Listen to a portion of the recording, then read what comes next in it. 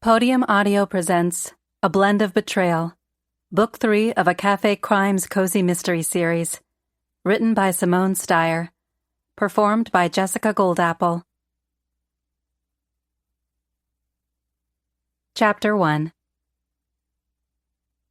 If I had a tagline, it would be something like, Parker Hayes, owner of Catch-U Latte, attracts crime wherever she goes.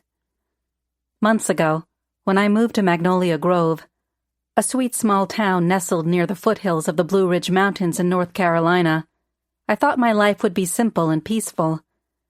I imagined my days would be the complete opposite of my busy city life, where I was hustling and bustling as a true crime podcaster. But thanks to my amateur sleuthing skills and background in all things crime, I ended up getting involved in some murder investigations.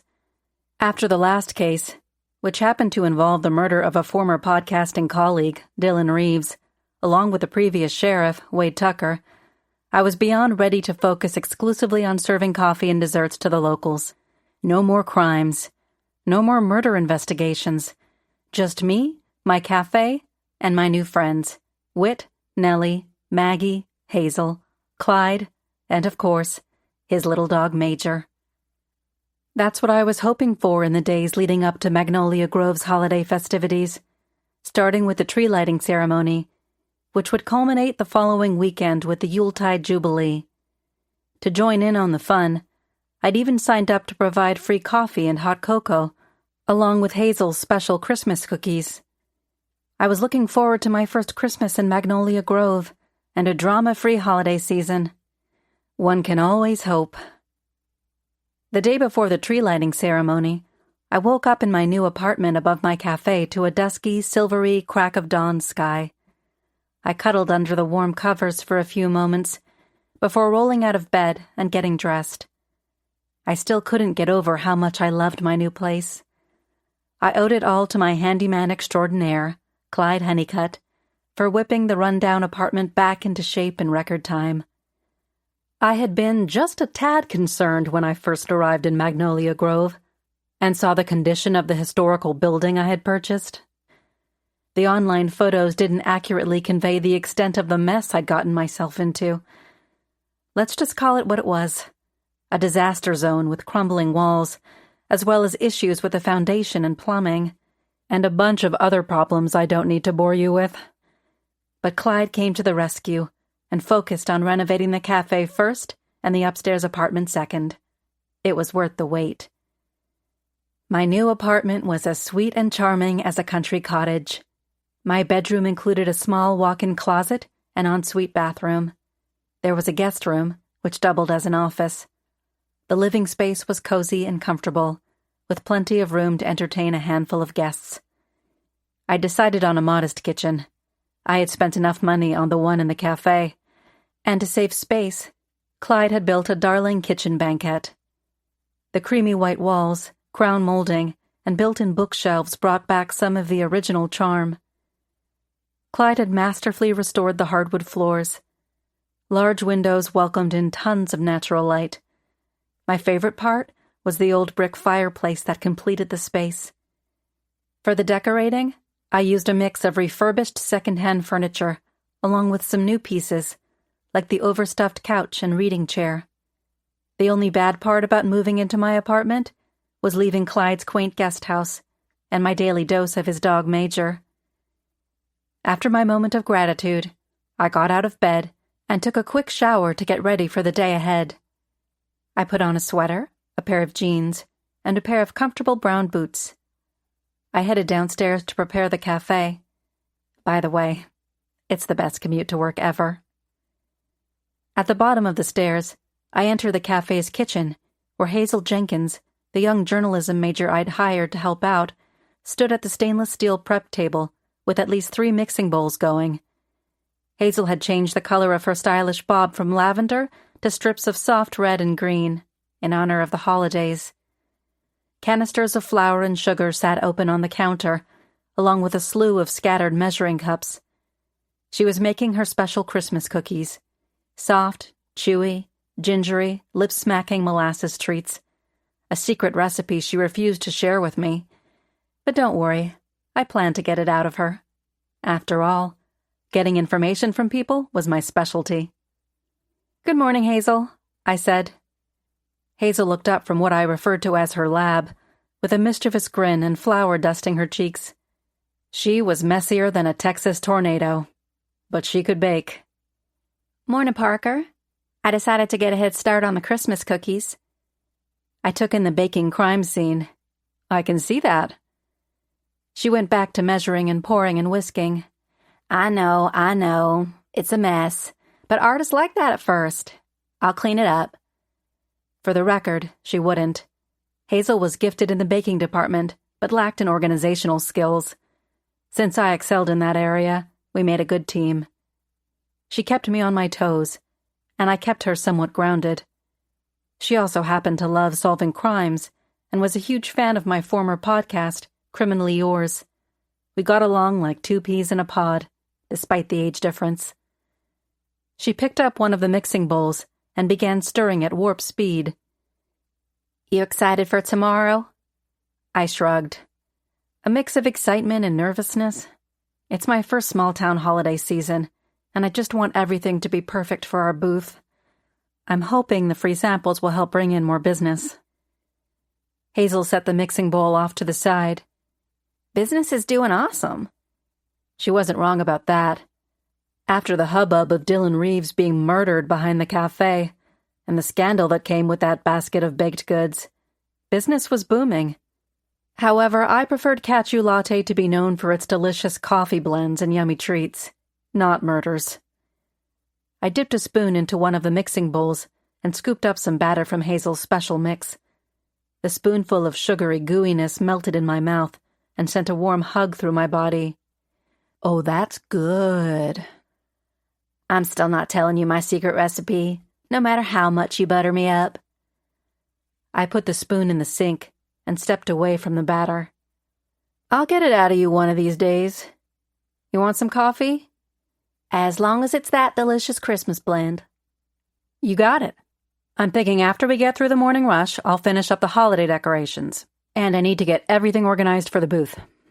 I bought a rolling cart to help with the transport to the square. I need to make sure we have enough to-go cups and napkins. Do you think I should get some paper plates for the cookies? I still need to get the guest room ready for my parents. They're getting in later tonight. Thank God they're driving this time. I don't have time for airport pickups. Oh, I'm also wondering if I should..." Hazel held up the wooden spoon, batter dripping down the handle. "Parker, please stop. Everything is going to be okay."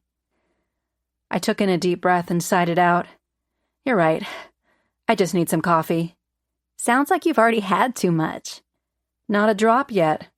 Also, Hazel, there's no such thing as too much coffee," I reminded her. I went out to the cafe to start prepping for the morning. I grabbed a bag of my magical Christmas blend. The secret behind the flavorful concoction was using a mix of a chocolatey medium roast Yuletide yum-yum with a bold Sumatran, adding a touch of nutmeg and cocoa and a hint of vanilla and almond extracts. I wanted coffee drinkers to be reminded of warm brownies with each sip. The aroma of rich spices filled the air. My heightened sense of smell went into overdrive as I joyfully poured 2 large mugs and went back to the kitchen to give one to Hazel. She didn't bother wiping off her batter-splattered hands before taking the cup. We stood in silence for a moment, letting the fragrance of the holiday blend saturate our senses before taking the first sip. Hazel closed her eyes and inhaled. "Smells like heaven." I let the steam warm my nose, with a side of nutmeg. We sipped our coffee, quietly absorbing the cozy richness of the blend. It was a sacred moment. "Like a toasty brownie." Hazel broke the silence. "Good. That's the goal. Hopefully after giving away samples at the tree lighting tomorrow, we'll sell a bunch of bags." "No doubt." She finished up the last drop and went back to whisking and stirring and sprinkling ingredients everywhere for me to clean up later. I didn't mind, especially when everything went into the oven and the scent of fresh-baked cookies wafted through the place. I went back out to the cafe and began setting up. Soon, there'd be a long line of customers coming through the door in desperate need of their morning coffee or tea or whatever baked good they fancied. I lined up a couple of French presses, set out scoopers, booted up the espresso machine, and set out mugs and stacks of plates. I checked the mason jar canisters and refilled some of the loose teas. The citrusy bergamot of the Earl Grey tickled my nose.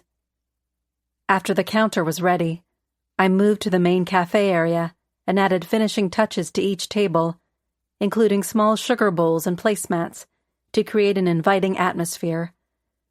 Eventually, I planned to meet with Eleanor Green from the flower shop, Blossom and Bloom, to order fresh flowers for the tables on a regular basis. The details mattered. Also, I loved supporting the local shops. Originally, I wasn't sure about decorating for the holidays, but once I noticed every shop owner in Magnolia Grove decked out their places to the nines, I joined in on the fun. And fun it was. White lights hung from the window trims and along the back counter. Holiday-themed artwork from local artists hung on the walls, and Christmas music streamed in the background. The cafe had become a winter wonderland for the senses. At 7 on the dot, I flipped around the open sign, unlocked the front door, and waited for the first jingle from the Christmas bells. Like clockwork, in strolled the handsome and charming Whit Hawthorne, town historian and official sleuthing sidekick. He always arrived just before the morning rush, so we could spend a few moments together before the caffeine addicts barreled through the door. "Good morning, Parker." Whit greeted me with a soft kiss on the cheek. Though I had dreamed about Whit's kisses making their way from my cheek to my lips, I was fine with the current state of things. There was enough on my plate with running the cafe, helping with murder investigations, and settling into my new upstairs apartment. "How's it going, Whit?" "Better now." He gave me a grin that could knock the boots off of Santa, and then he pulled out a beautifully crafted vintage nativity scene from his worn leather satchel. "I brought something for your holiday display." "Wow, Whit, it's stunning. Where did you find it?" The intricate details and soft patina of the wooden figures hinted at its age and history. "Let's just say it's been tucked away in the town's archives, waiting for the perfect showcase. Your Winter Wonderland Cafe is the perfect place for it." I took the nativity scene from Whit, feeling the weight of its history and significance. "I'll treasure it, Whit. Thank you for trusting me with this piece of Magnolia Grove's past." As I carefully placed the nativity on a prominent shelf, Whit's face beamed with delight. "I knew you'd appreciate it, Parker. Now, about that coffee." A flush warmed my cheeks. I turned around and headed to the back counter to start preparing Whit's morning coffee. He followed close behind and took a seat at the counter. I reached for a bag of Morning Spark from one of the open shelves. "Wait," Whit said. I turned around. "What?" "I want to try that holiday blend you've talked up." "Really? Whit Hawthorne wants to break out of his daily routine and try something new?" He laughed. "I know, crazy, huh? Thought I'd be a bit more daring this holiday season." I wasn't sure if he was referring to the coffee or perhaps other things. For instance, us. I put on my black apron, grabbed a bag of the holiday blend, and added a few scoops to one of the French presses. I poured the boiling water into the press and let it steep before pressing down the filter. Once again, the fragrance of rich chocolatey coffee and spices filled the air. When it was ready, I set a steaming cup of the holiday blend in front of Whit. His face lit up as he lifted the cup and inhaled the rich aroma of spices. "That smells like the way holidays feel. Cozy and joyful." He took a sip and nodded. "Yes, ma'am. That's some holiday magic in a cup right there." I poured myself another cup. "I'm glad you ventured out of your comfort zone." "So you ready for your parents' visit?" "Yes. I'm hoping it's nothing but smooth blends, Christmas cheer, and bad dad jokes. In other words, no murders behind my shop or anywhere else in town." Whit held up his mug. "Amen to that."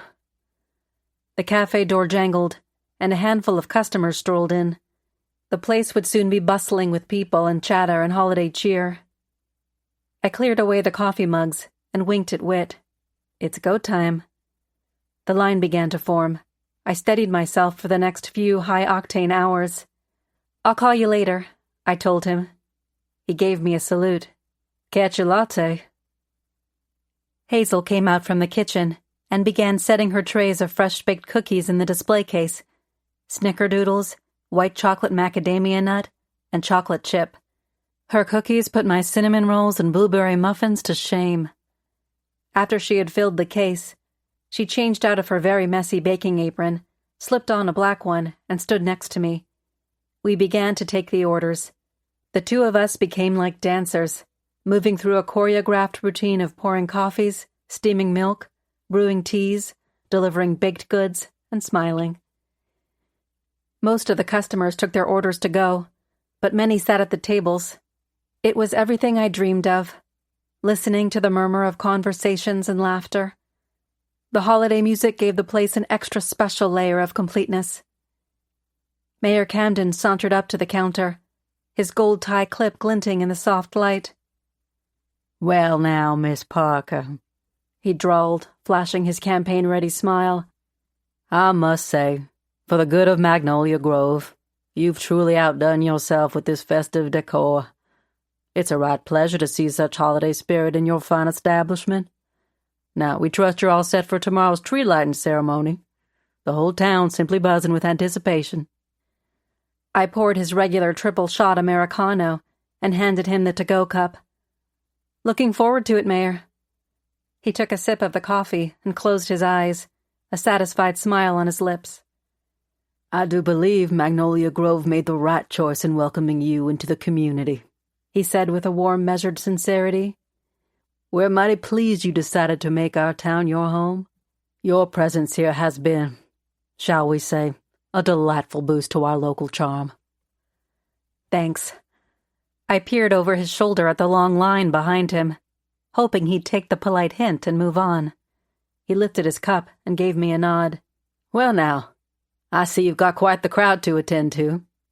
Duty calls, as they say."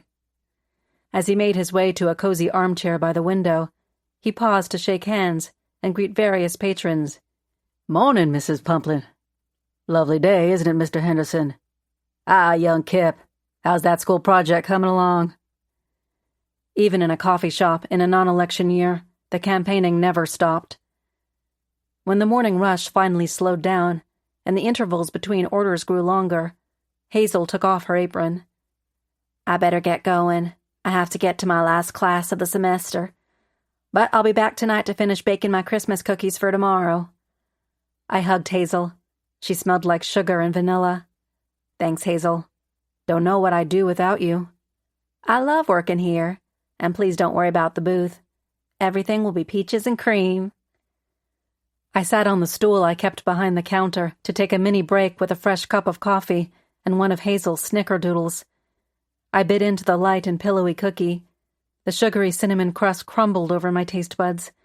The coffee blended perfectly with the sweet treat. Breaking through my reverie, I overheard a woman talking in a frustrated whisper. It was coming from the small alcove near the restrooms, just around the corner from where I sat. The speaker was doing her best to keep her voice down, but in the quiet lull of the cafe, I could hear every word. "I told you, I have nothing to do with any of that, and I'd appreciate it if you'd stay out of my life. Shouldn't be a problem for you. You've done a great job the last 18 years. I felt uneasy hearing something I shouldn't be hearing. I was about to tune out the conversation, but when I heard Mayor Camden's voice, my curiosity was piqued. "Listen, Eleanor, I know you're lonely, but this is no way to win back my affections."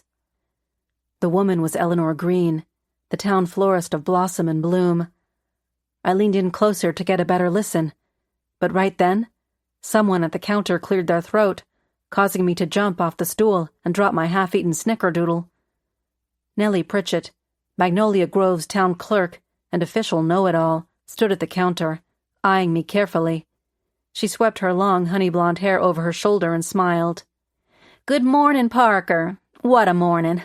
She brandished a small green gift box tied with a shimmering red ribbon.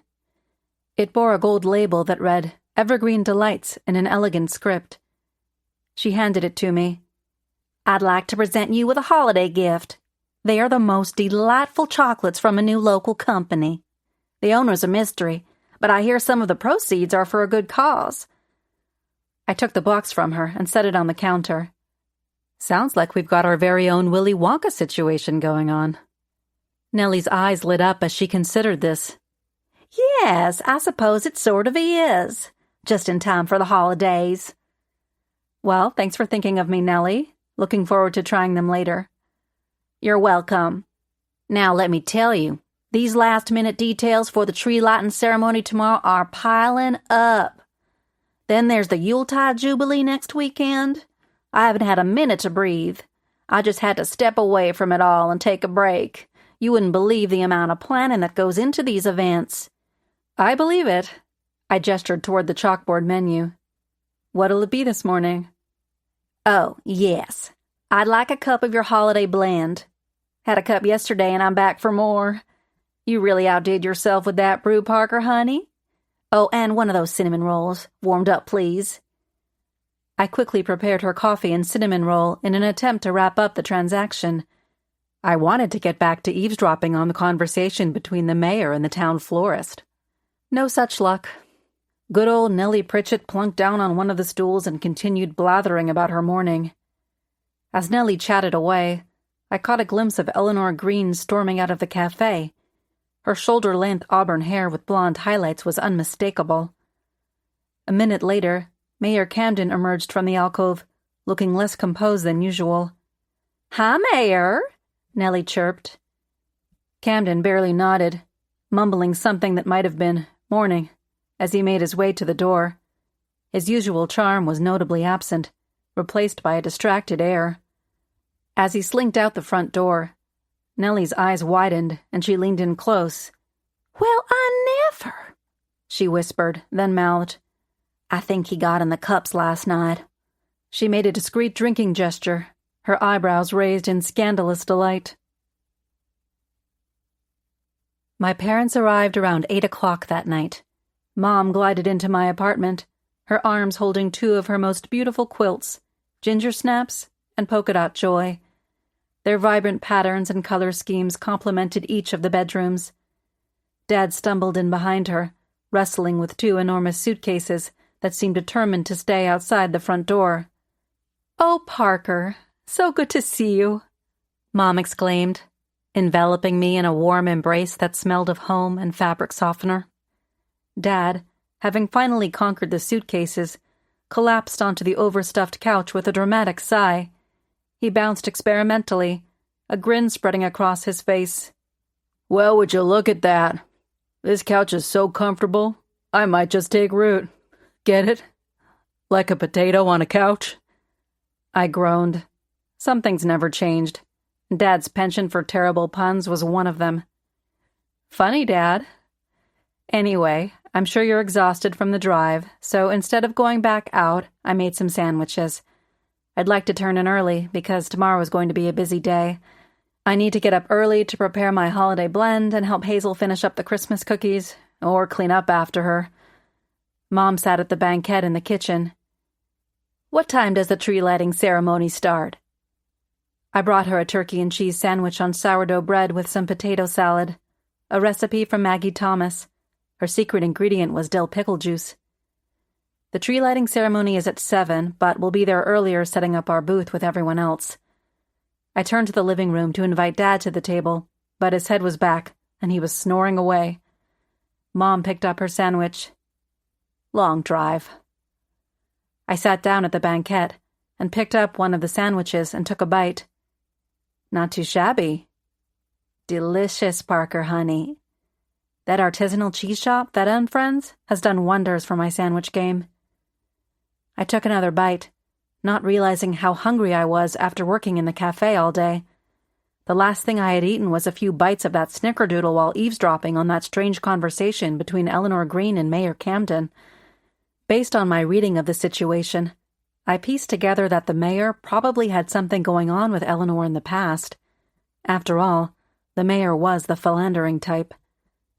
After Mom and I finished eating, we helped Dad up off the couch and guided him into the guest room for some proper sleep.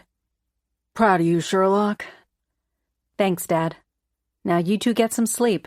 We have a big day tomorrow." Mom hugged me and tucked a strand of my hair behind my ear. She beamed with pride, which made my eyes get all watery. "You've done well for yourself, Parker.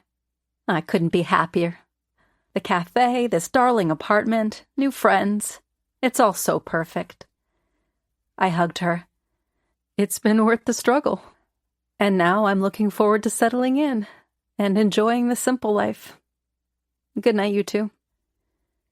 Dad was already passed out in bed with his clothes on. Mom pulled the quilt up around him and blew me a kiss before she got ready for bed. I walked down the hall and started my nightly routine of face washing and toothbrushing, then put on my coziest pajamas and hopped into bed. The simple life had finally arrived, I thought, as I began to drift to sleep. It was a nice idea. In theory. Chapter 2. The next morning, right after the Get Me Coffee ASAP rush had died down, and only a few customers remained in the cafe, I went back to brewing batches of my special holiday blend for the festival. Hazel returned to terrorizing the kitchen to finish baking her Christmas cookies. Sometime before noon, the front door jingled, and a young college-aged guy entered the cafe. His dark hair swooped over his forehead, almost covering his eyes. His black jeans, plaid shirt jacket, and dress shoes gave off artist vibes. The large portfolio case he carried also contributed. I waved from behind the counter. "Welcome to Catch You Latte." He strolled to the counter and gave me a shy smile. "Hi, I'm Oliver. Oliver Green. My mom owns the flower shop a couple of doors down. Blossom and Bloom." "Hi, Oliver. I'm Parker. Nice to meet you. I've met your mom, but I haven't seen you around town." "I've been at art school down in Savannah, but I'm on my break for the holidays." He switched the large portfolio to his other hand. "That's great. Can I get you a cup of coffee? We have a special holiday blend." Oliver said, "Actually, I'm here on business." "Business?" "My mom told me you showcase artwork from the locals, so I'm wondering if you'd be interested in any of my work. I need money for my second semester of art school. It's really expensive." Oliver looked down at the ground. Empathy filled my heart for Oliver.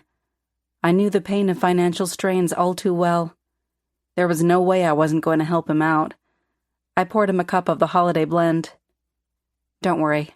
The first cup is on the house. Now, let's see what you've got in that portfolio of yours." Oliver beamed as he set out the portfolio on the counter and unzipped it.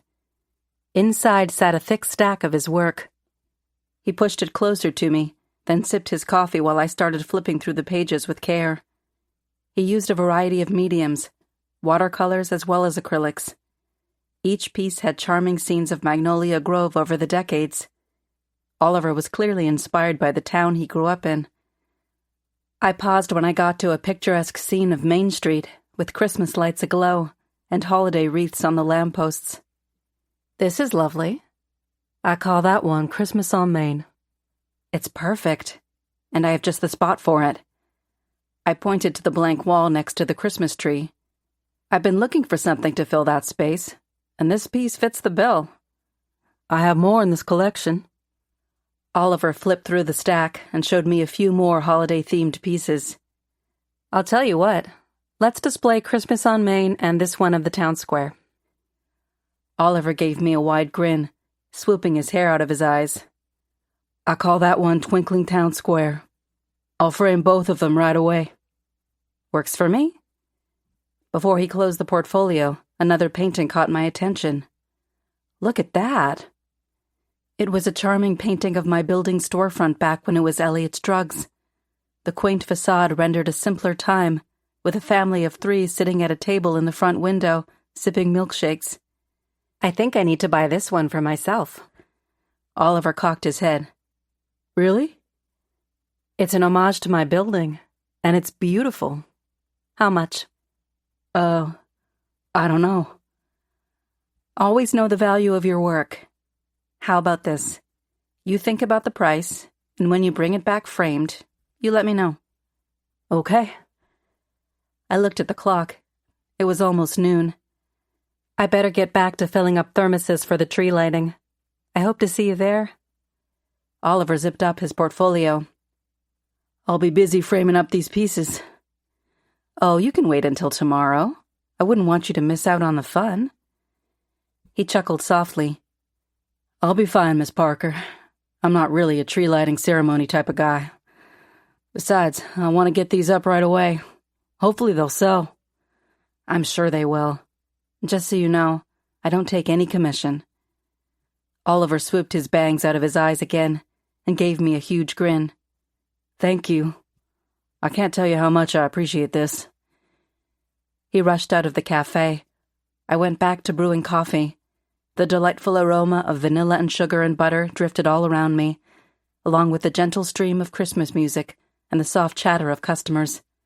It was just as I had imagined it. The small booth for cacio latte was one of many decorating the perimeter of the town square park. Hazel stood next to me, wearing a cute red and green parka that matched her holiday hair color. We gazed out at the scene, which looked like it was out of a movie. White lights twinkled from the trees. An acoustic trio, the Tall Pines, played folky holiday songs, and laughter filled the air, along with the delicious aromas of savory foods and sweet treats. Just a few booths down, Nellie's smile radiated as she handed out little boxes of Evergreen Delights chocolates. Her cheerful voice carried over the festive din. "It's for a good cause," she repeated to each person who accepted a box. Hazel and I supplied an ongoing flow of free holiday coffee, cocoa, and scrumptious cookies to the continuous stream of visitors. Some of the kids came back for seconds on the hot cocoa. Who could blame them for wanting more of the divine concoction of rich chocolate and Nutella, topped off with whipped cream? During a lull, Mayor Camden staggered up to the booth, looking pale and sloppy, his usual polished appearance noticeably disheveled. I thought back to Nellie suggesting he'd been in his cups the previous evening. It looked like the mayor took his holiday celebrating to another level. "Evening, Mayor. Would you like some samples?" He leaned against the booth and patted his sweaty forehead with a handkerchief. "Mm-hmm." I exchanged a glance with Hazel as I handed him a cookie. "Here you go." I leaned forward and gave him a cup of coffee. His breath carried a strange, almost chemical tinge that made my nose wrinkle. "Everything okay, Mayor?" He waved his hand. "I'm fine. Fine. Just fine." Then he staggered off. "Looks like Mayor Camden's 3 sheets to the wind," Hazel said. After the odd encounter with the mayor, Whit came striding across the park wearing a navy blue wool coat and plaid scarf, looking like he'd stepped out of a magazine. He leaned into the booth and planted a peck on my cheek. It was a few centimeters closer to my lips than prior kisses, so I was hopeful things were moving in the right direction. "So far, it's a fantastic event this year," he said. "It's magical." "I can think of one reason why it's especially good." Whit gave me a knowing wink, which made me feel fluttery. I handed him a cup. "It's hot cocoa." "What about the holiday blend?" he said. "Just try a sip." It didn't take much persuasion for Whit to give it a try. "Oh, wow, Parker. You are certainly gifted." Hazel held out one of her ginger molasses Christmas cookies. Whit bit into it and closed his eyes. "I can see why your booth has gotten so much action. You two are a potent combination." I looked out to the square and watched as the town residents strolled from one booth to the next. Though there was a slight chill in the air, the festive atmosphere felt warm and cheery. The holidays feel so much more holiday-ish in a small town, I said. Clyde meandered over to our booth with Major, who was sporting a darling red bow tie. I had to leave my station for a moment to give Major a scratch and a dog treat. I'd started carrying extra treats around for chance encounters like these with my favorite pup. "Hi, buddy. I miss you. You look very handsome in your red tie." Clyde cleared his throat. "Hi, Clyde. I miss you too." I went back behind the booth and handed him a Christmas cookie. Clyde took a bite and whistled. "Hazel, you've outdone yourself." "Thanks, Mr. Clyde," Hazel said. "Well, I'll be moseying. Major and I want to see all the booths.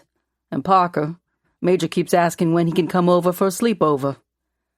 I leaned out of the booth and gave Major a big smile. "Any time, buddy." Clyde waved and walked off with Major trotting at his heels. A few minutes later, Mom and Dad came strolling over to the booth. They held hands and snuggled together all lovey-dovey. I figured the small-town holiday charm was stirring up their emotions as well. "Hi, you two lovebirds," I said. "Good evening to one and all," Dad sang out. "Hello, Mr. and Mrs. Hayes." Whit shook Dad's hand. "Now, Whit, what did we tell you about that? It's Daniel and Beth." Whit chuckled. "All righty. Hope you're enjoying yourselves, Daniel and Beth." Mom gazed around at the many booths trimmed with holiday decorations. "This is just splendid. A holiday extravaganza." I handed each of them a hot cocoa, because I didn't want my coffee blend keeping them up all night. Mom sipped hers and smiled. "We're so glad you moved here, Parker. We adore this town." Dad chugged back his cocoa and set down the empty paper cup. "We love it so much, we're tossing around the idea of moving here." My heart skipped a beat. "Really? Because nothing would make me happier." "Well, I can think of one or two things that might." I paused, sneaking a glance at Whit. "But seriously, it would be amazing having you close by." Hazel joined in on the conversation. "Y'all would love it here.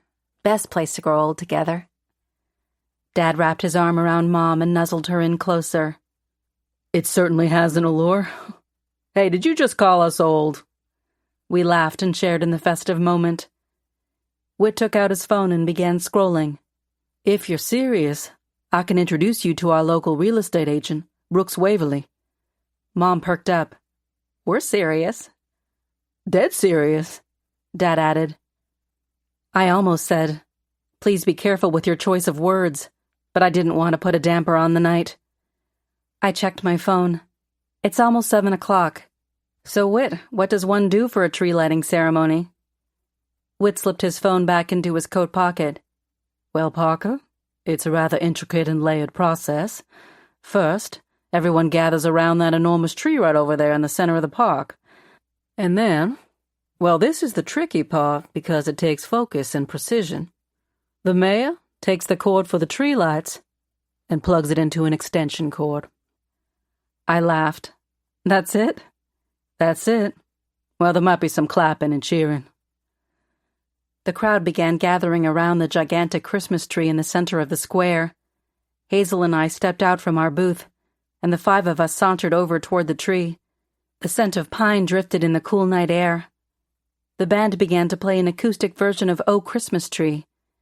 Cheerful banter filled the area as we waited for the mayor to make his grand entrance to plug in the lights. We waited, and waited some more. I looked at my phone again, then turned to Whit. "It's 10 minutes past 7. He glanced around at the crowd. "This is odd. Despite the mayor's questionable moral compass, he's always punctual." And that's when we heard it. A blood-curdling scream coming from the north side of the square. Like a hummingbird flying to sugar water, I flew through the crowd. Whit trailed right behind me. All I could think was no, not again. We reached a woman standing in shock, her gaze frozen on Mayor Camden, who had collapsed, his lifeless body eerily still on the ground. A half-eaten cookie and an empty paper cup from my booth lay beside him. Chapter 3. The crowd gathered around where Mayor Camden's body lay still on the ground. I squatted next to him and checked for a pulse. He was dead. I caught a whiff of a sickeningly sweet, acrid odor with an undertone that reminded me of bitter almonds. I studied the scene carefully, taking in the empty cup next to the mayor. Thinking back, I remembered the beads of sweat along his receding hairline and the strange metallic smell on his breath. I had assumed it was due to way too many holiday cocktails. Sheriff Amelia Sinclair strode over to the scene with 2 of her deputies by her side, Colton, and Granger. For the first time since I'd met the sheriff, she wasn't wearing her perfectly pressed beige uniform. She wore a sleek black coat and jeans. Her long, light brown hair cascaded over her shoulders, a drastic contrast to her usual severe pulled-back ponytail. She looked softer, and dare I say, relaxed. But that didn't last long. Sinclair spread out her arms to protect the scene. "Get back. Show's over. Everyone move away from the area."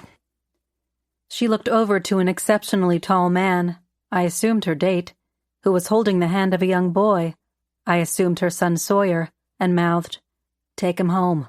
I'll be late." He nodded and walked away with Sawyer. Granger, who I lovingly called Deputy Bulldog, began pushing back the looky-loos, while Deputy Colton stood silently assessing the scene in slow contemplation. The crowd began to disperse at a snail's pace, their murmurs and whispers lingering in the air. A heavy sense of déjà vu fell over me, and I knew all too well that my involvement in yet another crime was about to ensue. Sinclair stood close to the mayor's body and radioed in for a county forensics team. At the rate things had been going, Magnolia Grove could have hired its own team of experts. Sinclair's expression remained stern, and her movements precise and methodical. She crouched down to examine the cup, her gloved fingers carefully lifting it to inspect any remaining contents. She sniffed, then jerked her head toward me. Her eyes flickered with that familiar suspicious glint. She looked over to Deputy Colton. "Coffee." Whit elbowed me. "Oh no." I exhaled a breath I'd been holding. "Here we go again." "Hayes!" Sinclair's voice cut through the murmuring crowd. "What do you know about this?" I held up my pointer finger, giving her the give-me-a-minute gesture, then turned to my parents. The earlier joy and excitement had drained from their faces. "Mom, Dad, why don't you head back to the apartment? I'll be home in a bit." Mom grabbed my arm. "Oh, Parker, please don't get wrapped up in another mess. Come home with us." I pointed to Sheriff Sinclair. "I don't think I have a choice. Do you see what the sheriff is holding?" They glanced over to where Sinclair stood holding the empty coffee cup, then back at me. "That cup is from my booth. Mayor Camden was drinking my coffee. Now he's dead. Could be natural causes. Could be foul play. Either way, Sinclair wants to question me." Mom frowned. I just wanted all of us to have a peaceful holiday. I'm having flashbacks of that horrible time we got mugged in the city. I thought you said Magnolia Grove was safe and free of crime." "Mom, even small towns aren't immune to crime. Don't worry. I won't let this interfere with your visit." Dad stared at me, concern weighing down his eyes. Whit patted his shoulder. "How about I walk you and Beth on back to Parker's place? She'll be okay." Mom huffed. "Fine." Dad nudged my arm. "We'll see you in a bit, Sherlock." Whit nudged my parents away from the scene, which was now cordoned off with yellow tape. "Come on, let's get you out of here." "Bye," I called out, but they kept on walking. Whit gave me an assuring nod. Bless his heart. Deputy Bulldog and Deputy Colton stood guard by the sectioned-off area, giving people instructions to move along. The atmosphere had gone from jolly and bright to heavy and stark as the shop owners began dismantling their booths and clearing out. The dark, unlit Christmas tree was a stark reminder of how quickly things could spiral out of control. So much for holiday cheer. Hazel didn't wait for my instructions. She headed over to our booth to start breaking everything down. "Wait!" Sinclair shouted to Hazel. "Don't touch a thing in that booth." Hazel looked at me with confusion. I told her, "Just go home and pack for your visit to your grandmother's. I'll deal with this." Sinclair shook her head. "Actually, she's not going anywhere." I snapped around to the sheriff. "What? Why?" "She was at the booth with you. There's a half-eaten cookie in one of your cups at the scene of the crime." I swallowed hard. tamping down my bubbling annoyance with the sheriff. Come on, Sinclair. It could have been a heart attack, or a stroke, or alcohol poisoning. But even as I said it, I knew in my gut it wasn't any of those things. It also could have been something in your coffee, Sinclair said. Hazel came over and stood by my side. The mayor didn't look right when he came up to our booth. Sinclair narrowed her eyes. Colton, bag that cup and what's left of that cookie. Granger, start taking statements from the nearby shop owners before they leave the area. And you two. She pointed to me and Hazel. I've got a couple of questions. The forensics team showed up, and Sinclair pointed to the Cacio Latte booth. They went to work taking samples of my coffee and Hazel's cookies. I stood next to Hazel and watched the dispersing crowd. Off in the distance, lurking behind the unlit Christmas tree, I caught sight of Maggie Thomas, the owner of Boutique Chic, and someone I considered a friend. She wore a blank expression, one I couldn't read from that far away. But an eerie feeling shivered through me. Maggie and the mayor had a history, one that wasn't exactly squeaky clean. Mayor Camden had been having an affair with her. Just then, a woman in a long coat the color of white frosting rushed over toward the yellow tape. Joseph! Oh, please! Please don't let it be true! The woman barreled right into Sheriff Sinclair. Sinclair grabbed onto the woman's shoulders and steadied her. I'm sorry, Lorelei. Your husband is dead. Lorelei Camden, the mayor's wife, collapsed against Sinclair's stiff body and wept. Sinclair motioned for Deputy Colton to assist. He escorted Lorelei to a nearby bench and sat her down. The woman was beyond distraught, sobbing into her hands. Her long platinum blonde hair hung over her face, shrouding her from everything going on around her. I wondered if Lorelei knew about her husband's affair with Maggie Thomas. Were there others? I suspected Maggie wasn't the only one, especially after overhearing the heated exchange between Mayor Camden and Eleanor Green in my cafe the previous day. I turned around to check on Maggie, but she was no longer standing next to the tree. Her abrupt absence left a strange, gnawing feeling in my gut. Maggie had been present at the tree-lighting ceremony, and she had motive.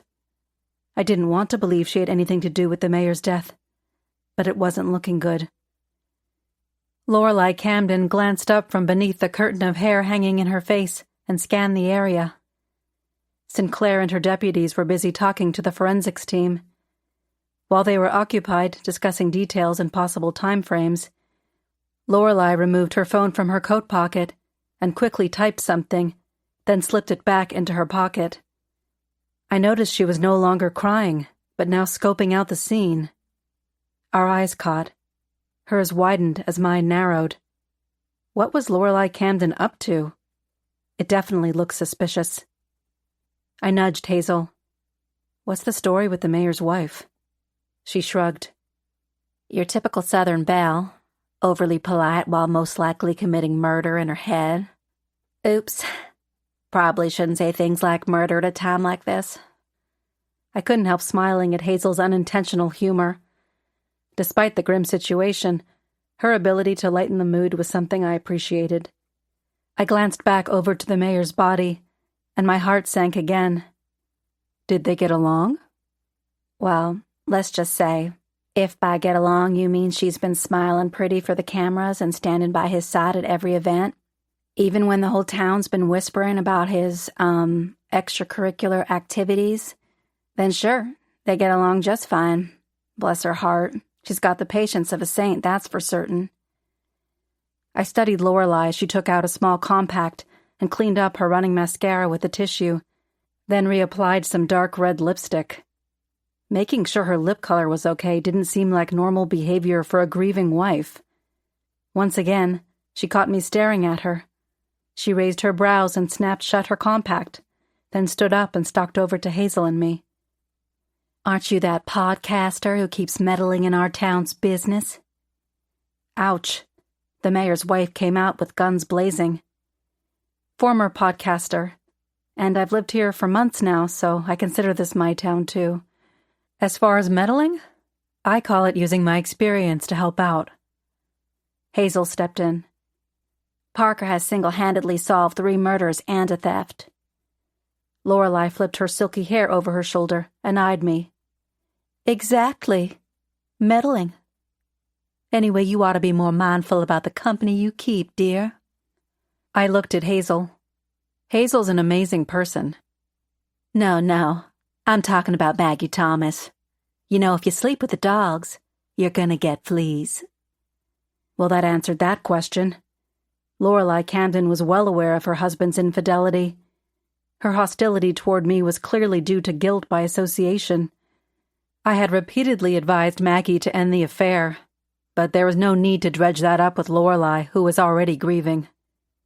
Lorelei whipped around and addressed Sheriff Sinclair. Amelia, I need to go home. This is all too much for me. Sinclair took a soft tone. Before you go, Lorelei, I need to ask, how was Joseph feeling earlier today? Lorelei's perfectly manicured hand fluttered to her throat, her eyes narrowing slightly. Well, if you must know, Joseph was acting slightly peculiar today. He returned from a lunch meeting, complaining of a headache and looking a bit green around the gills. I suggested he lie down, but you know Joseph, always the stubborn mule. What time was this? Sinclair pressed. Lorelei's lips pursed in thought. Oh, I'd say around 2. I remember because I was in the middle of planning my part in the Yuletide Jubilee next week. She waved her hand dismissively. Later, perhaps 4-ish, he was fumbling with his words, moving like molasses in January. I assumed he'd been dipping into the bourbon early, which wouldn't be the first time, mind you. Sinclair nodded, jotting notes. And when did he leave the house? About 2 hours ago. He said he needed some air, and to make ready for this evening's ceremony. Lorelei's composure cracked slightly. Amelia, please. May I go home now? The sheriff's expression softened a fraction. Of course, Lorelei. We'll talk further tomorrow. Get some rest. Lorelei gathered herself, smoothing her coat. Thank you. Please notify me as soon as you have more information about what happened here. Will do. Thanks, Mrs. Camden. Lorelei strolled off. Sinclair approached Hazel and me with her flipbook and pen and began asking her routine questions, beginning with the 5 W's: who, what, when, where, and why. Who gave Mayor Camden the coffee and the cookie? That would be me, I said. But I made the cookies, but I swear I didn't put anything in them that would make anybody sick. Sinclair eyed Hazel. I believe you, but I have to ask, did you see Parker adding anything unusual to the mayor's coffee? I stepped in before Hazel could respond. Sheriff, I appreciate your thoroughness, but let's think this through. Why would I use my own products to poison someone when it could be traced back to me? Sinclair raised an eyebrow. Playing devil's advocate here, Hayes. It could be a clever misdirect. Remember your podcast episode, The Bakery Betrayal? The killer used their own ingredients as a smokescreen. I felt a twinge of satisfaction that she'd been listening to my old shows. Look, I'm flattered by your newfound podcast appreciation, but you're reaching. Maybe we could pick this up after you've got some lab results? Sinclair pondered for a moment, then nodded. Fair enough. But Hayes.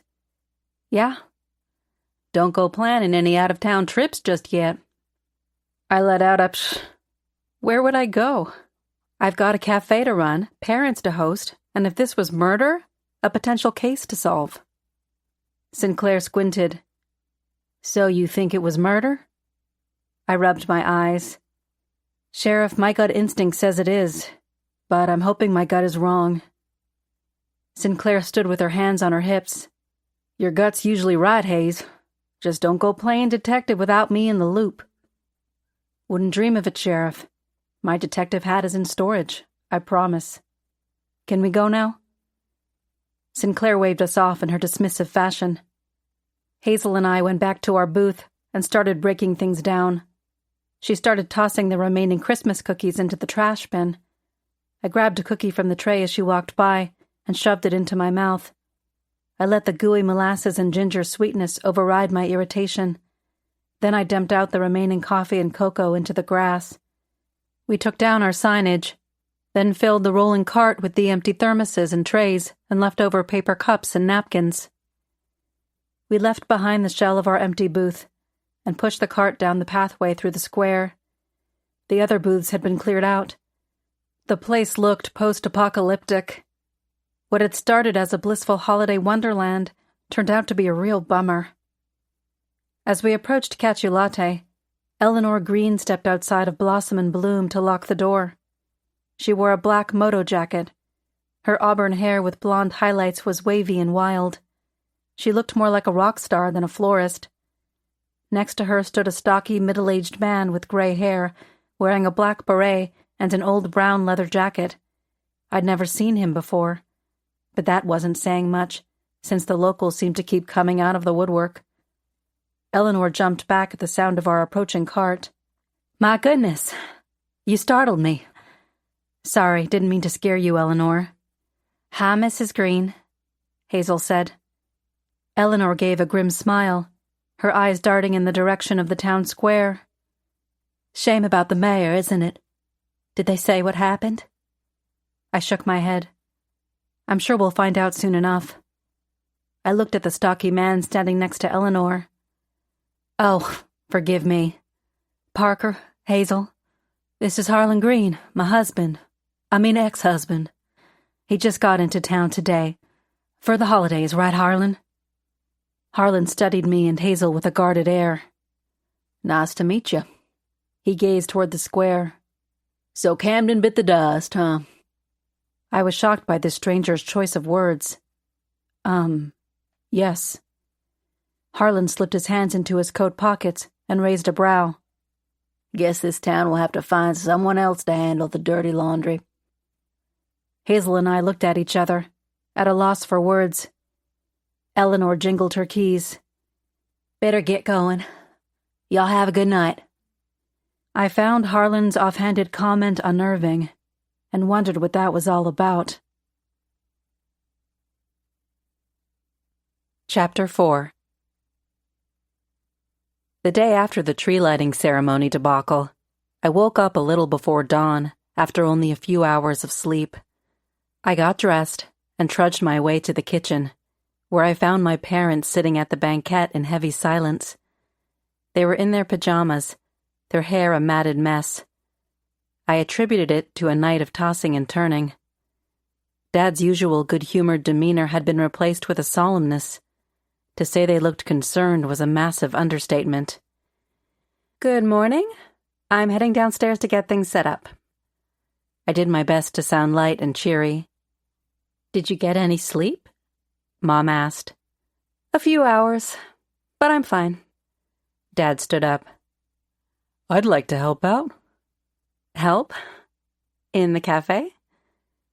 Though I couldn't imagine what that would entail, the idea of extra hands sounded reassuring. I also didn't want my parents sitting around my apartment worrying about me. "Daniel, you'll just get in the way," Mom said. I poured a cup of the weak coffee one of them had made and tried to slug it back. "You know what? That would be great. Hazel's leaving for her grandmother's today, so I'll be short-staffed." Mom stood up. "Well, if your father is helping, then so am I."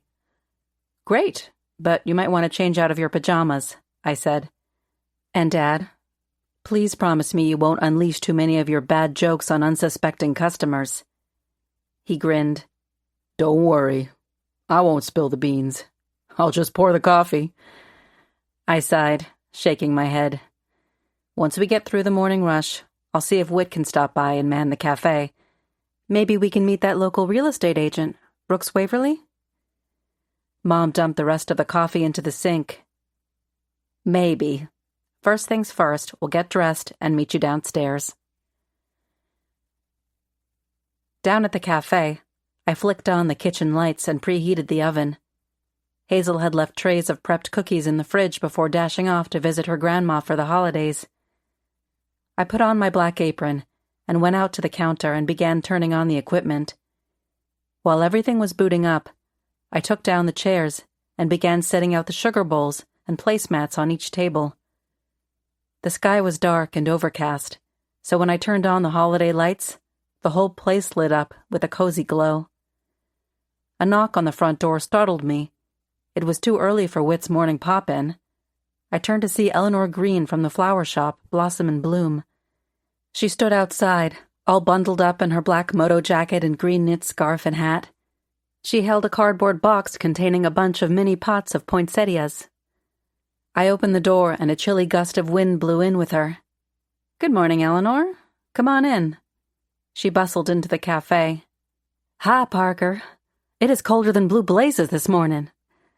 I gestured to one of the tables. "Here, you can set that down." She put down the box and unwrapped her scarf.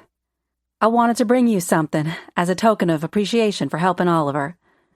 "Helping Oliver?" "He told me you're letting him display a few of his paintings in the cafe, and that you bought one for yourself." "That's right. He came by yesterday and showed me his work. He's incredibly gifted." "Bless your heart. I think so too, but I'm his mama, so I'm probably biased." "Bias or not, his work is amazing. With all of the holiday foot traffic, I'm guessing the paintings should sell." "Let's hope so. That art school down in Savannah's costing me a pretty penny. Unfortunately, money's been tight. The poor child's been searching high and low for ways to bring in funds." "Well, I'm happy to help out." Eleanor emitted pride, but her eyes still held a hint of worry. I glanced at the box of poinsettias, feeling a surge of sympathy for her and her son. "The poinsettias are just perfect for the holidays." She picked up one of the mini pots. "Just remember to keep them out of reach. They can be harmful if ingested." "Well, let's hope my customers won't be sampling any of them, but you never know with dogs or kids. Clyde brings Major in here. Better safe than sorry. Especially the way things seem to go around here. Hey, I'm about to make some coffee. Would you like a cup?" Eleanor looked outside for a moment. "Sure, but I can't stay long. It's going to be a busy day with orders. You know, with Mayor Camden's passing."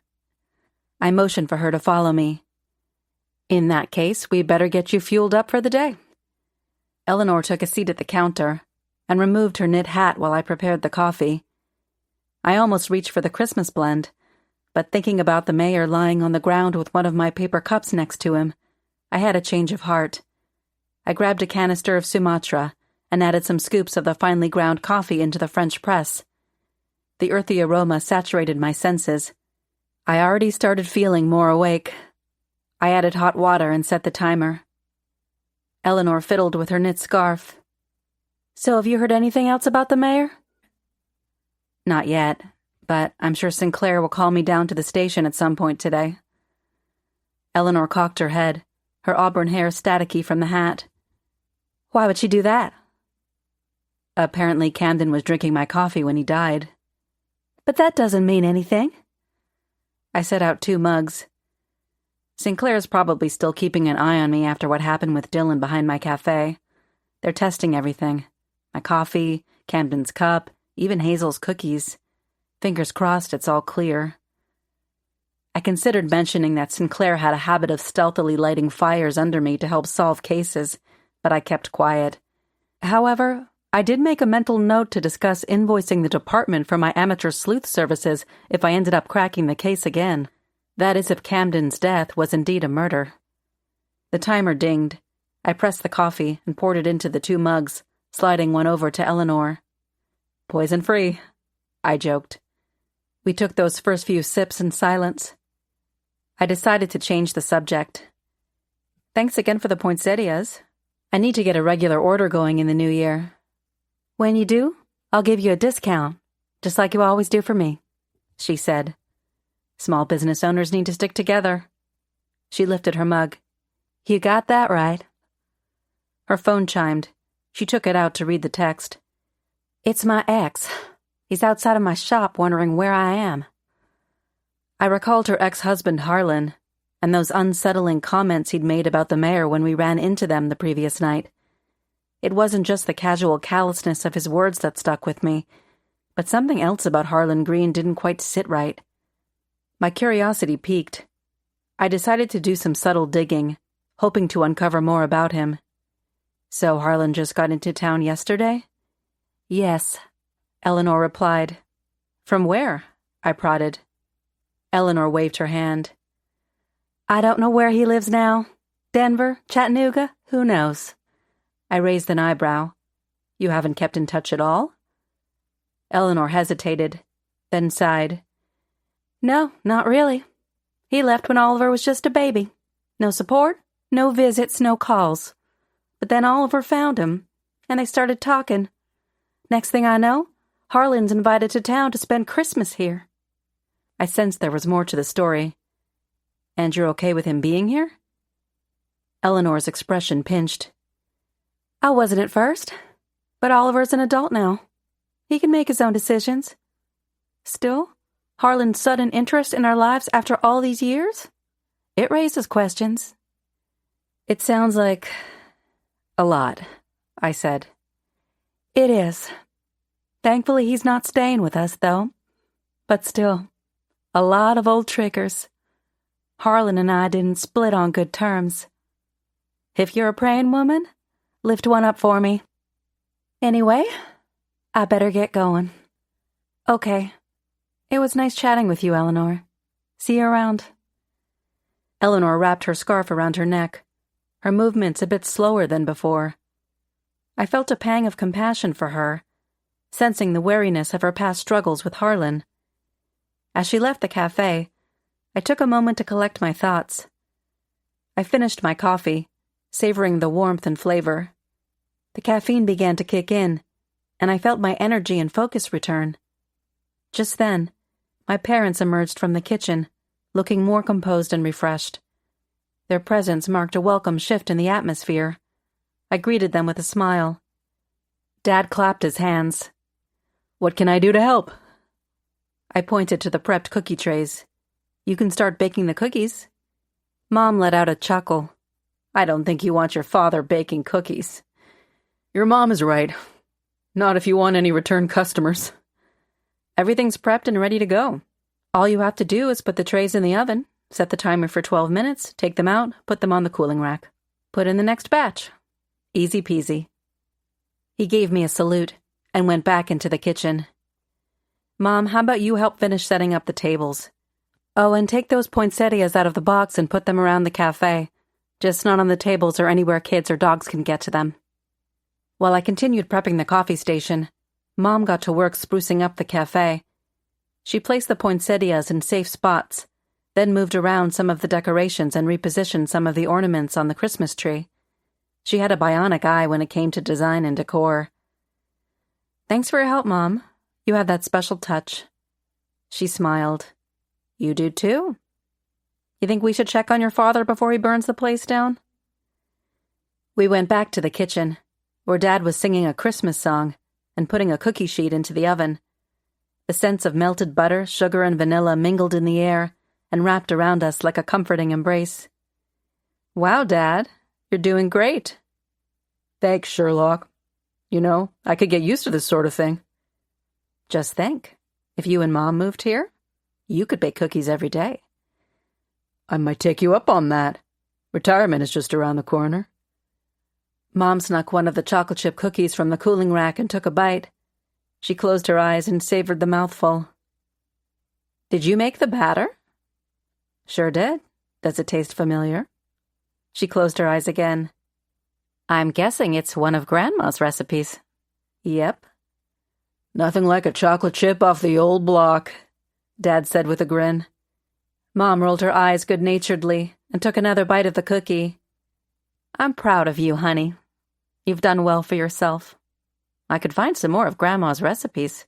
I have a box of them somewhere. I would love that. Just then, the front door jangled. I tightened my apron. The morning rush has officially started. Buckle up.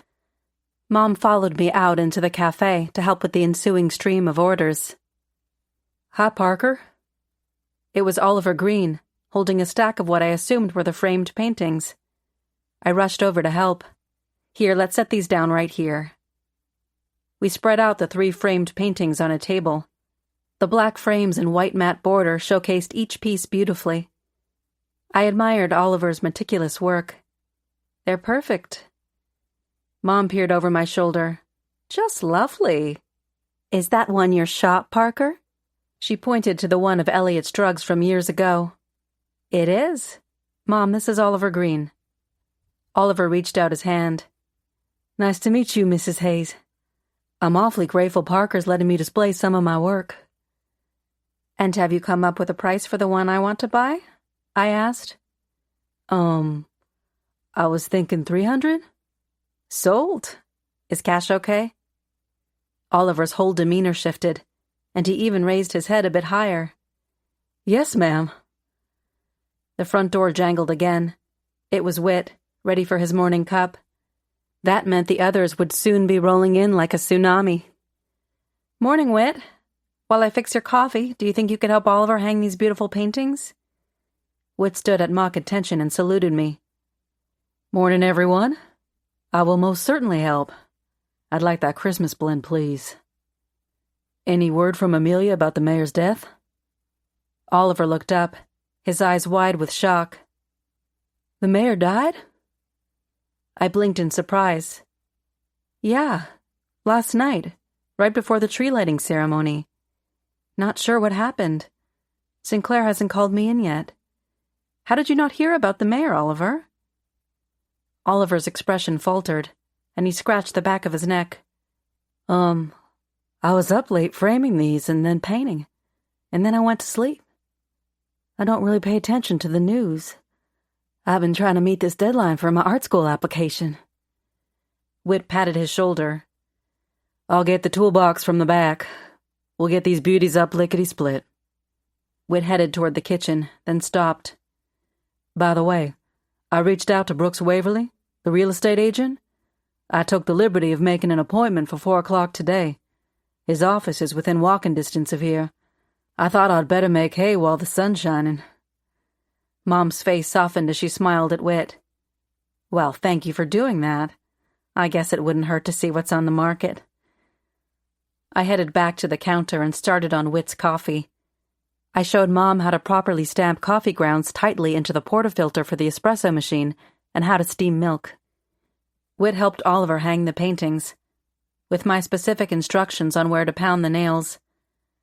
I gave to-go cups of the Christmas blend to both Whit and Oliver before they headed out. The morning rush turned out to be more like a morning trickle.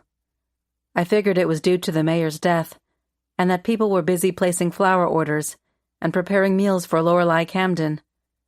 I pushed away any paranoid thoughts of people associating my coffee with the mayor's death. But when 2 o'clock came and the shop had only received a handful of customers, I started to get worried. It might have been the gloomy weather, or the town's mourning the mayor's death. But maybe the seeds of suspicion had taken root. My phone dinged. It was a text from Sinclair. The initial test results were back, and she wanted me at the station. Chapter 5.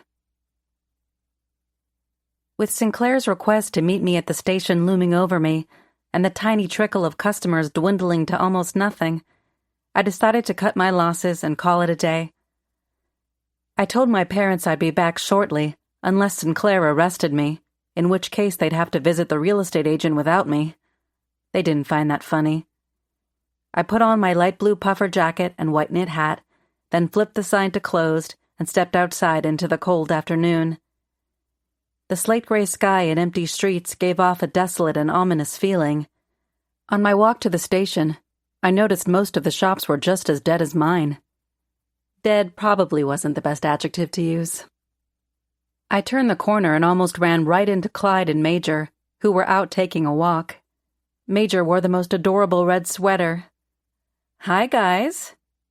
Hello, Parker. It's colder than a frosted frog today. Major wagged his entire backside and whimpered for my attention. I knelt to let him jump into my arms so I could snuggle him close. Look at you, Major. So handsome in your winter sweater. Clyde chuckled. We were on our way to get a hot cup of coffee. I stood up again, holding Major. I closed early today. Hardly any customers, and Sinclair has summoned me. Clyde rubbed his bare hands together. What she want? I'm sure you heard about the mayor. Clyde nodded sympathetically. Yes, tragic news. Joseph Camden wasn't exactly the most exemplary public servant, but still, a life lost is a life lost.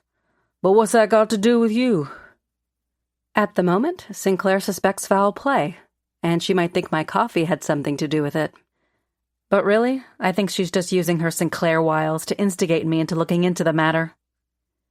Clyde gave his supportive beard rub expression.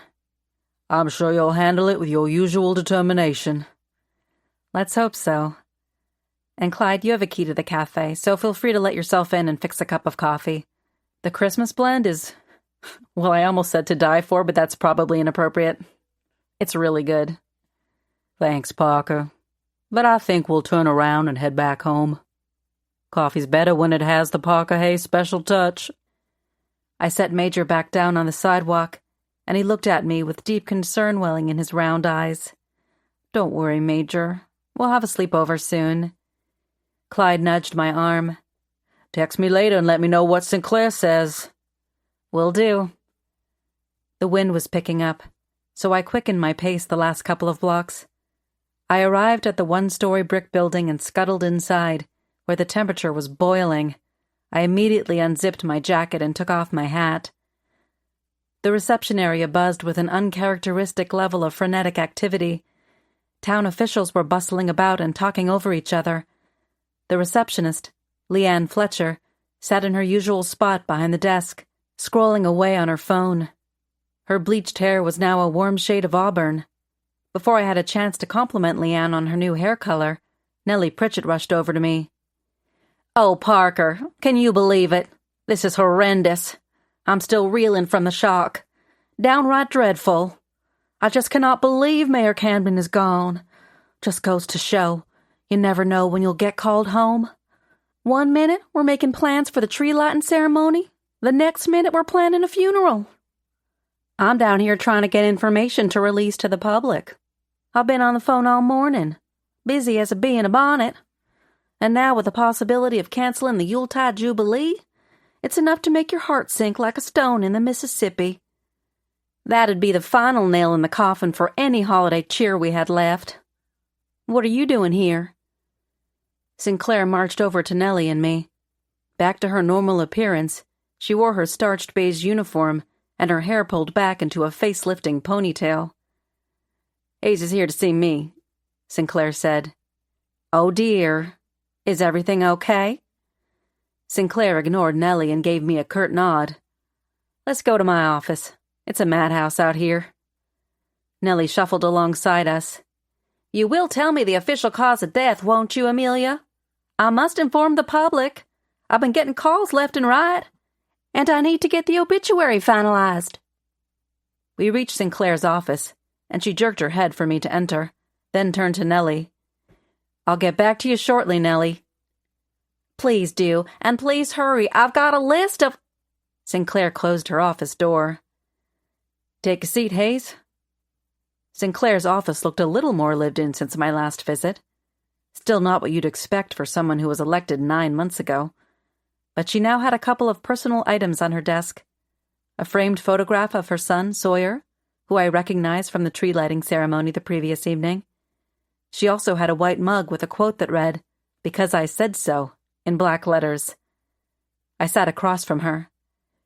"So, let me guess. You're going to tell me my coffee somehow killed Mayor Camden, and I'm your #1 suspect?" Sinclair smirked as she opened a manila folder on her desk. A printout of a toxicology report sat on top of the paperwork. She glanced down at the report. "The good news is the coffee cup and half-eaten cookie didn't have any traces of poison. Same goes for the other samples we tested. The bad news is—" I held up my hand. "Wait." "What?" "Before you go on, can we pause to bask in the good news?" Sinclair didn't bat an eye. "The bad news is the autopsy shows signs of poisoning. Camden had severe damage to his heart." I sat back to take in the situation. So Mayor Camden was murdered? Correct. We need to run a full toxicology test to identify the specific toxins and what compounds we're dealing with. That'll take about a week. Sinclair closed the folder. Correct again. In the meantime, I'm going to focus my attention on people who have motive. Any thoughts on who you're going to look at? I knew I was pressing my luck. Sinclair leaned back in her chair and picked up her mug, the one that said "because I said so," and stared at me. Her silence was my answer. What are you going to tell Nellie? I asked. Exactly what I told you. And that's it? Yep. So I'm in the clear. Yep. I stood up. Seems like this could have been handled in a phone call, but I appreciate the brisk walk down to the station. I'll be seeing you, Sheriff. Good luck with the investigation. Sinclair looked slightly shocked. Does this mean you're not going to butt in with all of that true crime podcaster jibber-jabber? I added an extra heap of polite sarcasm to my smile. This time you're on your own, Sinclair. I left Sinclair's office and headed down the hallway with a bounce in my step. I won't lie, I was relieved to my core. I didn't have time to involve myself in yet another Magnolia Grove scandal. I had a cafe to run, and a holiday season to enjoy with my parents. Speaking of them, I enjoyed having them pitch in at the cafe. The more I thought about them moving to Magnolia Grove, the happier I felt. I just hoped that the situation with Mayor Camden wouldn't deter them from considering the move. On my way through the crowded lobby, I saw Maggie Thomas entering the station. Her face was pale, and she didn't have on a drop of makeup, which was highly unusual for Maggie. Her eyes looked rubbed raw from crying. When I reached her, I took her into my arms and gave her a long hug. Hey, Maggie. I'm sorry about the mayor. She let out a muffled sob and then pulled out of my embrace. Her lips quivered when she spoke. It's just awful. I don't know what to make of anything. I just cannot believe he's gone. She blotted her tears with a tissue and blew her nose. I patted her arm. What do you need? I don't know. I'm a mess. My emotions are all over the place. We had a huge fight right before the tree lighting. Our last words were hurtful. I feel so guilty. I wish I could turn back time. I didn't know how to respond, because I didn't exactly approve of Maggie's affair with the mayor.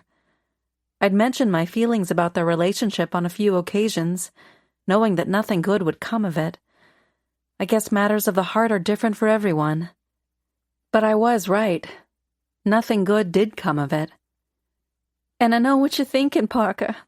Believe me when I tell you, I've been trying to end things with him for a while now. I tried to avoid him, but he was a persistent man. Joseph didn't handle rejection well. Maggie leaned in close. When I told him it was over once and for all, he threatened me, Parker. Said if I tried to leave him, he'd destroy me. I wasn't surprised by that information. Though Mayor Camden was polished and charismatic, he was known to be cutthroat and even turn on his allies. Why are you here? I asked. Maggie chewed on her thumbnail. I got a call from Sinclair to come down to the station. I looked over my shoulder, then back to Maggie. You didn't have anything to do with the mayor's death, did you?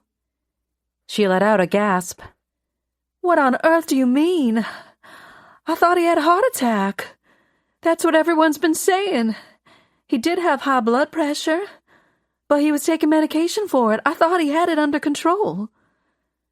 Deputy Granger barreled his way over to us, his bulldog appearance looking especially gruff. He edged me out of the way and towered over Maggie. Smart move, coming to turn yourself in, Maggie.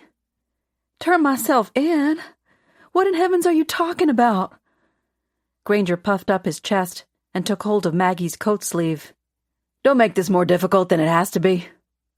I stepped closer to Granger. What exactly is going on? Maggie Thomas is a suspect in the murder of Mayor Joseph Camden. Sheriff wants to detain her for questioning. Maggie yanked herself out of Granger's grip. Murdered? Joseph? A few people turned around. Nellie Pritchett rushed over. Did you just say Mayor Camden was murdered? The reception area was filled with the buzzing of voices that were louder than the summer cicadas. Sheriff Sinclair marched out into the lobby and let out an ear-piercing whistle. All right. Quiet down out here. A hush fell over the room. Nellie ran over to Sinclair. Is it true? Was Mayor Camden murdered? Sinclair shot a glare at me. Really, Hayes? I didn't say a thing. Deputy Granger barreled over here making announcements. Sinclair pinched the bridge of her nose. Granger, I said quietly. Granger gave her a scolded bulldog look. I was trying to get Miss Thomas to cooperate. Maggie started crying again. I put my arm around her shoulder. Maggie Thomas was cooperating. She's here to meet with you, Sheriff. Sinclair held up her hand to make an announcement. Okay, cat's out of the bag. The official report is that Mayor Camden was most likely murdered. Preliminary report suggests poisoning. We are now investigating possible suspects and waiting on a full toxicology report. That's all I'm saying for now. I want all non-essential personnel to clear out. Now. You too, Nellie. As everyone gathered up their coats and belongings and made their way out of the station in whispers and ramblings, Sinclair took Maggie by the arm. Let's go. She began escorting her down the hall toward the holding cell. I ran after them. Wait, Sinclair. Why are you taking her there? Sinclair continued walking, urging Maggie to keep moving. I thought I told everyone to clear out of the station. I made the mistake of grabbing Sinclair's sleeve. Is this necessary? Sinclair stopped in her tracks and addressed me without turning her head. It's in your best interest to turn around and leave my station. Now, Hayes. The tone in her voice edged on jagged with a side of steel. I decided not to push any further. I turned around and left the station. The cold wind cut through me as I walked back to my place. I couldn't believe Sinclair was keeping Maggie in a holding cell. It seemed over the top, even for Sinclair. Maggie had made some bad choices, but she wasn't a murderer. Her reaction to hearing the mayor had been murdered told me she was innocent. Besides that, the woman didn't have a murderous bone in her body. She was a natural beauty with a warm heart. Perhaps a little naive when it came to men, but definitely not a vengeful killer. How could I let poor Maggie fend for herself? If I sat back and did nothing, she'd be burned at the stake by everyone in town and pegged for Mayor Camden's death. I couldn't let that happen. As much as I craved the normalcy of running my cafe and enjoying the holidays with my parents, I had to help Maggie Thomas. I would find the mayor's actual murderer. Chapter 6. When I got back to my apartment, I kicked off my boots and plunked down on the couch next to Dad, who was deep into a mid-afternoon nap. I clicked off the TV, which had on some nature show about honey badgers. I closed my eyes and sorted through my initial thoughts about the mayor's murder. I knew Maggie was innocent, so who else had motive to kill Mayor Camden?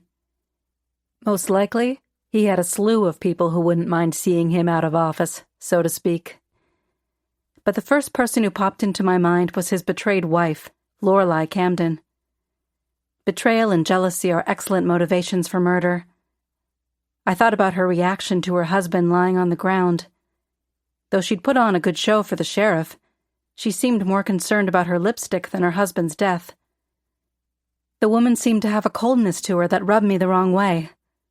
I'd start with her and see what I could dig up.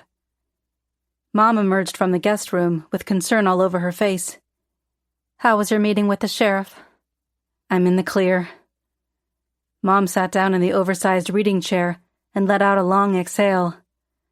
That's a relief. It is. Both the cup and the half-eaten cookie were untainted. Same goes for the other samples they took. Dad let out a buzzsaw of a snore, waking himself up. Oh, Hey, Parker. Everything okay with that mayor business? I rested my head against the couch cushion. Cacciolate lives to see another day. However, they found poison in his system, so unfortunately the mayor was murdered. Mom leaned forward, fidgeting with the sleeve of her blouse. Oh, Parker, that's horrible. Why would anyone do such a thing? Dad sat up and stretched. For a quaint town, this place sure has a lot of crime. I let out an enormous exhale. Tell me about it. What's worse is the sheriff has detained Maggie Thomas. That sweet owner of Boutique Chic? Mom asked. Yep. I know for a fact she's innocent. Sinclair undoubtedly just wants to get the town and higher-ups off her back. Mom rubbed her temples. Oh, no. What is it, Beth? Headache? You don't see where this is going, Daniel? Dad eyed me and grinned with all sorts of mischief. If I know my little Sherlock, I'm guessing she's going to conduct her very own investigation. I stood up and started pacing around the living room, tucking a strand of hair behind my ear nervously. See, Daniel, look at her. She did the hair thing. She'll be fine. Besides, there's no stopping her once those wheels start spinning. You know that. I stopped and looked at my parents. I just remembered. We're supposed to meet the real estate agent at 4. Do you still want to do that? Mom looked at Dad, and the two didn't say anything. I tried to lighten the mood. It's really a lovely town. I mean, despite the recent murders. That's not funny, Parker, Mom said. Dad stood up. Personally, I love it here. I checked the clock over the sink. If you're still up for it, we should probably get going. What do you say, Beth? You want to meet with the agent? I guess there's no harm in meeting him. With that settled, the three of us bundled up for a short walk to Brooks Waverly's office. Brooks Waverly's office was in a converted one-level cottage with crisp white siding and surrounded by perfect boxwood scrubs. We stepped into the charming reception area. The leather chairs and reading lamps gave the room a country club atmosphere. The walls were decorated with photographs of Magnolia Grove's historical mansions. The receptionist's desk was empty, so I shouted out a polite hello in hopes that someone would greet us. Coming! A man's voice floated from one of the back rooms. Moments later, a man in a light gray suit, with dark hair set into place and a scrupulously manicured beard, came striding down the hall toward us. Good afternoon. You must be Parker Hayes and family. Brooks Waverly. Nice to meet you. He held out his hand and gave me a firm shake, then did the same as he introduced himself to my parents. Apologies. I sent my receptionist home early. Slow day, what with the mayor passing and all. Yes, tragic news, I said. Did you know him well?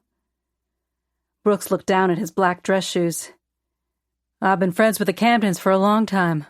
Yes, ma'am. Tragedy.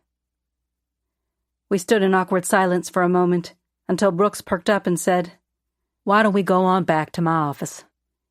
We followed Brooks down the hall, glimpsing more framed photos along the way. In his office, Brooks gestured toward an intimate sitting area. Please, take a seat. I took a seat in one of the chairs, while my parents sat close together on the leather sofa. Splayed out on the glass coffee table were MLS one-pagers, along with some glossy real estate magazines. Everyone comfortable? Can I get you anything to drink? Mom stared down at the one-pagers. I'm fine. I've had a bunch of coffee already, I said. Dad shook his head as he scanned the room. His gaze landed on a framed photograph of Brooks standing proudly on the deck of a sleek sailing yacht. That's quite the vessel. Brooks sat down and crossed his legs, smiling with a hint of pride in his eyes. Sailing is a passion of mine. Nothing beats the feeling of being on the open water.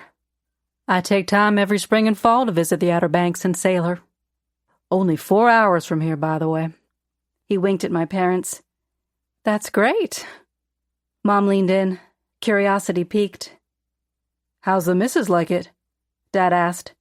Clearly he hadn't noticed Brooks wasn't wearing a ring. Mom elbowed him.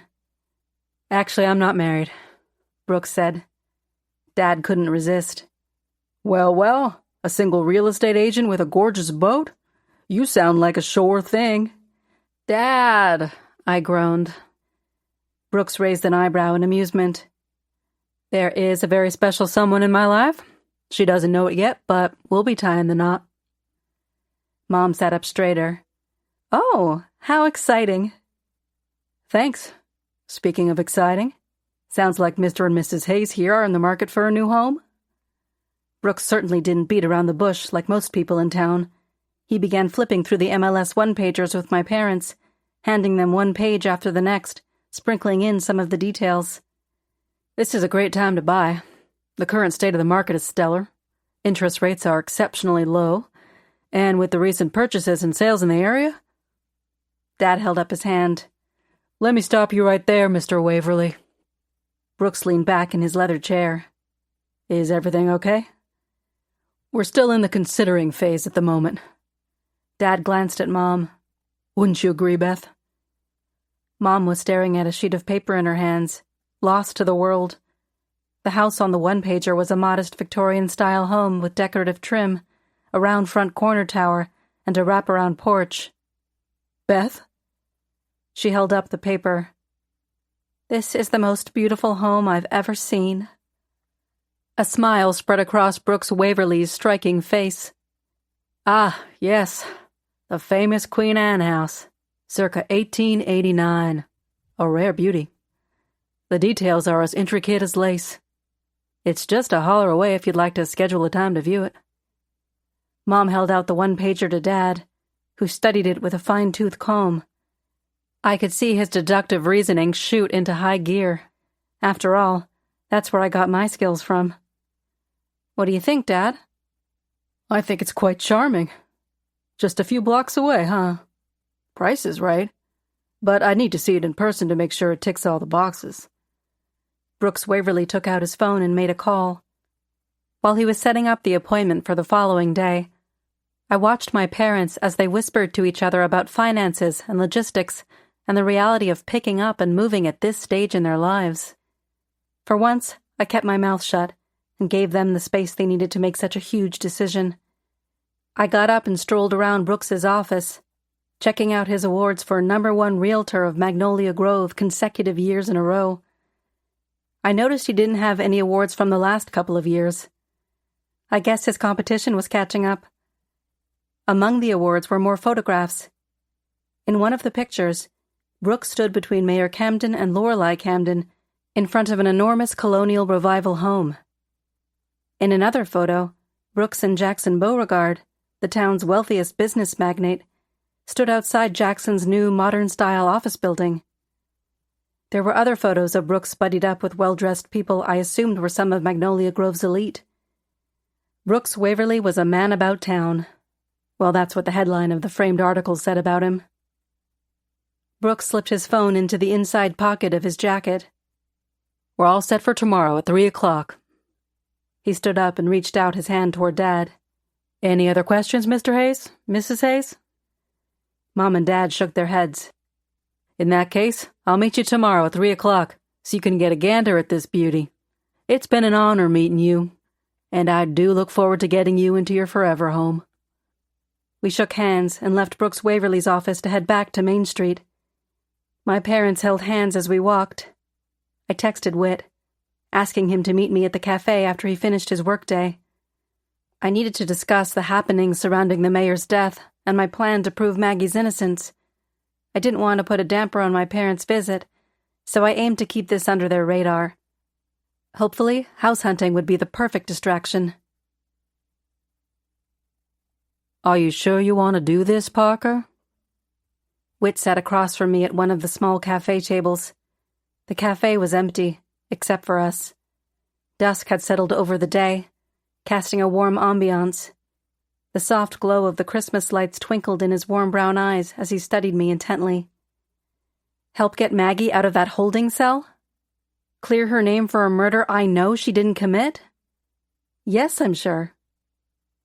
"What about your parents? In my humble opinion, this might be too much for them. They came here to visit their daughter for the holidays, not witness her get embroiled in another murder investigation." I cupped the mug of hot cocoa in my hands, the scent of chocolate comforting me as I sat across from Whit. I wanted to figure out how to help Maggie without upsetting my parents. Though I talked a lot about living a regular life and running a cafe, there was something in me that still wanted to get involved. I also suspected that Amelia Sinclair, despite her outward attitude, actually wanted my help. She'd never admit it, but I sensed her desire for my assistance. As we know, my track record was looking pretty legit. Sure, there were some hiccups along the way, but I always closed the case in the end. My parents will be fine. They'll be busy helping out in the cafe. And thanks to Brooks Waverly, they'll possibly be focused on purchasing a new home. They won't even notice my involvement. Won't notice your involvement? That would be impossible, Parker.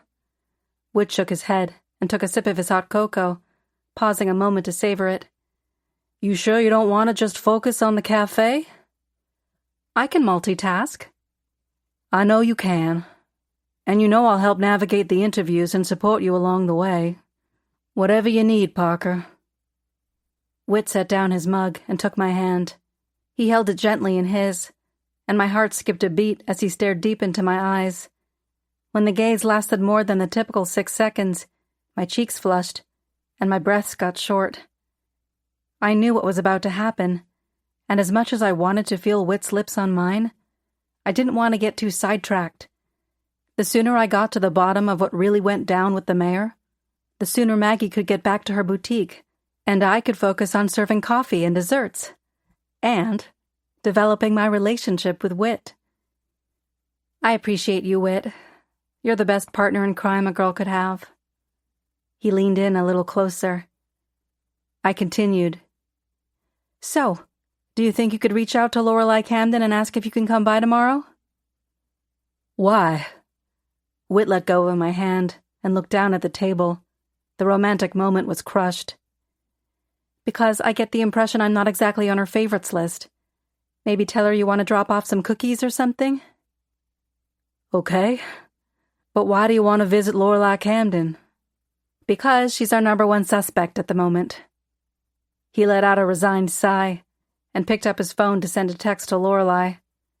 Rather than make eye contact with me, he stared at the screen, waiting for a reply, which was almost immediate. I found the quick response from the supposedly grieving widow a bit intriguing. Lorelei has a 15-minute time slot at 10 o'clock tomorrow morning. That's pretty specific. I'm sure she's busy making funeral arrangements and such. I crossed my arms and leaned back in the chair. What are your initial thoughts on her reaction to her husband's death? Whit gazed off toward the Christmas tree, pondering for a few moments. In my humble opinion, she doesn't strike me as being too upset about the matter, although I can't say that I blame her. Camden had been a notorious philanderer throughout their marriage. I think she stuck by him out of convenience. We sipped our hot cocoa in silence. I took out my handy notepad and scribbled down some thoughts. Last night, after she arrived at the crime scene, I caught her reapplying her lipstick, I said. Whit finished off his cocoa.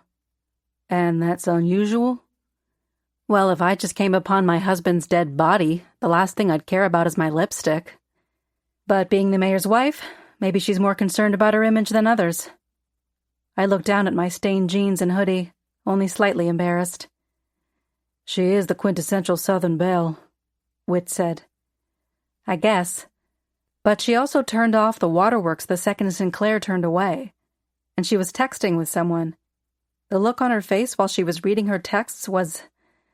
I felt like she was sharing an intimate moment with whoever it was. Again, this is not the typical behavior of a grieving spouse. Whit stood up and took our empty mugs. Come on, Parker. You've had a long day and not much sleep. We can get at this tomorrow. Chapter 7. The morning rush had just started to taper off when Whit burst through the door of the cafe, a gust of cold air following him. "Morning, Hayes family," he called out cheerfully, stamping his feet on the welcome mat. Dad looked up from where he was restocking napkins, his face breaking into a grin. "Well, if it isn't our favorite historian. How you doing this fine morning, Whit? Can't complain, Mr. Hayes. Looks like you and Mrs. Hayes are manning the fort while Parker and I cut him off. Yes, Whit, they're going to man the fort while we go run errands. Dad's eyes lit up. Speaking of errands, Whit, did you hear about the grocery cart that needed therapy? Whit's eyebrows rose. No, can't say that I did. It was feeling empty inside. Dad delivered the punchline with a flourish. I groaned, but Whit laughed affably. Good one, Mr. Hayes. But I've got to say, I'm more partial to the one about the guy who went to the store to buy some camouflage trousers. He couldn't find any. The two of them burst into laughter, while Mom and I exchanged long-suffering looks. All right. Whit caught his breath. As much as I'd love to trade jokes all day, Parker, remember? She gave us a 15-minute window starting at 10 o'clock. We better hightail it. Why, yes, Whit, you're right. We'd better get going. I snatched my blue puffer jacket from the hook behind the counter, trying to hasten our departure before Whit spilled any more beans about our involvement with the investigation. Mom looked up from the cash register, her brow furrowed. Who's giving you a 15-minute window? No one, I blurted, at the exact moment Whit said, Lorelei Camden. I shot him a look that could curdle milk. Maybe it was time to shelf the lies. It certainly would make things simpler, but it wouldn't help my efforts to shield my parents from worrying about my involvement in the case. Dad chuckled, leaning against the pastry display. Honey, we know you're going to burrow yourself into this case, like that honey badger I saw on TV yesterday, he continued, his eyes lighting up. Did you know they can withstand venomous snake bites? And they have loose skin that lets them twist around to— Dad, I interrupted. We really do have to go. Lorelei Camden doesn't seem like the type to wait around. Mom sighed, but there was a hint of a smile on her face. Be careful, sweetie. I grabbed the pink box of chocolate chip cookies I'd baked especially for Lorelei. I will. Promise. Text me if anything comes up. And remember, the customer is always right. Whit parked his sedan in the circular driveway of the Camdens' house. The enormous white colonial revival loomed before us like a monument to Southern grandeur and old money. We walked up the front steps, and Whit rang the doorbell. We waited, the chilly air nipping at our faces. The door swung open, revealing Lorelei in a perfectly pressed black dress. Her eyes, rimmed with red, told a different story. Her gaze landed on Whit first, then slid to me and the pink box in my hands, her eyebrows rising slightly. "Mr. Hawthorne," she greeted, then paused. "And Miss Hayes, is it? I wasn't expecting you." I cleared my throat. "I hope it's not an imposition, Mrs. Camden. Also, my condolences over the loss of your husband. I baked you some of my special chocolate chip cookies." I held out the box. Lorelei kept her hands firmly planted on her narrow hips. "I avoid carbs, and I most certainly do not eat sugar or dairy products." I looked down at the box. "That's a shame." Whit reached out to touch Lorelei's arm. "We're sorry about what happened. We appreciate you meeting with us during this time of grieving." Lorelei's gaze lingered on us for a moment longer before she stepped back. "Please come in." She checked her watch. "We've got 14 minutes. As we followed her into the sitting room, I took in the traditional decor. The sitting room looked like it had been torn from the pages of Southern living, with its bold colors and mix of throw pillows and blankets draped over the chairs. Lorelei perched on an antique settee, gesturing for us to take the chairs opposite. Her red lipstick stood out against her pale skin, and her lips curved into a half smile. "Well, aren't you two quite the item?" There was an edge to her voice, a bitterness that spoke volumes about her own troubled marriage. There was something else in Lorelei's assessment. A flicker of envy, perhaps? Whatever it was, I filed it away for later consideration. "Oh, we're not," I started to say, but Whit cut me off with a gentle touch to my arm. I refocused on why we were there. Anyway, we appreciate you meeting with us, Mrs. Camden. We won't take up too much of your time. Lorelei waved a manicured hand dismissively. Oh, please. Let's dispense with the pleasantries. You're here about Joseph's murder, so let's get on with it. Whit and I exchanged glances. Per my previous deduction, Lorelei was not demonstrating the typical traits of a grieving widow. Her demeanor was cold and callous. Mrs. Camden, Whit said, resting his elbows on his knees and clasping his hands together. We understand this is a difficult time. Difficult? Lorelei let out a sharp laugh. Mr. Hawthorne, I've been living with Joseph's indiscretion since he said I'd do. His death is, well, it's many things, but difficult isn't one of them. I blinked, taken aback by her candor. So you were aware of your husband's affairs? Lorelei stood, moving to a nearby desk. She pulled out a stack of papers, dropping them on the coffee table between us. They were handwritten letters, dozens of them. Aware of Joseph's affairs? My dear, I had a front row seat. I picked up a few of the letters and scanned them.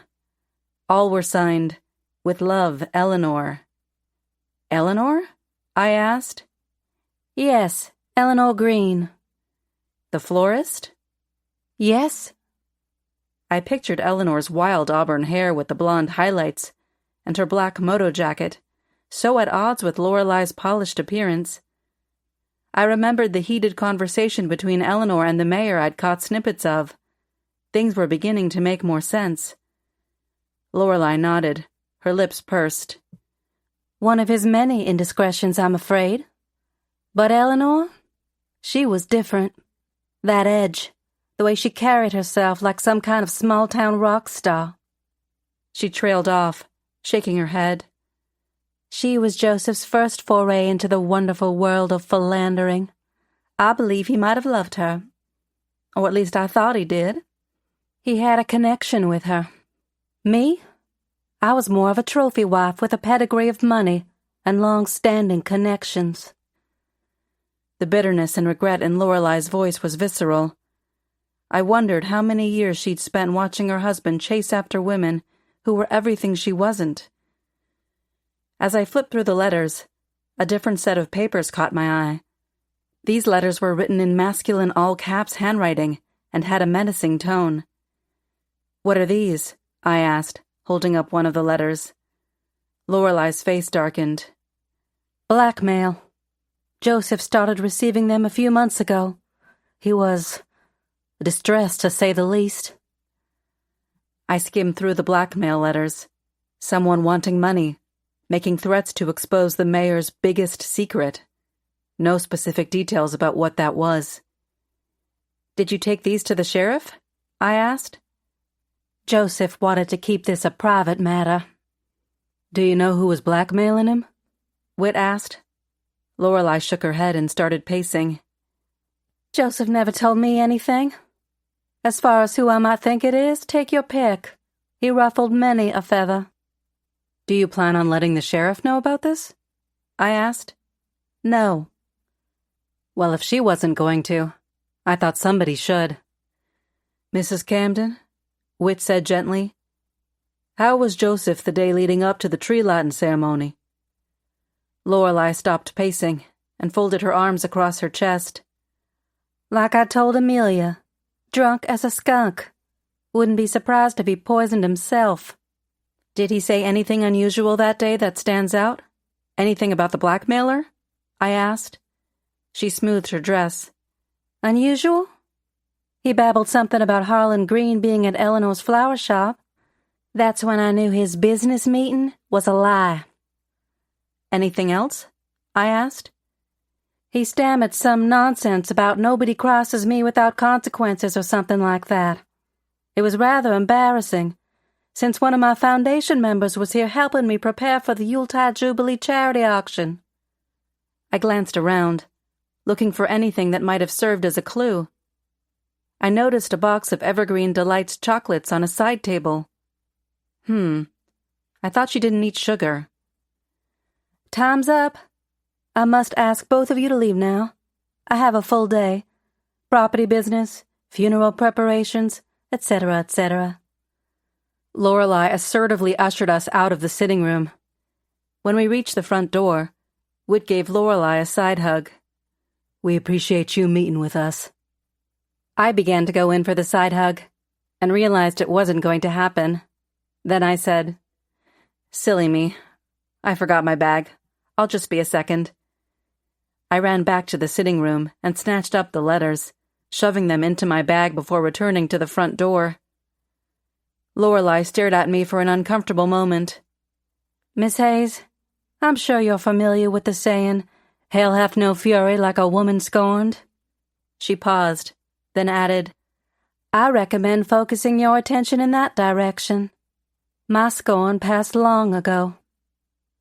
Just as we stepped outside onto the porch, Brooks Waverly strode up the steps carrying a briefcase. "Oh, Whit, Parker, good morning," he said, eyebrows raised in surprise. "Morning," Whit and I said. "Just offering our condolences," I added. Brooks peered at Lorelei, still standing in the doorway. Lorelei let out a snicker. You call those condolences? Ha! Parker's been playing detective and meddling. Brooks softened his expression. "Lorelei, I'm sorry about your loss." "Thank you. Now did you bring that paperwork?" "I did," he said, then turned to me. "I'll see you and your folks at 3:00. "See you then," I said. As the door closed behind us, I heard Lorelei mutter to Brooks, "Just what we need. More meddling outsiders moving to town." On the drive back to Catchy Latte, Whit remained silent while I jotted down some notes from our meeting. I finally came up for air. Okay, it's obvious Lorelei is hiding something. I'm not 100% convinced she's poisoned her husband, though.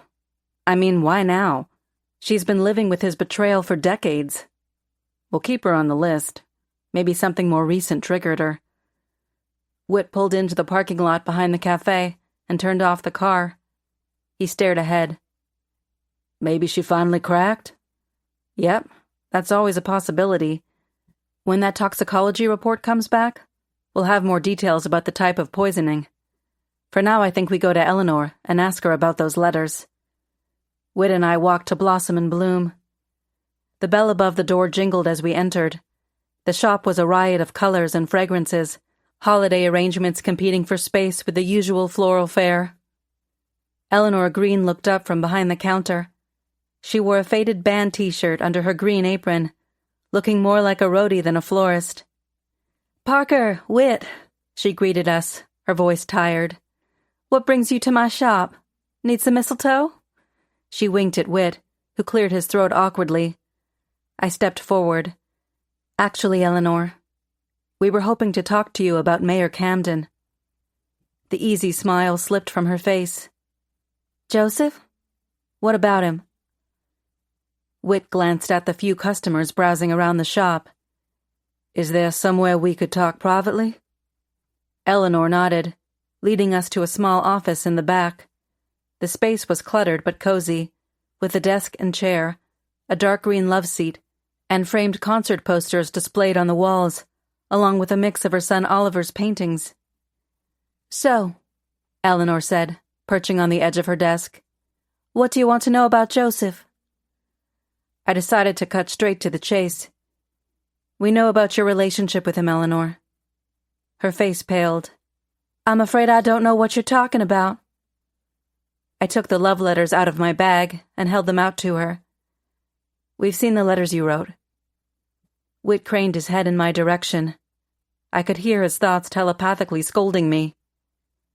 Eleanor took the letters and read one, shaking her head, her face saddening. "These were from a long, long time ago."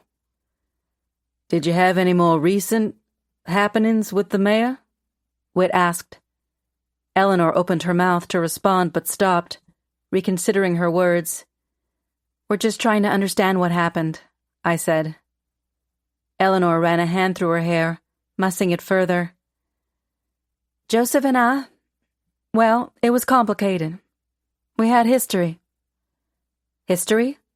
I prompted her to gauge her response. She tilted her head and stared off into the distance. We were high school sweethearts, head over heels in love. That was before he got all politician-y. He was different then, even had a wild side. We took road trips to see our favorite bands, danced in the moonlight, laughed. He was authentic and down to earth. Definitely not the cardboard cutout he morphed into. I thought about the man I'd known as mayor. Polished, gregarious, seemingly conscious of his image. It was hard to reconcile that with the person Eleanor was describing. So, you and Joseph, what happened after high school? A wistful look crossed her face. We had big plans back then, you know? Moved to California after college. Chased that freebird lifestyle he always talked about. But life had other ideas. I headed off to UNC Asheville. It suited my style. Artsy. A bit rebellious. A small smile played on her lips. Joseph, of course, went to Duke. Suddenly had those lofty political ambitions. And when you both came back to Magnolia Grove? I asked. By then, everything had changed. Joseph and I were different people. He married Lorelei and started his political career. Harlan entered my life, and we got married. I took back the letters and shuffled through them. So you wrote these letters during college? Eleanor looked down at the floor. Not exactly. Whit spoke softly. When did you write them? Shortly after college. That's when things got complicated. Joseph and I tried to reconnect. We were both married. I knew it was wrong. Harlan found out about the affair and left when Oliver was just a baby. But Lorelei stayed by Joseph's side. You were left to fend for yourself and Oliver, I said. I suppose so. Eleanor's gaze drifted to a framed photo on her desk. It showed a much younger Oliver beaming proudly next to one of his paintings. Mayor Camden stood beside him, hand on Oliver's shoulder, both grinning at the camera. That was from the children's art contest about 10 years ago. Oliver won first place in his age group. Oliver's a very talented artist. I can see why keeping him in art school is so important to you, and I know it's expensive. I decided to push a little further. Eleanor, I overheard you and Joseph arguing in my cafe the day before the tree lighting ceremony. What was that about? Eleanor's face tightened, her fingers absently tracing the edge of the photo frame. Oh, that? It was nothing. Just old history bubbling up. It sounded pretty intense. She sighed. Look, Joseph and I, we had our differences over the years. Sometimes things got heated, but it wasn't anything serious. I decided to apply more pressure and remove the other letters, the blackmail letters, from my bag. Whit side-eyed me, clearly astonished and annoyed. Do you know anything about these letters? I handed them to her. Eleanor's hands trembled slightly as she paged through the blackmail letters before setting them down on her desk. No. Is this what you were arguing about with the mayor that day in my cafe? Okay, Joseph did mention the letters. I thought maybe... She paused. You thought what, Eleanor? I prodded. Just then, a voice called out from the front of the shop. Mom? Hello? Are you back there? Eleanor's son Oliver and her ex-husband Harlan appeared in the doorway. Surprise registered on their faces when they noticed Whit and me sitting on the couch. Oh, hey. Oliver waved hello, then walked over to his mother. Why are you back here? Customers were waiting to pay when we came in. I took care of them. Thank you, sweetie. Whit and Parker were just visiting. Had a few questions, Eleanor said.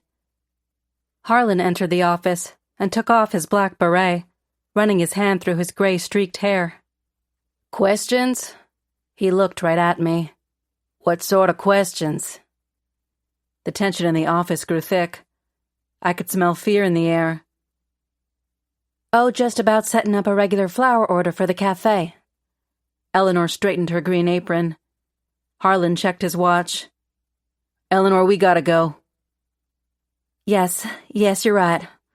Whit, Parker, let's talk later. Eleanor practically shoved us out of the office and quickly shut the office door, then ushered us down the hall. My synapses began firing at double speed. I'd say Eleanor and Harlan were acting incredibly suspicious, definitely hiding something. I could feel it in my bones. Right before we reached the front door, I stopped and turned to Eleanor.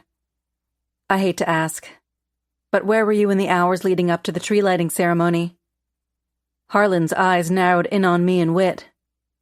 This isn't about an order. What's going on? Eleanor placed her hand on Harlan's shoulder as she addressed me.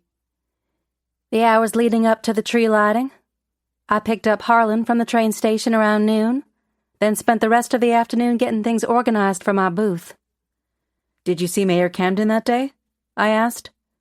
Eleanor hesitated, then nodded. He stopped by the shop, but when he saw Harlan, he became agitated and rushed off. That was the last time I saw him. Harlan sidestepped us and opened the front door. Maybe you can come back at another time. We've got an appointment. Whit and I exited Blossom and Bloom and stepped out into the cold morning. The sky was gray, and it felt like a snowstorm might be coming. The knot in my stomach felt as tight as a fist. I didn't have a good feeling about whatever was going on behind the closed doors of Blossom and Bloom. Chapter 8. Back at the cafe, I handed Whit a to-go cup of the holiday blend, and off he went back to his town historian duties. Then I relieved my parents from cafe detail so they could get lunch and stroll around town. Later that afternoon, we'd meet with Brooks Waverly for the house viewing. The lunch hour went by quickly, due to the constant stream of customers stopping in to get a sweet treat in between Christmas shopping. People seemed to have gotten over the initial shock of Mayor Camden's death and were back to business as usual. But I would not let it go until I had more answers and enough evidence to free Maggie Thomas. The blackmail letter seemed like enough to show Sheriff Sinclair. She could easily eliminate Maggie as a suspect with a simple handwriting analysis. "The letters!" I shouted. I'd left the letters in Eleanor's office. I needed to get them back. I shot her a text. "Hey, I left those letters in your office. Can you bring them by the cafe?" I stared at my screen. The red notification appeared, but no reply followed. I hoped she'd be able to drop them off before the appointment with Brooks. I kept busy with a parade of customers coming in with shopping bags in hand and rosy cheeks from the brisk temperature. I kept checking my phone after every transaction. Eleanor still hadn't replied to my text. "Good afternoon, Parker." Nellie Pritchett stood beaming at the counter, looking as though she had fully recovered from the mayor's passing. Her appearance was different, more professional. She had her honey blonde hair pulled back into a neat twist and wore a navy blue pantsuit that fit a little too snugly around her middle. "Hi, Nellie," I said, walking over. "What can I get for you?" She smoothed the front of her suit jacket. "Oh, Parker, I'm going to need all the caffeine I can get." "How about a double shot of espresso?" "Make it a triple. I'm going to be busy, busy, busy. Have you heard?" I went to the espresso machine to start preparing her drink order. "Heard what?" "The town council voted me in," Nellie sang out. "Voted you in for what?" I poured the espresso into a demitasse. The peppery aroma hit my nose with an intensity that made me wonder if serving it to Nellie was such a good idea. "I'm going to be pro tem mayor of Magnolia Grove. That's short for pro tempore, meaning for the time being." "Yeah, I know what pro tempore means. That's great, Nellie. Congrats." "At least until they hold an official election in the new year. Too much going on with the holidays. It was unanimous. Can you believe it? Little old Nellie Pritchett acting as mayor. Although I'm not too pleased that my first official announcement will be that Mayor Camden was murdered. It's just awful. The whole thing. I took a twist of lemon and rubbed the rim of the tiny cup. Nellie continued blathering away. And poor Maggie Thomas. I don't think she did it, do you? Before I could answer, Nellie continued. She's just sitting in that holding cell. I'm sure Amelia's feeling the pressure from the town council. I suppose you're going to help with the investigation again, aren't you? Amelia needs you, Parker. She'd never admit it, but it's true. I know you'll figure it out. You always do. I set the espresso in front of Nellie. She studied the tiny cup before picking it up. Isn't that just darling? Do I just shoot it back? You can, or you can sip it. She chose the latter, and her entire face puckered after the first sip. Oh, Parker, bitter as gall. I do not like that one bit. I laughed and took back the cup. I didn't think you would. How about some of my holiday blend? Yes, please. I prepared the coffee while Nellie prattled away in the background. I looked up at the clock again. I had 15 minutes before I needed to scoot everyone out and lock up. Nellie took a sip of the coffee and smiled. Much better. You know, Parker, I'm still in shock over this whole ordeal. Who do you think would want to murder Mayor Camden? Sure, I understand he used his position to maneuver decisions for his own agenda, that he tended to favor certain business owners over others, and that he partook in some rather sordid matters of the heart over the years. But is any of that grounds for murder? You'd be surprised about what constitutes grounds for murder. I wiped down the counter and began shutting off the equipment. What did you mean by him favoring certain businesses over others? Nellie glanced over her shoulder as she sipped her holiday blend. You already know about that mess with Maggie Thomas and property taxes. But there were other incidents. The mayor tended to favor businesses that fattened his wallet. For instance, the multi-use development that Jackson Beauregard had him push through the town council. He swayed that vote. I wouldn't be surprised if the whole thing was fixed. You didn't hear it from me, though. I shook my head, not surprised to hear anything that Nellie shared. Well, as tragic as his end was, it sounds like you're the right woman for the job. Nellie waved her hands. It's just temporary. I doubt I'll even run for mayor. I'm far too busy for politics. After Nellie finished her coffee, I gently ushered her and the few stragglers to the door and flipped around the sign. I stepped outside the shop and locked the door, then sent Whit a text asking if he could stop by Eleanor's shop to grab those letters. Just as I started walking to meet my parents at the Queen Anne house for our appointment with Brooks, Clyde pulled up in Bertha, his trusty old station wagon. He and Major stepped out and walked toward me. Hi, guys. I bent down and scratched Major behind the ears, then stood back up. I closed early to meet my parents at a house they want to see, but I can make you a quick cup of coffee before I go. Don't you worry yourself about the coffee. Don't want to make you late, Clyde said. Maybe you could give me a ride in exchange for a coffee? You got yourself a deal. I unlocked the door and motioned for Clyde and Major to follow me. Major sniffed around and tried to pull Clyde over to the Christmas tree. I pointed to a gift-wrapped box with a big red bow. I bet he smells the TREATS I got for him. Major's sense of smell is better than mine. Clyde chuckled and let Major check out the presents under the tree while I went behind the counter and heated up a cup of the holiday blend. I poured it into a to-go cup and walked it over to Clyde. I came by to ask you a favor, Clyde said. Anything, whatever you need. I got a call from my sister down in Florida.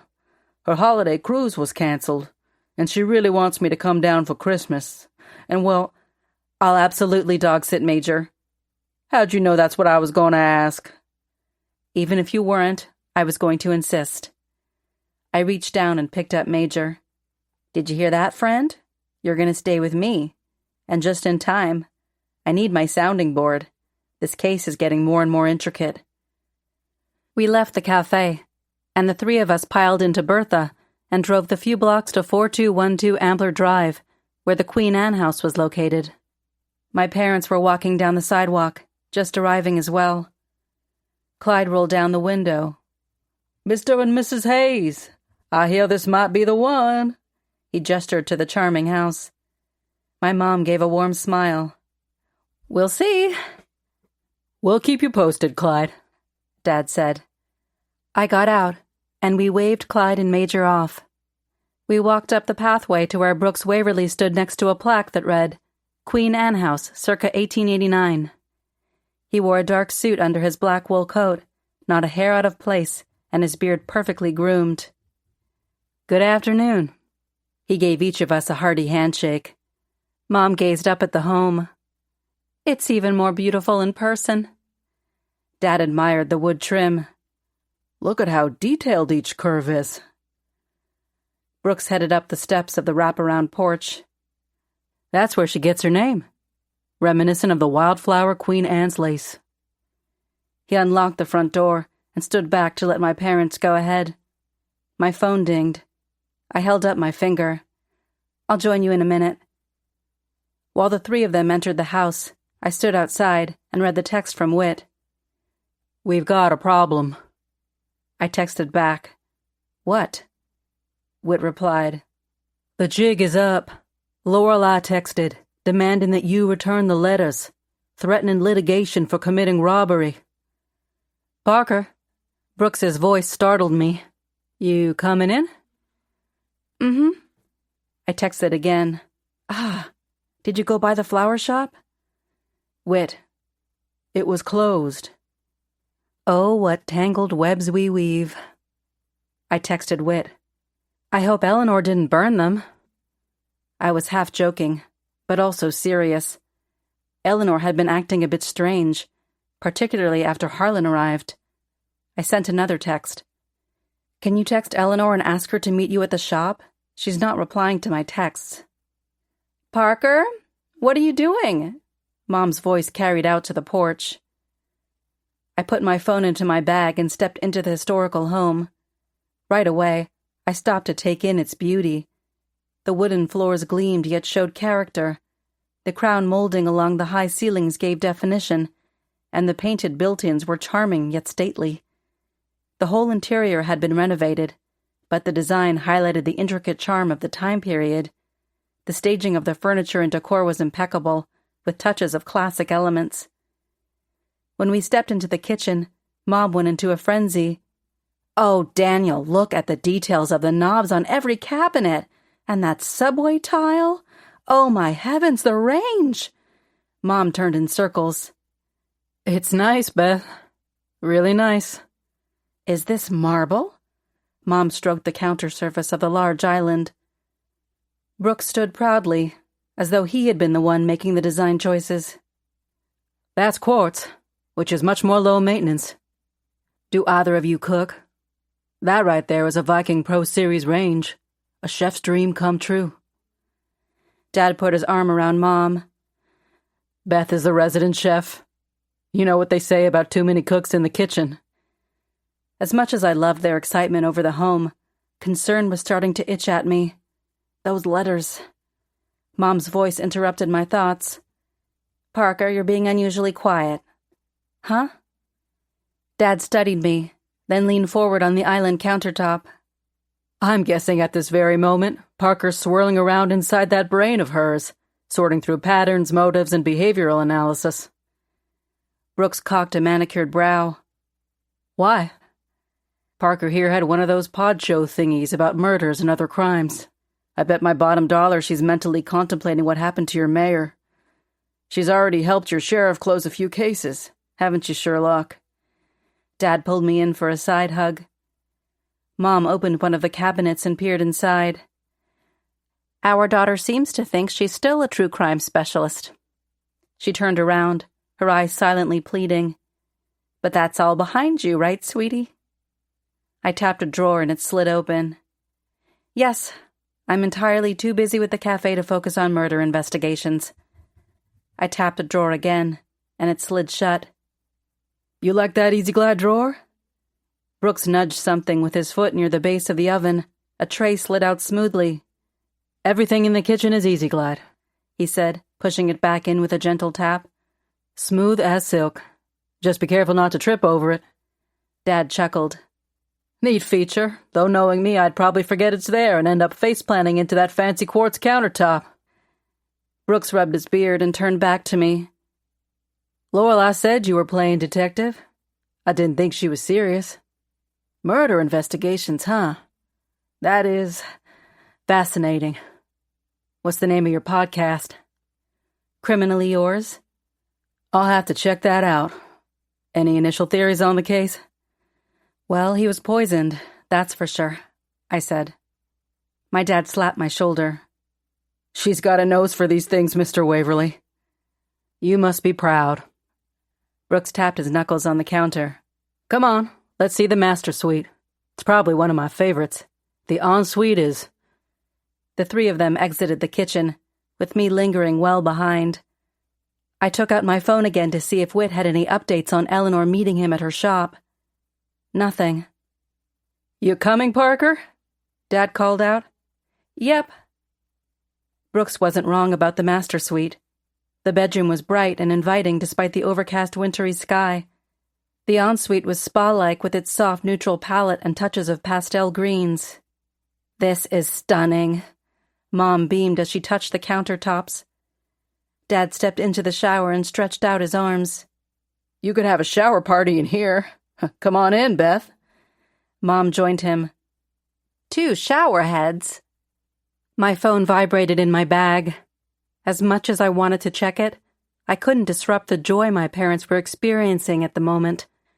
I needed to show some restraint, but I also needed to figure out how to get those letters back.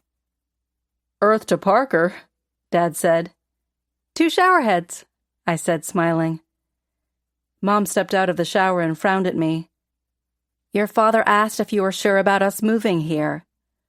Oh, of course. I'd love nothing more. Dad stepped out of the shower and patted me on the shoulder. Brooks assessed me and then led the way out of the bathroom. Come on, let me show you the backyard. We walked through the house to the French doors and outside to the back porch. Brooks swept his hand outward. In the springtime, the garden is magnificent. Do you like gardening? I sure do. You better believe it. It relaxes me. Mom's teeth chattered out in the cold. Yes, it does. That's why I have a greenhouse, and I can do it all year. Brooks opened the doors again. Looks like a storm front is moving in. Let's get back inside where it's warm.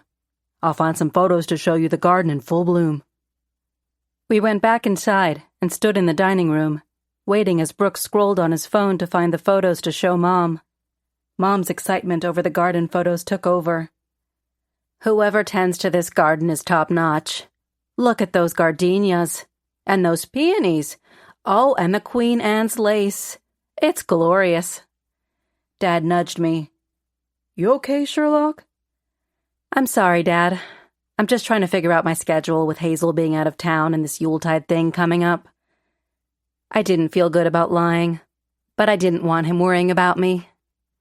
Your mom and I can help out if you need some extra hands. Thanks. I appreciate that. So what do you think about the house? Look at how happy your mother is. According to my logic, I deduce we'll be moving in by springtime. My phone vibrated in my bag again, and I used every last bit of restraint to not take it out. Chapter 9. A snowflake touched my nose as I walked back to my apartment with my parents. I stayed focused on the conversation, listening to them discuss the pros and cons of uprooting their lives and moving to Magnolia Grove. I nodded and smiled, and nodded some more, assuring them I was fully on board with them moving, but also understood if they didn't think it was the right decision. I found it best to remain the quiet diplomat. More snowflakes began to drift from the gray sky above, and by the time we reached the back door of the cafe, a layer of soft powder dusted the landscape. We entered the kitchen to find Whit sitting at the small table in the alcove, scrolling on his phone. Before he had a chance to mention anything about the letters or Eleanor or our involvement in the case, I gave him a knowing look. Hey, Whit. Thanks for coming by to help me prep those cookies." "What a nice surprise," Mom said. Whit stood up and walked over to greet us. "Hello, Hayes family." He reached out to shake Dad's hand. "How'd it go? Did y'all like the Queen Anne house?" Mom beamed. "It's a beautiful home." Dad exhaled with a playful grin. "She's a beauty, but lots to think about." Whit patted Dad's back. "Well, we'd love to have you here in Magnolia Grove, but no pressure." Dad glanced at Mom and gave a conspiratorial wink to Whit. I handed the apartment keys to Dad. "Whit's going to help me prep for tomorrow. Why don't you both head upstairs? I'll be up in a bit. I'm thinking with the snow we should stay in for dinner." Mom eyed me suspiciously, then looked at Whit. "Keep her out of trouble." "I'll do my best, Mrs. Hayes." Dad ruffled my hair. "Parker's got a mind of her own. Problem is she's always baking up trouble." "Funny one, Dad. Anyway, we can heat up that chicken pot pie for dinner. Give me about an hour." After my parents went upstairs, I took out a few mixing bowls and the ingredients for chocolate chip cookies and set everything on the stainless steel prep table. "Any word from Eleanor yet?" I asked. "Nothing." "We need to get those letters back. I can do without Lorelei threatening litigation. I'll just make copies, take them down to Sinclair, and get Maggie released." Whit took off his navy cardigan, rolled up his sleeves, and started washing his hands. "Maybe stealing the letters wasn't the best move." I scooped out some flour and dumped it into the mixing bowl. I was just borrowing them. "Sure, Parker." "Did you see if Eleanor read your text? Did you see a red notification? She read mine but never responded." Whit shook his head. I added sugar and eggs to the mix. "If she doesn't reply soon, I think we need to break into the flower shop and get those letters." "Break in? That's a bit extreme, Parker. Do you consider breaking and entering a valid investigative tactic?" I added the remaining ingredients and slid the bowl over to Whit for him to begin mixing. There was something so adorable about Whit Hawthorne standing in the kitchen, mixing up chocolate chip cookie batter and concerning himself with my moral compass. It's not like I'm suggesting we break a window and rob her. I can jimmy the lock, run in, grab the letters, and leave. We're not taking anything that belongs to her. "No, we're illegally entering the premises of a business owner and taking something that belongs to Lorelei Camden that you borrowed." "Point taken. What do you suggest we do?" "Keep trying Eleanor. And if we don't hear back tonight, I'm sure she'll be there in the morning to open the shop. I'll handle Lorelei. Her bark is worse than a bite." I got out a cookie sheet and rubbed a thin layer of butter on the surface. What if those blackmail letters have something to do with Eleanor? "So what are you saying, Parker? That she really might have something to do with the murder? Can we take a step back? Tell me what you're thinking so far." I took a teaspoon of the batter to taste it. The yummy mix had the perfect ratio of dough to chocolate chips. I could have eaten half the bowl right there. Instead, I started rolling balls of dough and setting them onto the cookie sheet. Here's my initial theory. Eleanor and Camden had an affair decades ago. That's a fact. While Camden's marriage to Lorelei didn't break up, Eleanor's did. Harlan left, and she was forced to raise Oliver on her own. I'm guessing she was able to handle being a single mother while running the flower shop, and that expenses were manageable. But it wasn't until Oliver went to art school that the bills started piling up. Also, she mentioned the shop hasn't been doing as well. Because Oliver is passionate about art school, there's a lot of pressure on Eleanor to keep coming up with money to pay the tuition. Even Oliver is trying to scrape money together. I think the pressure got to be too much, and in her panic and desperation, she started blackmailing Camden, threatening to expose his big secret, as the letters say. Whit stared off for a moment. "But would exposing something that happened almost 20 years ago matter to Camden? Lorelei already knew about it. Gracious, Parker, anyone in this town who doesn't know about Camden's wandering eye has been asleep under a rock. Doesn't seem much of a big secret, so to speak." Exactly. I don't think Camden cared. Otherwise, he would have paid her the money. Instead, he ignored the letters, which pushed her to the edge. She got even more desperate and poisoned him. Maybe she didn't mean to kill him, and maybe it was just meant to be a scare tactic. I don't know. But I know they were arguing in my cafe over those letters. And I also know the blackmail letters are crucial evidence to cast enough reasonable doubt on Maggie being the culprit. Whit took the cookie sheet and placed it in the refrigerator, while I started on another batch of cookies, peanut butter blossoms, always a crowd pleaser. As I mixed the batter, I thought about how odd it was that Eleanor had suddenly gone MIA right after we showed her the blackmail letters. Harlan had mentioned they had an appointment, but my suspicion grew thicker with each whisk of the batter. You know, Whit, I'm finding it suspicious that Eleanor hasn't gotten back to us. You worry too much, Parker. I just have a strange feeling that something's up. The way she was acting when Harlan showed up in her office, and don't get me started on him. Whit took out another cookie sheet and set it down next to me. He did seem a bit overprotective of Eleanor. Not only that, he practically shoved us out of the shop. Maybe he's in on it with her, the whole ruse to blackmail Camden. I needed to get over to Blossom and Bloom and get those letters. Maggie was depending on me. Whit didn't seem to think sneaking into the flower shop was a good idea, and he was right. But I couldn't ignore the nagging feeling that something was off.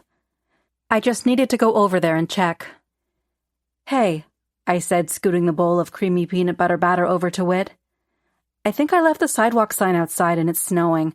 I should probably go get it." Whit took the mixing bowl and began stirring. I'll be right back."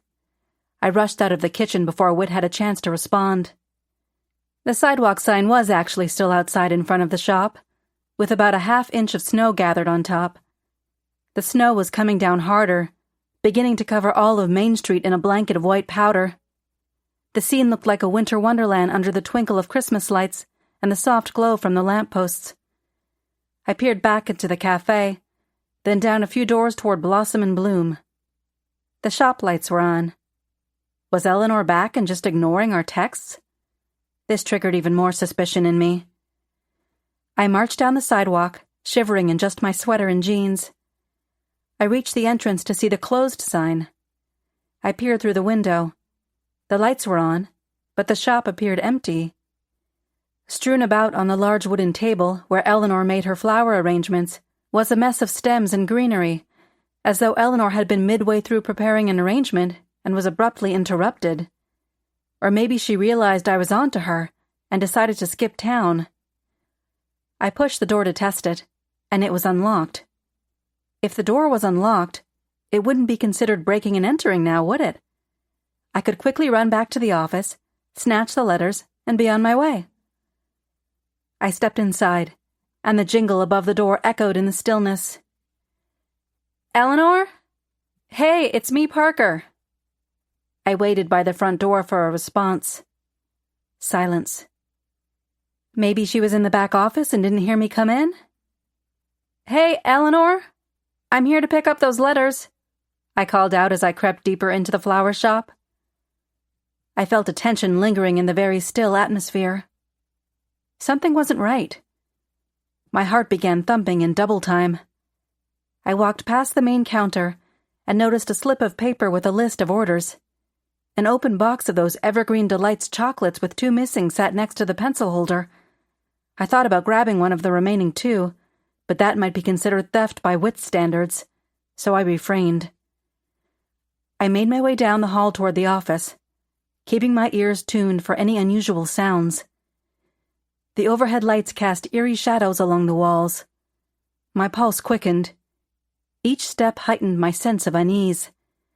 As I neared the office door, a soft creak echoed down the hallway, sending a chill up my spine. I paused, straining to listen. I reached the door, which was slightly ajar, and my hand hesitated on the doorknob. Something didn't feel right. I pushed open the door. The sight that greeted me made my heart leap into my throat.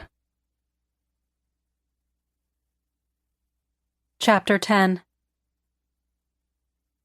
Eleanor lay crumpled on the floor, motionless. "Oh no!" I rushed to her side. I dropped to my knees, my hands shaking as I reached for her wrist to check for a pulse. The bell at the front of the shop jingled, followed by hurried footsteps. "Parker?" Whit's voice carried through the shop. "In here," I called out, my fingers pressed against Eleanor's wrist. Her skin felt cool and clammy, but I could detect a faint, thready pulse. "Call 911!" Whit appeared in the office doorway, his eyes widening at the scene before him. He fumbled for his phone, quickly dialing as he knelt beside me. "What happened?" he asked, his voice tight with worry. I shook my head, scanning the room for any clues. "I don't know. I just found her like this." A sickeningly sweet yet acrid scent hung in the air, tickling my nose. It wasn't the usual floral fragrance of the shop. This was something different, something wrong. And it smelled very similar to the odor coming off of Mayor Camden the night he was murdered.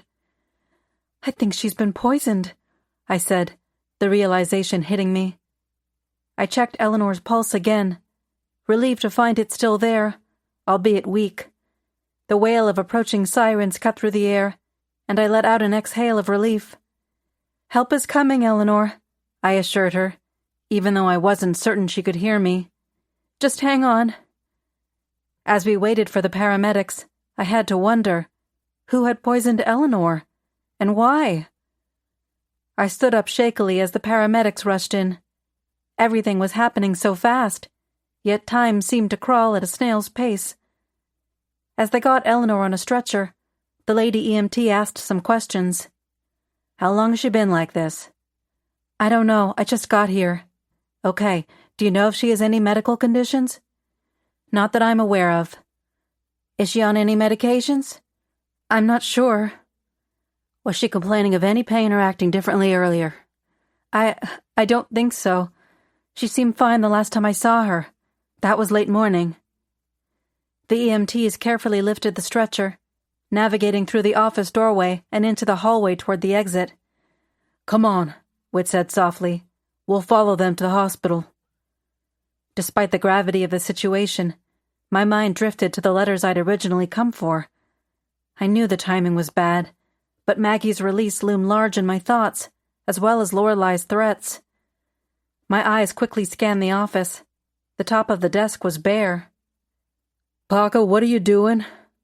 Whit sounded irritated. "I don't see the letters," I murmured.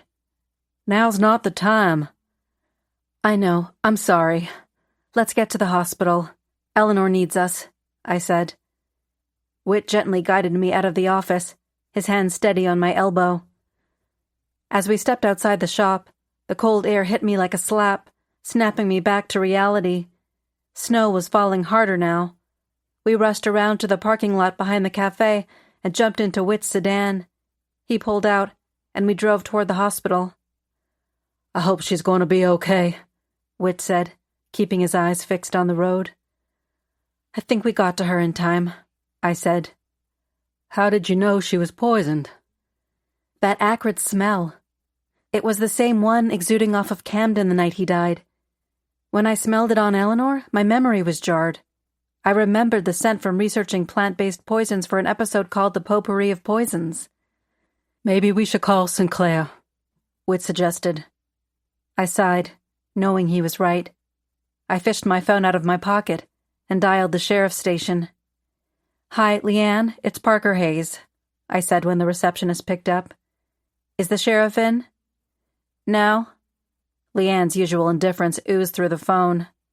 "Well, tell her I'm pretty sure there's been another poisoning, and to meet me at Magnolia Grove Hospital." "Thanks." Next I called my parents and let them know what had happened.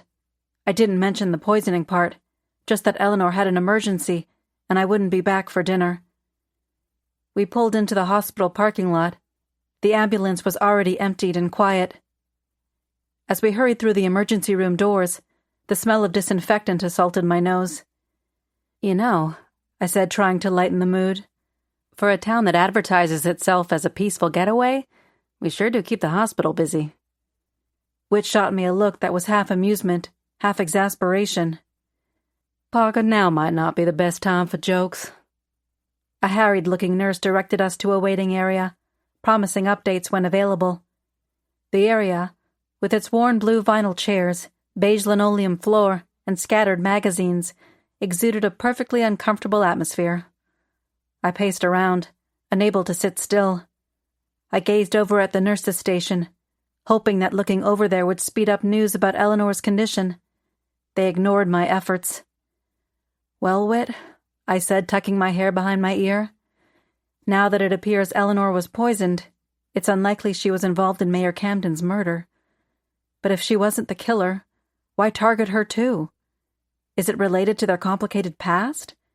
Could we be dealing with a serial poisoner, or someone seeking revenge for a decades-old grudge? And now that the letters seem to be missing..." My assessment was interrupted by the sound of the entrance door sliding open. When I saw who it was, I stopped pacing and sank into one of the chairs, hoping she wouldn't see me. Lorelei Camden marched toward the nurse's station, her face composed and focused. When she reached the desk, I could hear her speaking in low tones with the receptionist. I caught snippets of their conversation, something about Mayor Camden's effects and finalizing paperwork. I snatched up a copy of Our State, celebrating North Carolina from the side table and hid my face behind it, pretending to be deeply engrossed in an article about the best barbecue joints in the Piedmont region. Just then, Harlan and Oliver Green burst through the entrance, their faces pale and eyes wide with anxiety. "What happened?" Harlan demanded to the nurse, his voice gruff. "Where's Eleanor?" He paused when he noticed Lorelei standing next to him at the desk. They exchanged what I can only describe as a look. Lorelei pushed back her shoulders. "Harlan, what are you doing here?" "Oliver got a call. Said Eleanor's in the hospital. That's all we know." Lorelei placed her hand on his arm. "Oh, Harlan, I'm sorry. I hope she's okay." The easygoing exchange between Lorelei and Harlan caught me off guard. Their rapport suggested a familiarity, not a reunion after decades of not living in the same town. The receptionist held her clipboard close to her chest and spoke to Harlan and Oliver. "The doctor is with Miss Green now. Please take a seat." She gestured toward the waiting area where Whit and I were sitting. Lorelei's voice softened. "Please keep me updated on her condition." As Harlan and Oliver walked over, Harlan's eyes squinted when he spotted me. "You? Why are you here?" I lowered the magazine, trying to look casual. "I was the one who found Eleanor. She was unconscious on the floor in her office." Oliver interrupted, his voice cracking. "Is my mom gonna be okay?" The desperation in his eyes made my heart ache. I wanted to reassure him, to tell him everything would be fine. But the truth was, I had no idea what we were dealing with. "I'm sure they're doing everything they can," Whit said softly, always the voice of assurance. "We just have to wait and see." Harlan's eyes cut through me. "What were you doing at Eleanor's shop?" I swallowed hard, feeling the weight of his suspicion. I needed to talk to her about something. I thought it best not to mention the letters. When I got there, I found her on the floor. Believe me, I was as shocked as you are. "And you just happened to show up? That's convenient." Harlan took a step closer. Whit stood up, placing himself between us. "Look, I know everyone's worried, but let's keep ourselves calm." I shot him a grateful look, appreciating his attempt to defuse the situation. The tension in the room eased slightly, then was broken by the arrival of a doctor in light blue scrubs. We all turned to her, holding our breath. "Family of Eleanor Green?" Her face was unreadable. Before Harlan or Oliver could respond, the waiting room door slid open again. "Hold up." A woman strode in, looking like she belonged at a cocktail party, not a hospital waiting room.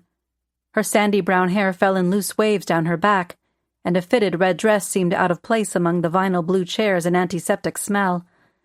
High heels clicked on the floor as she approached us, her eyes flashing with authority. It took me a moment to realize it was Sheriff Sinclair. I raised an eyebrow, again surprised by the transformation. Who knew Sheriff Sinclair had a dress like that hidden in her closet? Dr. Patel, I need to speak with you before you speak to any of these people, she commanded. Dr. Patel blinked, clearly taken aback by Sinclair's sudden appearance. Very well, Sheriff. I started to join them as though I were part of the conversation, but Sinclair slung a withering look my way. Don't even think about it, Hayes.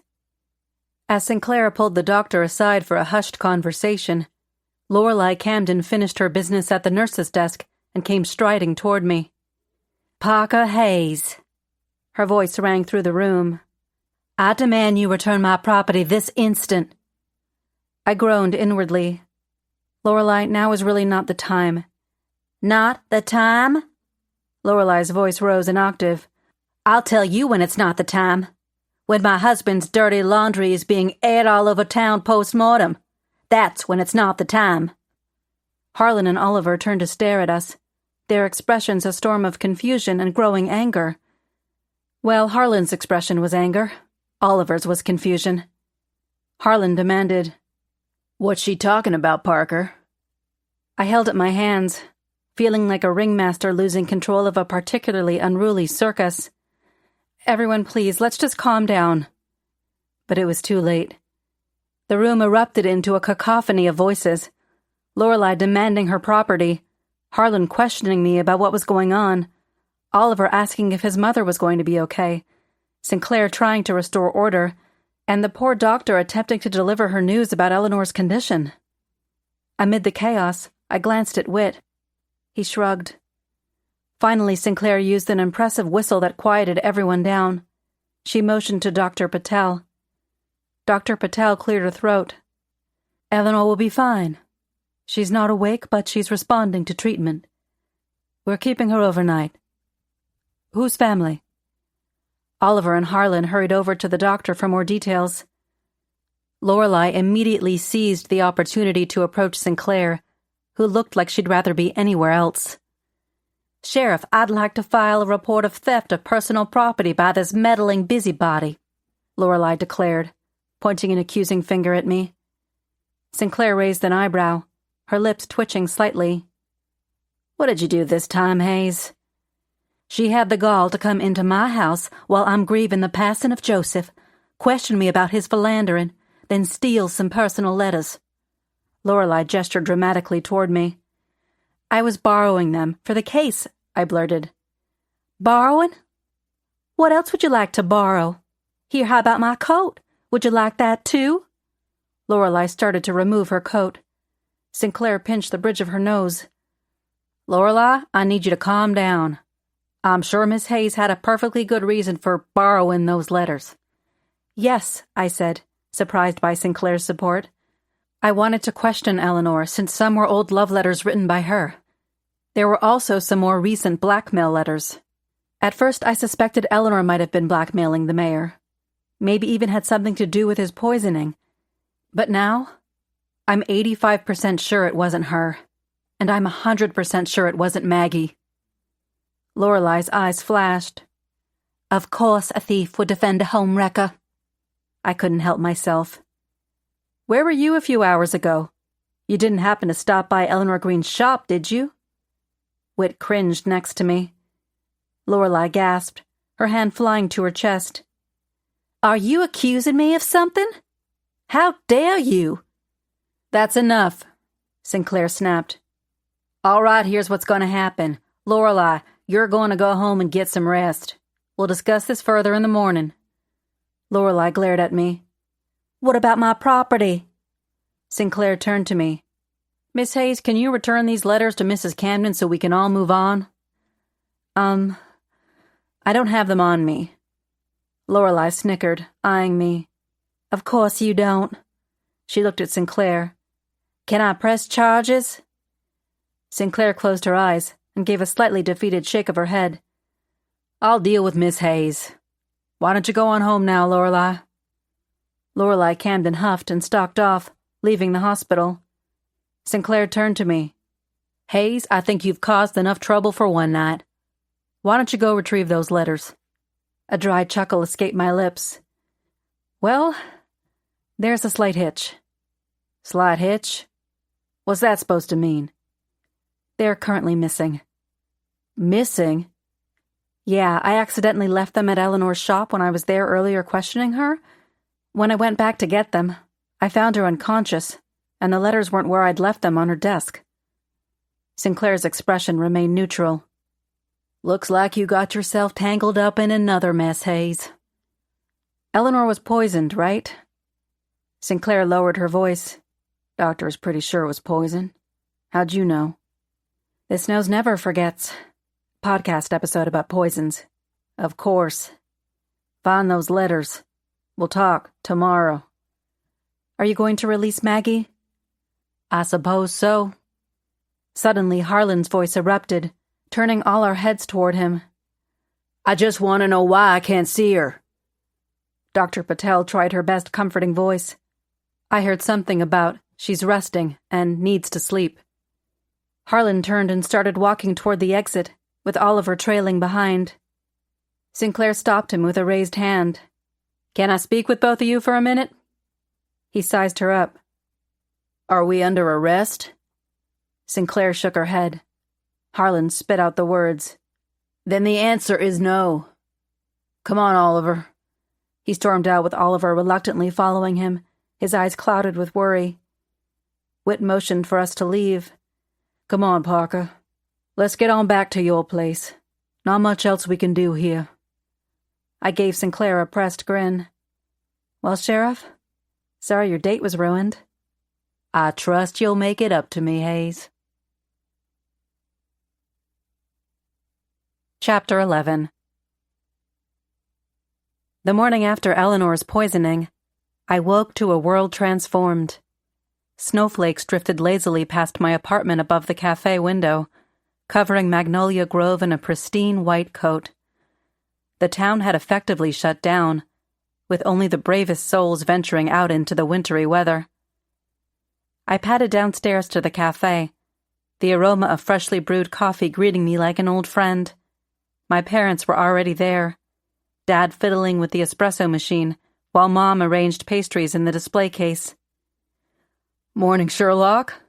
I put those trays of chocolate chip cookies in the oven, and some of Hazel's, too. Dad called out, grinning over his shoulder. Are you ready to solve the great case of the missing customers? I tied on my apron. I think the snow might have something to do with that, Dad. A trickle of die-hard caffeine addicts braved the weather, shuffling in with rosy cheeks and snow-dusted coats. I served up steaming mugs of my holiday blend, along with Hazel's gooey ginger molasses cookies and a few of my chocolate chip. Between customers, I found myself drawn to the window, watching kids sledding in the park up the street. Their laughter carried faintly through the glass, a reminder of simpler times. The bell above the door jingled, and I turned to see Major bounding in, sporting an adorable red and green Christmas sweater. Clyde followed, stamping snow from his boots. Morning, Parker, he called out cheerfully. Thought we'd stop by for some of that magical brew of yours. It's colder than a witch's. He caught sight of my mom and quickly changed course. Well, it's mighty cold out there. I laughed, already reaching for a mug. Coming right up, Clyde. And hello to you, Major. I knelt to scratch behind the pup's ears, earning myself an enthusiastic tail wag. The cafe door swung open again, bringing with it a gust of frigid air, and surprisingly, Sheriff Amelia Sinclair. She stomped the snow off her boots, her cheeks flushed from the cold. She wore her thick black sheriff's jacket with a fur-lined collar and adorned with a silver badge. A black woolen hat covered her head, with a few loose strands of hair escaping from beneath it. Her eyes scanned the cafe. Morning, Hayes. Morning, Clyde. Quite the winter mess out there. I straightened up, trying not to look too shocked at her unexpected visit. Sheriff Sinclair, what brings you to my humble cafe? Surely not just my irresistible personality. Don't flatter yourself, Hayes, but since I'm here, I wouldn't say no to a cup of coffee. I gestured to my parents, who were watching our interaction with poorly concealed curiosity. Sheriff, meet my parents, Beth and Daniel Hayes. Mom, Dad, this is Amelia Sinclair, the sheriff I've been telling you about. I began to prepare her coffee, the holiday blend, of course. Dad's eyes lit up in that way that always spelled trouble. Sheriff, eh? Well, I hope you're not here to arrest our daughter for stealing hearts with her coffee. Mom groaned. I wished the floor would open up and swallow me whole. Sinclair's lips twitched, almost forming a smile. No worries there, Mr. Hayes.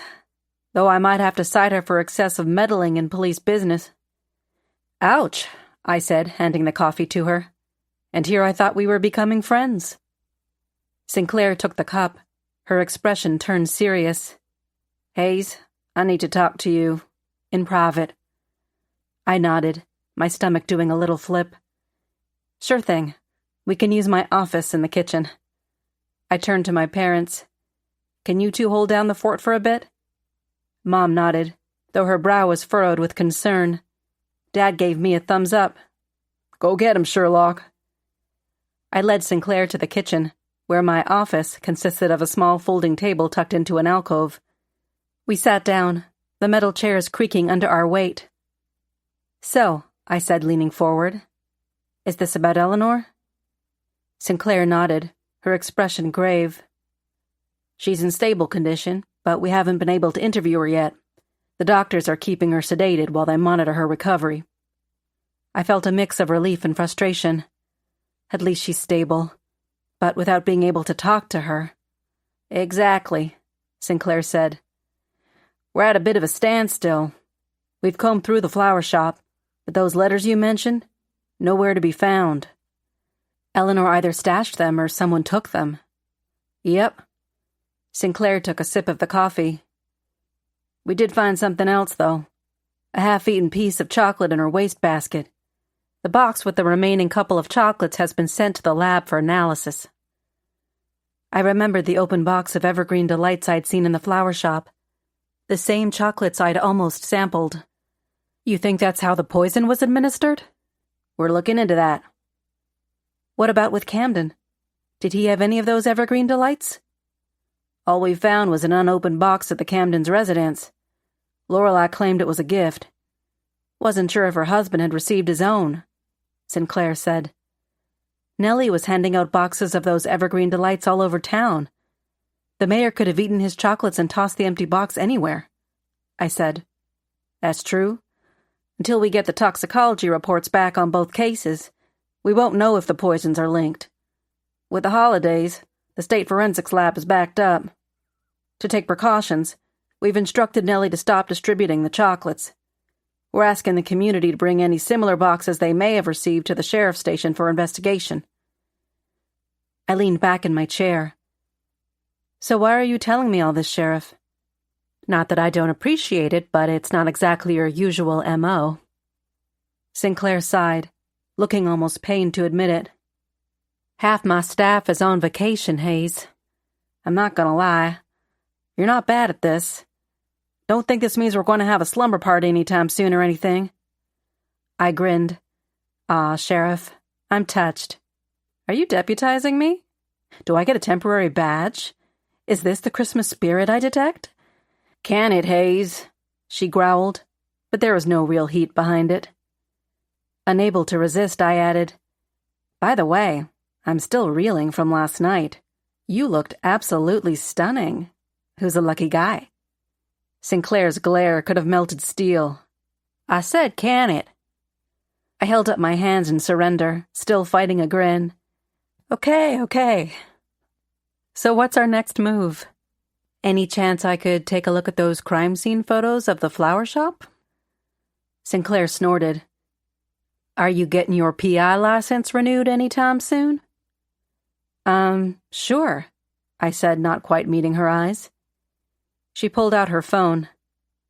I'm going to open my phone, leave it here, then go to the restroom. When I return... Got it, I said, catching on quickly. Sinclair stood up and walked out of the kitchen. The moment she was out of sight, I snatched up her phone and started snapping pictures of the crime scene photos as fast as I could. I only had a few minutes before she returned. Just as I heard the kitchen door open, I set the phone back down exactly where she'd left it. Sinclair returned, eyeing me before picking it up. Hayes, you should know that the Yuletide Jubilee is in 4 days, she said, her tone serious. That means we have 3 days to solve this, or word is they're going to pull the plug on the whole thing. I felt a pang of dismay. From what I'd gathered, the Yuletide Jubilee was a beloved tradition in Magnolia Grove. With the mayor's recent death dampening the mood, canceling the event would completely crush the town's spirit, not to mention the local businesses that depended on the holiday boost. We can't let that happen, I said firmly. I'll do whatever it takes to help solve the case, Sheriff. Sinclair nodded, a hint of approval in her stern eyes. Good, because I have a feeling I'm going to need all the help I can get on this one. After Sinclair left, I huddled in my office alcove, scrutinizing the crime scene photos I'd snagged from her phone. The flower shop looked just as I remembered it. Half-finished arrangements scattered about, the list of orders, and that open box of Evergreen Delights chocolates on the counter. A new detail caught my eye. The red ribbon next to the box of chocolates. It had been slipped off, its tie intact. What struck me was the way it was tied. A truly unique knot. I scribbled this detail into my notepad. In the pictures of her office, I noticed the half-bitten piece of chocolate in the wastebasket that the sheriff had mentioned. A discarded coffee cup from my shop peeked out from the trash can also. Ugh. I tucked my notepad into my back pocket. I shot Whit a quick text. Meet me at the Town Square Park in 15? Need you to join me on a trip to Town Hall. It was time to see Mayor Pro Tem Nellie Pritchett. As the one who'd been distributing the gift boxes of Evergreen Delights, she might have some insights to share. I didn't suspect her of tainting the chocolates, if that's even what had poisoned the mayor and Eleanor. But she might recall a detail that could prove to be a crucial clue. While waiting for Whit's reply, I poked my head out to the cafe. Mom, Dad, I need to step out for a bit. Think you can manage? Dad gave me a salute. Aye, aye, Captain. We'll keep this ship afloat. Mom looked less certain but nodded anyway. Be careful out there, sweetie. It's slippery. I bundled up in my warm coat and scarf, then headed out into the snowy morning. The Town Square Park was alive with activity. Kids sledding down small hills, engaged in energetic snowball fights and attempting to build lopsided snowmen. Whit was already there, looking dapper as ever in a camel-colored wool coat. His cheeks were pink from the cold, his breath visible in small puffs. What's the latest, Parker? He asked as I approached. I filled Whit in on my conversation with Sinclair as we trudged through the snow-covered sidewalks, trying to keep warm. His brow furrowed in concentration, and he nodded occasionally as I spoke. So, he said when I finished, your parents are manning the cafe while you play detective? How are they holding up? Oh, you know, Dad's in his element, cracking terrible puns at unsuspecting customers. Mom's trying to keep him in line while fretting about me. The usual. Whit grinned. Sounds like quite the team. Think they'll want to stick around after all this excitement? I sure hope so, I exhaled. Though I wouldn't blame them if they ran for the hills. Come to Magnolia Grove, I said. It's peaceful, I said. No crime at all, I said. I wouldn't worry about it, Parker. Yeah, I just want them close by. Why do people have to be so murdery around here, and especially during the holidays? We approached the town hall. The normally welcoming building was now surrounded by an air of tension. A few sheriff's deputies milled about, including Deputy Granger, a.k.a. Bulldog. He eyed us suspiciously as we climbed the steps. Hey there, Deputy, I called out cheerfully. Lovely day for a stroll, isn't it? Granger's perpetual scowl deepened. Hayes, what are you doing here? I put on my most innocent expression. Just here to see Pro Tem Mayor Pritchett. Official business, you know. To my surprise, Granger nodded grudgingly and waved us in. We walked through the doors. Whit whispered, Wow, looks like Sinclair gave you an all-access pass. It's a Christmas miracle, I said. Inside, the lobby bustled with activity. Staff members hurried back and forth, their faces drawn and tired. A makeshift memorial for Mayor Camden had been set up on a table in one corner, a picture of him surrounded by flowers and handwritten notes. A few reporters hovered near the entrance, held at bay by another deputy. We approached the reception desk, where a petite woman with black hair, serious bangs, and thick-rimmed glasses sat, looking frazzled. "Hi there," I said, flashing my friendliest smile. "I'm Parker Hayes, and this is Whit Hawthorne. We're here to see Pro Tem Mayor Pritchett." The receptionist, her nameplate read Meredith Fairfax, blinked owlishly at us. "Oh, yes. The sheriff mentioned. Please have a seat. It might be a wait. She's pretty busy today, but I'll let Miss Pritchett know you're here." As we settled into the comfy armchairs, I turned to Whit. "So how does this work? Is Nellie in her own office, or does she work out of the mayor's office?" Whit shrugged. "Good question. Meredith?" he called out. "Where exactly is Nellie working from?" Meredith looked up from her computer. "Oh, she's using the mayor's office for now. Continuity and all that." I nodded, then stood up. "Great, thanks. Where are the restrooms?" Meredith pointed down a hallway. "To the left, past the water fountain." I caught Whit giving me the look, a mixture of suspicion and resignation. I widened my eyes innocently. "What? Nature calls, Whit." As I walked away, I could feel Whit's piercing gaze on my back. I did stop at the restroom just in case anyone was watching. Then, making sure the coast was clear, I crept down the hallway toward the mayor's office.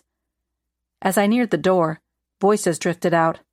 I slowed my pace, straining to hear. I caught the muffled sound of a man's voice, low and gruff. "She's still breathing." There were some more muffled words that I couldn't make out, but there was no mistaking Nellie's sing-song cadence. "It's fine. No need to worry yourself into a dither. Even if they find a link, it doesn't mean anything." The man again, his tone urgent. "We'll see about that. I gotta go." I quickly backpedaled, ducking around a corner just as the office door opened. Peering carefully around the edge, I saw a figure emerge. My stomach dropped when I recognized who it was. Harlan Green, Eleanor's ex-husband, and Oliver's father. Chapter 12. I didn't bother knocking. I pushed open the door to the mayor's office, now Nellie's office, with a satisfying whoosh. Nellie, perched behind the massive oak desk, nearly jumped out of her dark green pantsuit. I wondered if she already had a wardrobe full of pantsuits, or if she had purchased them on the fly to go with her new temporary position as mayor. I'll call you back," she stammered into the phone before hanging up. "Sorry to interrupt, Madam Pro Tem Mayor," I said, not feeling sorry at all, "but we need to talk." Nellie smoothed down her sleeves. "Parker, dear, what a surprise. What can I do for you?" I sauntered over to the desk, taking in the room. It still bore Mayor Camden's touch, all dark wood and leather, but Nellie had added her own flair, including a vase of bright flowers and a humorous framed poster of a cat dangling from a tree branch captioned, "I'm hanging on, Lord." "I just thought I'd pop in and see how our new mayor is doing. Keeping busy?" "Oh, very," Nellie said, shuffling some papers on her desk. "Never a dull moment in local government." "I bet." I gazed at the office door, still very disturbed by the interaction I had just overheard between her and someone who was quickly rising to the top of the suspect list. "You know, it's funny. I could have sworn I saw Harlan Green leaving your office just now." Nellie's eyes broadened just a fraction. "Oh, that? He was just asking how he could help the community. You know, with all that's happened." "Really? Harlan Green, a pillar of the community? Hasn't he been gone for like 18 years? I wasn't buying whatever Nellie was trying to sell. "Well, yes, but he just returned and he's trying to—" Nellie sighed, her shoulders sagging slightly. "Oh, okay, Parker, I can't lie to you. I'll confess.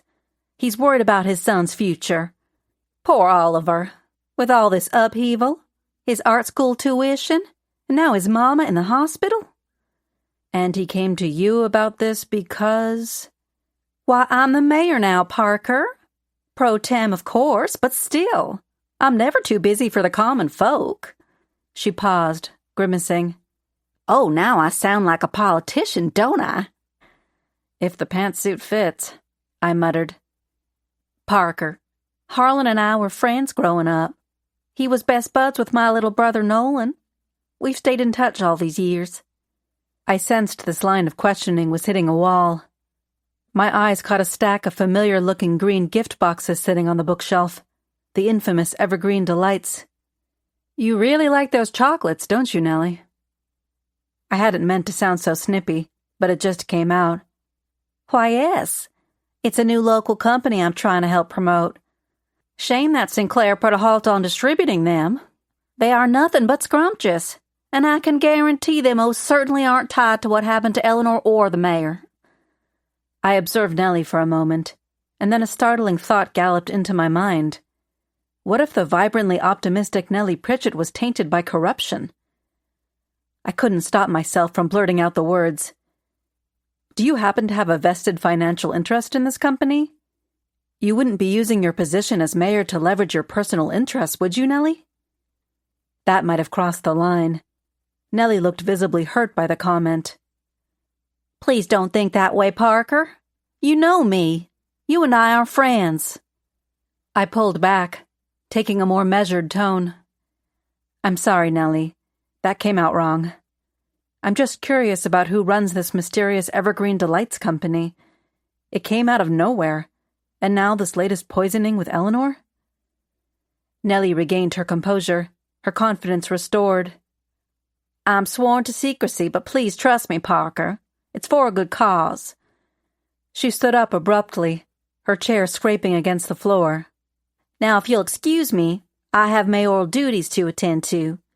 The council has threatened to cancel the Yuletide Jubilee if you and Sinclair can't solve this case. And you won't solve it by focusing on me, Parker. Remember, we're on the same side here." "Nellie, thanks for your time. I'm sure we'll talk again soon," she declared with an air of authority. "I am certain we will, Parker Hayes.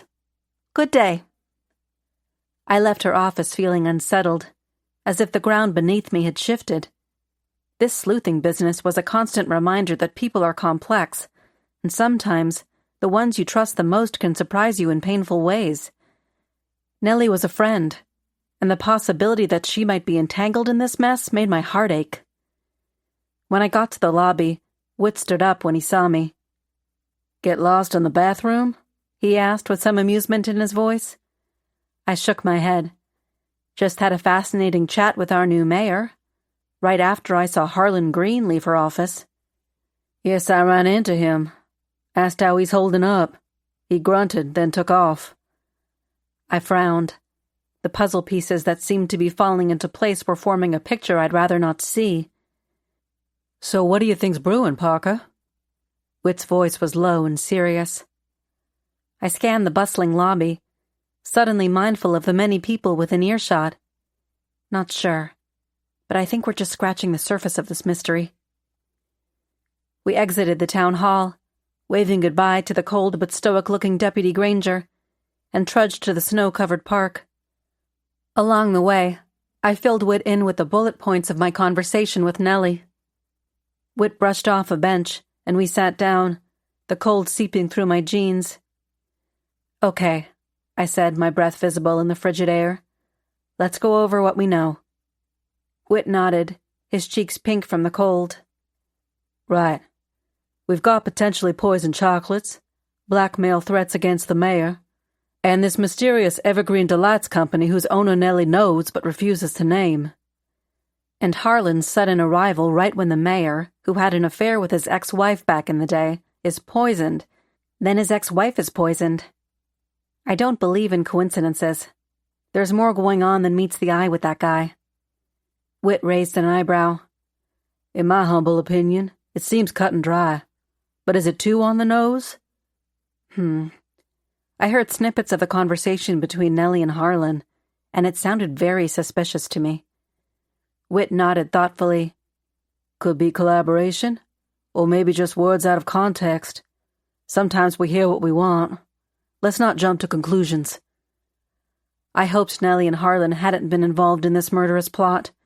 For Nellie's sake, for my sake, for the town's sake. Speaking of conclusions, I said, "What's your take on Lorelei Camden?" She's Lorelei. She's not acting out of character with the Lorelei Camden I've known. I'm not picking up anything menacing from her. Yeah, I trust you because you're way more familiar with her demeanor than I am. But did you notice that look in exchange between Harlan and Lorelei at the hospital? Whit's eyebrows rose. A look? Yes, a look. Like a romantic look? I tilted my head. I don't think it was romantic. More like a funny meeting you here look. Show me, Whit said. I tried to give him the look, but as I stared at him, trying to imitate the mannerisms, I realized I looked ridiculous, and we both began to laugh. Our laughter echoed in the crisp winter air, a moment of lightness in the heaviness of our investigation. We fell silent, watching our breath form little clouds. The snowy park, the kids playing, and the serene atmosphere began to ease my mind off murder and attempted murder. Could my life eventually be this peaceful on a regular basis? We huddled together, trying to warm each other up. Warmth spread through my entire body, and I began to tingle. I didn't want this moment to end. Whit looked at me, his expression softening. Parker, Thwack! A snowball hit Whit square in the back of the head, cutting off whatever he was about to say. We both whirled around to see a wide-eyed kid, maybe 10 years old, looking horrified. "Sorry, sir," the boy called out, already backing away. Whit laughed, brushing snow from his hair. "No worries. I'll consider it payback for my childhood shenanigans." The boy grinned, relief washing over his face, before running off to rejoin his friends. I brushed snow off Whit's shoulder. My hero, taking snowballs for the team. Whit turned back to me. "Well, My phone buzzed. Another interruption. I fished it out of my pocket, seeing a text from Maggie. "Free as a bird. Thank you so much, Parker. XOXO. "Looks like Maggie's out." I showed Whit the message. He nodded. Any trace of our earlier moment was gone. "We should probably go see her. Make sure she's okay." "Sounds good." I stood up and brushed snow from my jeans. Maybe she can help shed some light on this whole mess. We headed toward Maggie's boutique, and I wondered what Whit had been about to say. But with a killer on the loose and a town full of secrets, matters of the heart would have to wait. We found Maggie in her boutique, behind the counter, her eyes fixed on a little pamphlet she was reading. She hummed a wistful tune, a mix of joy and sorrow, as her fingers absently twirled a strand of her curly red hair. She seemed to be in another world. I lightly cleared my throat. "Hi, Maggie." She looked up, and the moment she saw us, she rushed over, enveloping me in a tight hug that smelled of lavender and freedom. "Parker, oh, Parker," she exclaimed, her voice muffled against my shoulder. She pulled back, tears glistening in her eyes, and turned to Whit. "And Whit, you two are my angels." Despite her apparent joy, redness colored her eyes, and there was a slight tremor in her hands. "We're just glad you're out," I said, watching as she moved back behind the counter. Off to the side, there was a small pile of items on top of it. A watch, a cardigan, a handkerchief, some argyle socks, and a jacket. "What's all this?" Whit gestured to the assortment. Maggie's smile faltered. "Oh, just some of Joseph's things I gathered up." She clutched the small pamphlet she'd been reading to her chest, and I recognized it as one of Pastor Jasper's religious tracts. "What breaks my heart," Maggie continued, her voice cracking, "is that our parting words were that nasty fight." "Maggie," I said gently, "I'm so sorry." She nodded, dabbing at her eyes with a tissue. "I got Jesus in the jailhouse," she said with a watery laugh, holding up the tract. "I'm turning over a new leaf." "That's great, Maggie," Whit said. "Yeah, Maggie, you'll get through this." I let the moment play out, then gestured toward Camden's stuff. "Maggie, I hate to ask, but do you have any idea who might have wanted the mayor dead?" Maggie shook her head. "It could have been anyone. He'd get threats." I thought back to the blackmail letters, the ones I'd borrowed that had gone missing. Maggie turned back to the pile on the counter. She lifted the jacket and checked the pockets. Her brow scrunched up as she pulled out a few items: a vape pen, a comb, and a folded piece of paper. Maggie unfolded it. Even from where I stood, I recognized the distinctive handwriting. It was one of the blackmail letters. "Can I see that?" I asked. She handed it to me. "Whit, look at this. Same blackmail letter as the ones that went missing." I tried to keep my voice casual. Whit pulled in close to me. "It most certainly looks like the same handwriting. But the language seems a bit harsher. This sounds more like a threat than a blackmail letter." "Yes, it does." I looked up at Maggie. "Do you mind if I borrow this?" Maggie had a look of confusion. "Shouldn't we give it to Amelia? If it's a threat?" "She's deputized me," I said, stretching the truth just a touch. Whit nudged me. "Okay, well, I'm helping with the investigation," I said. Maggie hesitated for a moment before nodding.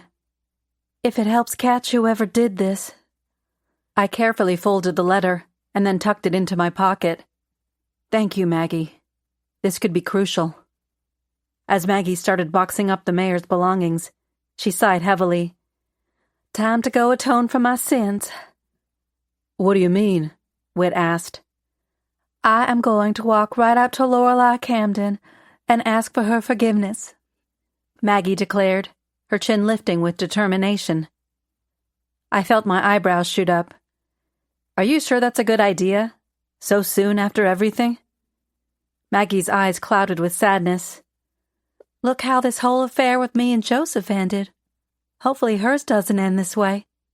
"Hers?" Whit and I asked in unison. "Why, yes." Maggie lowered her voice conspiratorially. "She had, and still has as far as I know, one secret gentleman friend. It drove Joseph crazy, but he could never find out who it was." I blinked, processing this new information. Just when I thought this case couldn't get any more complicated. "Well, let us know how it goes." I leaned across the counter for a warm, partial hug. "I will, Parker. Thanks again for being such a good friend, and for getting me out of that holding cell." We said our goodbyes and stepped back out into the snowy afternoon. I got the feeling that we just stumbled onto not one but two vital pieces of the puzzle. Now, if only I could figure out who had written the letters and the identity of Lorelei's mystery man. Could it be Harlan? The snow crunched under our feet as Whit and I made our way back to the cafe, both lost in thought. This case was like a tangled ball of Christmas lights, and unraveling it was turning out to be quite the task. Chapter 13. After visiting Maggie, Whit and I walked to the cafe to warm up and check in on my parents. Dad was in his element, regaling a customer with what I'm sure was a cringe-worthy pun, while Mom wiped down the counter, shaking her head with a smile. "Hey there, Sherlock," Dad called out as we entered. "Any leads on the case?" I gave them both a quick hug. "Actually, we might have something. We found a blackmail letter that could be important evidence." While I filled my parents in on our discoveries, Whit stepped away to make a call. He returned a moment later, tucking his phone into his pocket. "Good news," he told me. "Dr. Penny Griffith can see us right away." Mom looked up from cleaning off the milk steamer. "Who's that?" "She's a handwriting expert who used to work in forensics before retiring," Whit said. Dad's eyes lit up. "A handwriting expert with pen in her name? That sounds about right." I groaned. "Really, Dad?" Mom swatted his arm. "Ignore him." "Well, don't let us keep you. We've got things covered here." "We shouldn't be gone too long, Mrs. Hayes." Whit opened the door for me, ever the gentleman. Dr. Griffith lives just down yonder. As we stepped out into the cold, I turned to Whit. So tell me more about this Penny character. Oh, you're going to love her. She's quite the local personality. Moved here about 10 years ago and bought this nice little craftsman on Butterfield Street. We walked up Main a couple of blocks, then turned on to Butterfield, a charming street lined with century-old homes. At the end of the block stood a cute yellow craftsman-style home. Warm light spilled from the windows. This is it, Whit said, leading me up the shoveled path to the blue front door. Before we could knock, it swung open, revealing Dr. Penny Griffith in all her eccentric glory. "Well, if it isn't Magnolia Grove's very own Holmes and Watson," she said, her eyes shining behind her cat-eyed frames. She sported a vibrant green scarf that clashed spectacularly with her pink polka-dot sweater. Come in, come in." We stepped into the cozy interior. Every surface was covered with books, papers, and an assortment of magnifying glasses. The whole place smelled of old paper and peppermint tea. "Can I offer you some coffee or tea? Some cookies, perhaps?" Penny said. "I'm taking a break from caffeine and sugar for a few hours. Thanks, though," I said. Penny winked playfully. "Silly me. You own a cafe. You must be drinking coffee and eating sweets all day long. How about you, Whit? Can I offer you anything?" "No, thank you," Whit said. "Okay. You let me know if you get a hankering. Now," Penny said, leading us into a room that looked like a cross between a library and a mad scientist lab. "Whit tells me you've got a letter that needs examining." I pulled out the folded paper from my pocket. "We're hoping you can tell us something about who might have written it." Penny's eyes lit up as she saw the letter. "Oh, this is going to be fun. It's been ages since I've had a good mystery to sink my teeth into." She slipped on a pair of white cotton gloves and took the letter. She carefully unfolded the paper. "Mind if I read it aloud?" she asked, glancing up at us. I nodded, and she began. "Mayor Camden, the deal is closed. Time to pay the piper. Your legacy will be a dumpster fire of dirty laundry. It's been nice knowing you." Penny set the letter down and studied it through her magnifying glass, and her brows scrunched in concentration. After a few minutes, she looked up at us over the rims of her cat-eye frames, her blue eyes dancing with excitement. "Well, this is certainly interesting," she said, tapping the paper. "This is not a blackmail letter. This is a direct threat." Whit nodded. "That's what I thought. The other ones were just about money." Penny noted Whit's statement, then continued. "Yes, there is anger. See how deeply some of the letters are pressed into the paper?" Whit and I leaned in for a closer look, and I asked, "What about the handwriting itself?" "Ah, yes," Penny nodded. "The writer is left-handed. You can tell by the slant and pressure of the strokes. It's a masculine all-caps style, which gives it a particularly menacing tone. But there's something else." She trailed off, examining the letter again. "What is it?" Whit asked. Penny looked up, her expression thoughtful. "The writer is possibly a business owner, and knows the mayor personally. The use of the deal is closed alludes to business, and it's been nice knowing you is telling. It's meant to be sarcastic, but it also suggests a familiarity. This isn't just some random threat. There's a personal connection here." I looked back down at the letter. "So we're looking for someone left-handed, with a masculine writing style, who possibly owns a business, and had a personal grudge against the mayor." "Yes, and there's more," Penny added. "The language is intriguing. We have an older expression like pay the piper, mixed with a more youthful one like dumpster fire. It's a curious blend of old and new." "What does that tell us about the writer's age?" Whit asked. Penny tapped her chin thoughtfully. "That's the tricky part. This could be someone in their 20s who's picked up some older expressions, perhaps from a parent or mentor.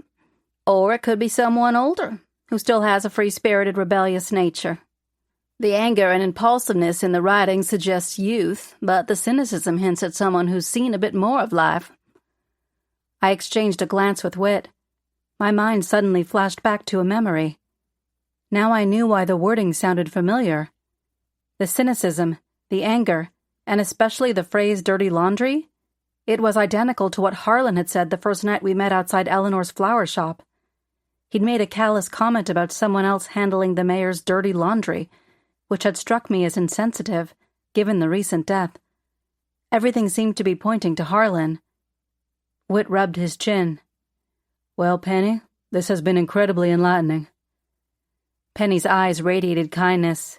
Oh, it's my pleasure, dears. It's not every day I get to dust off my old skills for such an exciting case.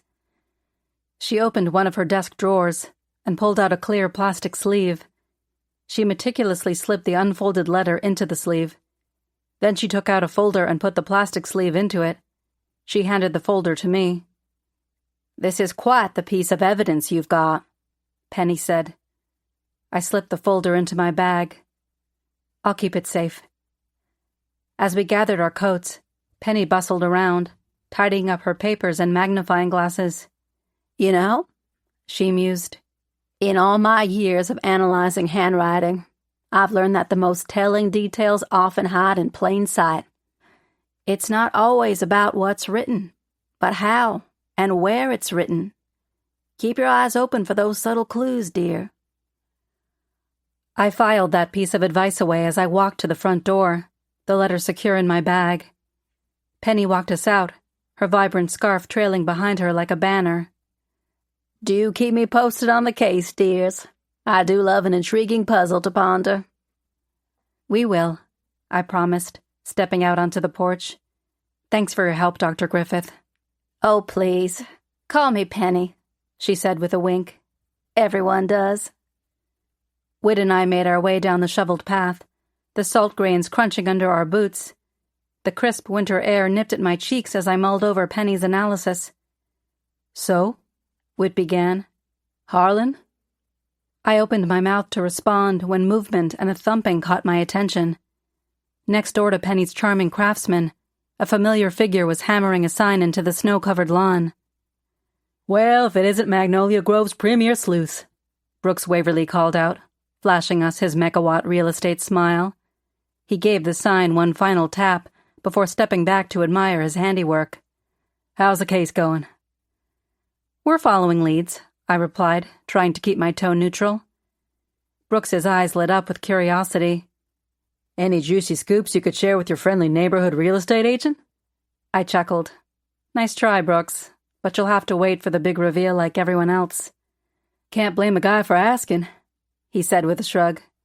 Speaking of waiting, I hope I won't be waiting too long for your parents to decide on the Queen Anne house. It's a real gem. Hopefully, I said, thinking about the beautiful house my parents had fallen in love with. Brooks's smile widened. I hope they go for it. Just to let you know, I've had a few other interested parties inquiring about it. I felt a twinge of anxiety. Oh? Well, I'm sure they'll make a decision soon. Great to hear. Brooks put his hammer into a little duffel bag. Well, I won't keep you. Good luck with the case. He tucked his bag into the trunk of his sleek Audi, waved once more at us, then slid into the driver's seat and drove off, the car's engine purring softly in the snow-muffled street. As we started walking, Whit's gloved hand found mine, the warmth seeping through despite the layers. So as we were saying, Harlan? Right now, my money's on him. This letter reeks of his style. Whit's forehead wrinkled. Do you think he's Lorelei's paramour? Maybe. I chewed my lower lip, thinking. But he supposedly just showed up in town from who knows where. That we know of, Whit pointed out. Maybe he's lived nearby for a while. They could have been meeting secretly. Lorelei isn't exactly a stay-at-home wife. With all the events, charities, and such that she does, she travels extensively. That's true. They could have had a regular rendezvous. My thoughts swirled like snowflakes. We need to do a more extensive background check on Harlan. Whit slowed his pace. But why would Harlan kill someone he was trying to get money out of? I don't know. Maybe because Camden refused to pay and Harlan got angry? He doesn't strike me as a back-down type of guy. But why poison Eleanor? That's a very good point, Whit. Let's rethink this. What if the blackmail was just a ruse? Maybe Harlan was playing a long game of revenge? Really, Parker? We're talking decades after the affair. That is a very long wait to spring a revenge scheme. It's not unheard of. I did a podcast episode called The Blackmailer's Bluff. It was about a guy who had been sending blackmail letters to his two business partners, making it appear as though a low-level thug was extorting them. However, this was a ruse to disguise the killer's true motive. Revenge for a past insult he'd overheard in the gym locker room from college days. Ultimately, both partners met their demise. If that don't beat all. We reached the park again, the bare trees standing stark against the gray sky. So this blackmail stuff about a big secret might be a smokescreen? Whit asked. I don't know, Whit. Like you said, what secrets could the mayor have had that everyone didn't already know? Whit kicked at a clump of snow. Who knows? The man had a fairly sordid history. Well, let's assume the killer is Harlan, that he did it for revenge, possibly even partnering with Lorelei. What I can't figure out is how Nellie fits into this. Parker, not Nellie.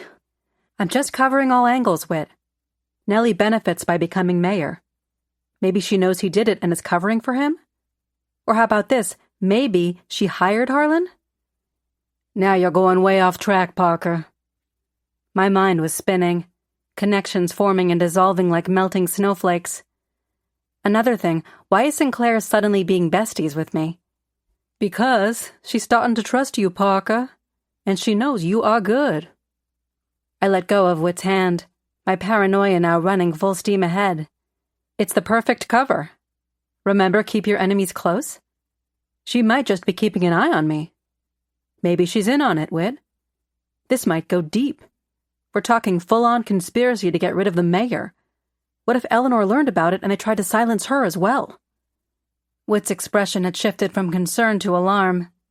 Parker, slow down. He pointed across the street to my cafe. Maybe we need to take a deep breath, grab a warm cup of something good, go hang out with your parents. Are you in on it too? I snapped, immediately regretting the words as they left my mouth. Whit's face fell, hurt flashing in his eyes. For a moment, he looked like he might walk away, and I couldn't blame him. I sounded nuts. Instead, he stepped forward and took me in for a tight hug. His embrace seemed to soothe some of my frenzied, spiraling thoughts. Parker, he murmured into my hair. You're brilliant, but sometimes that big brain of yours needs a rest. Let's go get some hot chocolate and clear our heads, okay? I nodded against his chest, suddenly exhausted. Okay, I whispered. I get extra marshmallows. Chapter 14. Whit and I pushed open the door to Catch You Latte, stomping snow from our boots. The warmth inside wrapped around us like a cozy blanket, carrying the aroma of freshly brewed coffee and ginger molasses cookies. Mom looked up from wiping down the counter. There you two are. How'd the handwriting thing go? I hung up my coat, shooting a sheepish glance at Whit. Oh, you know, pretty good. Until I went full-blown conspiracy theorist for a second. Nothing a cup of hot cocoa can't fix. Dad chuckled from behind the counter. That's okay, Sherlock. You think outside the box. Remember, the icing on the cake is just a cover-up. Good one, Mr. Hayes. Whit stepped forward, saving me from Dad's impending pun avalanche. We ran into Brooks Waverly, your real estate agent. He was asking about you both. Mom grabbed the sugar dispenser to add more. Oh? We're close to making a decision. I reached for my signature cocoa mix canister and spooned the perfect amount into 2 mugs. He mentioned there might be other interested buyers. Mom waved her hand dismissively. They all say that. It's probably just a sales tactic to light a fire under our feet. Speaking of sales tactics, Dad added, did I tell you about the realtor who was selling beach property? He said it was a sure thing. I shook my head, but before I could respond, a loud crash echoed from the kitchen, followed by the clatter of falling pans. "Good grief," I muttered. "Is there a wildcat on the loose back there?" Dad grinned. "Sort of. Why don't you go on back? I'll make the hot cocos." "Extra marshmallows for me," I said. I made my way to the kitchen. The scene that greeted me was pure chaos. Hazel Jenkins stood in the middle of it all, her red and green hair dusted with flour, surrounded by a battlefield of bowls, measuring cups, and baking sheets. "Hazel? What on earth are you doing here? I thought you were at your grandma's." Hazel looked up, a guilty grin spreading across her face. Her cheeks were smeared with something dark and gooey. "Change of plans. Grandma's house finally gave up the ghost. The ancient plumbing decided to stage a rebellion. It's a total disaster zone." "Oh no," I said, genuinely concerned. "Is your grandma okay?" "She's fine, but frustrated. But now she's considering moving here to Magnolia Grove, to that new active adult community place, Golden Grove." Hazel rummaged through her backpack, sending pencils and crumpled receipts flying, before finally brandishing the brochure with a flourish. "Ta-da!" she exclaimed, handing it over. As I flipped through the pages, I chuckled at the pictures. There was one of a group of silver-haired seniors doing stretches on the golf course, all wearing matching Golden Grove Gliders t-shirts. Another showed a smiling octogenarian woman holding a pickleball paddle. The caption read, "Dink, dash, and delight with our competitive pickleball league." "This place looks action-packed," I said to Hazel, setting the brochure down on the table in my makeshift office in the alcove. "Yes, Granny is a spitfire. She'd fit right in with all the excitement." I scanned the messy kitchen. "Hazel, what exactly are you making?" She wiped some of the gooey stuff off her cheek with her sleeve. "I had this brilliant idea for a new recipe using those Evergreen Delights chocolates." My eyes widened as I watched her pop a piece of the infamous chocolate into her mouth. "Hazel, you're aware those chocolates are under temporary recall due to possible poisoning incidents, right?"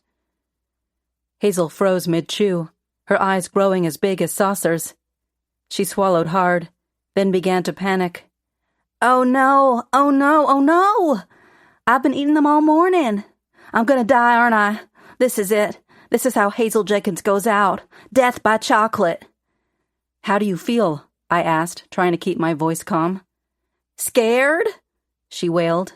"No, I mean physically, right now." Hazel paused, taking stock of herself.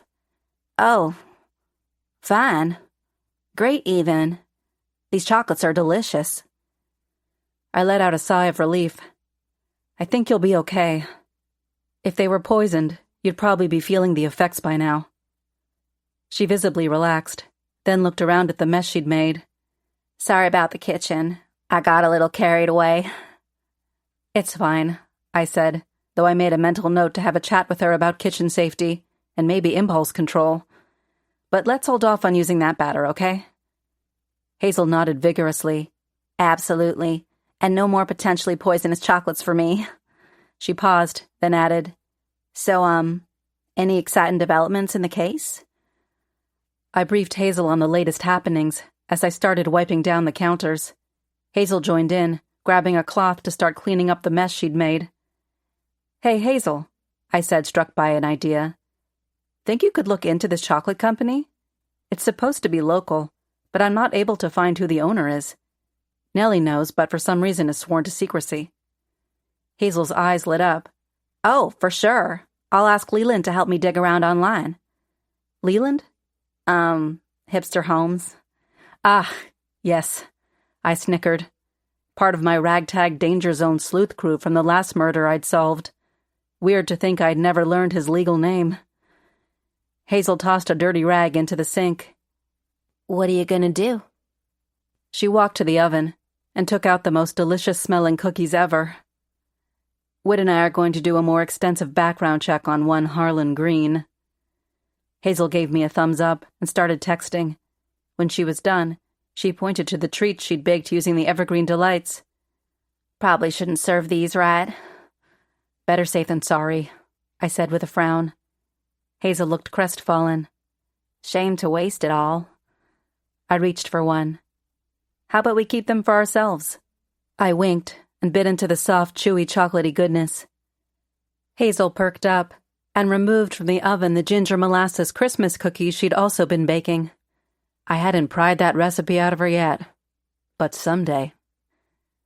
I made my way back to the front of the cafe, settling behind the counter with my laptop and the steaming cup of hot cocoa Dad had set before me. The marshmallows had melted to a perfectly smooth coating. I logged into Backtracker, my go-to background check site, and felt a thrill of anticipation as the page pulled up.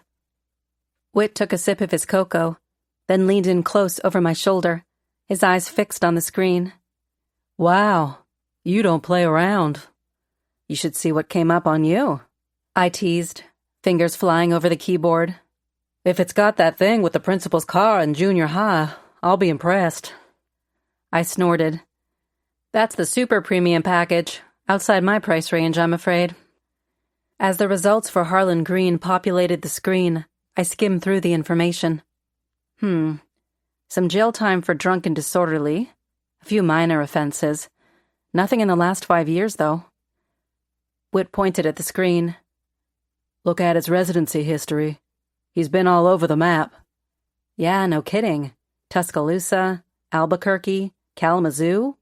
Oh, and he spent 6 months in a place called Monkey's Eyebrow, Kentucky. I kid you not. Monkey's Eyebrow? Whit chuckled. Sounds made up. I assure you it's real. But look at this. He settled in Pine Top Ridge 2 years ago. That's only about 15 miles from here. Whit peered more closely at the screen. And what do we have here?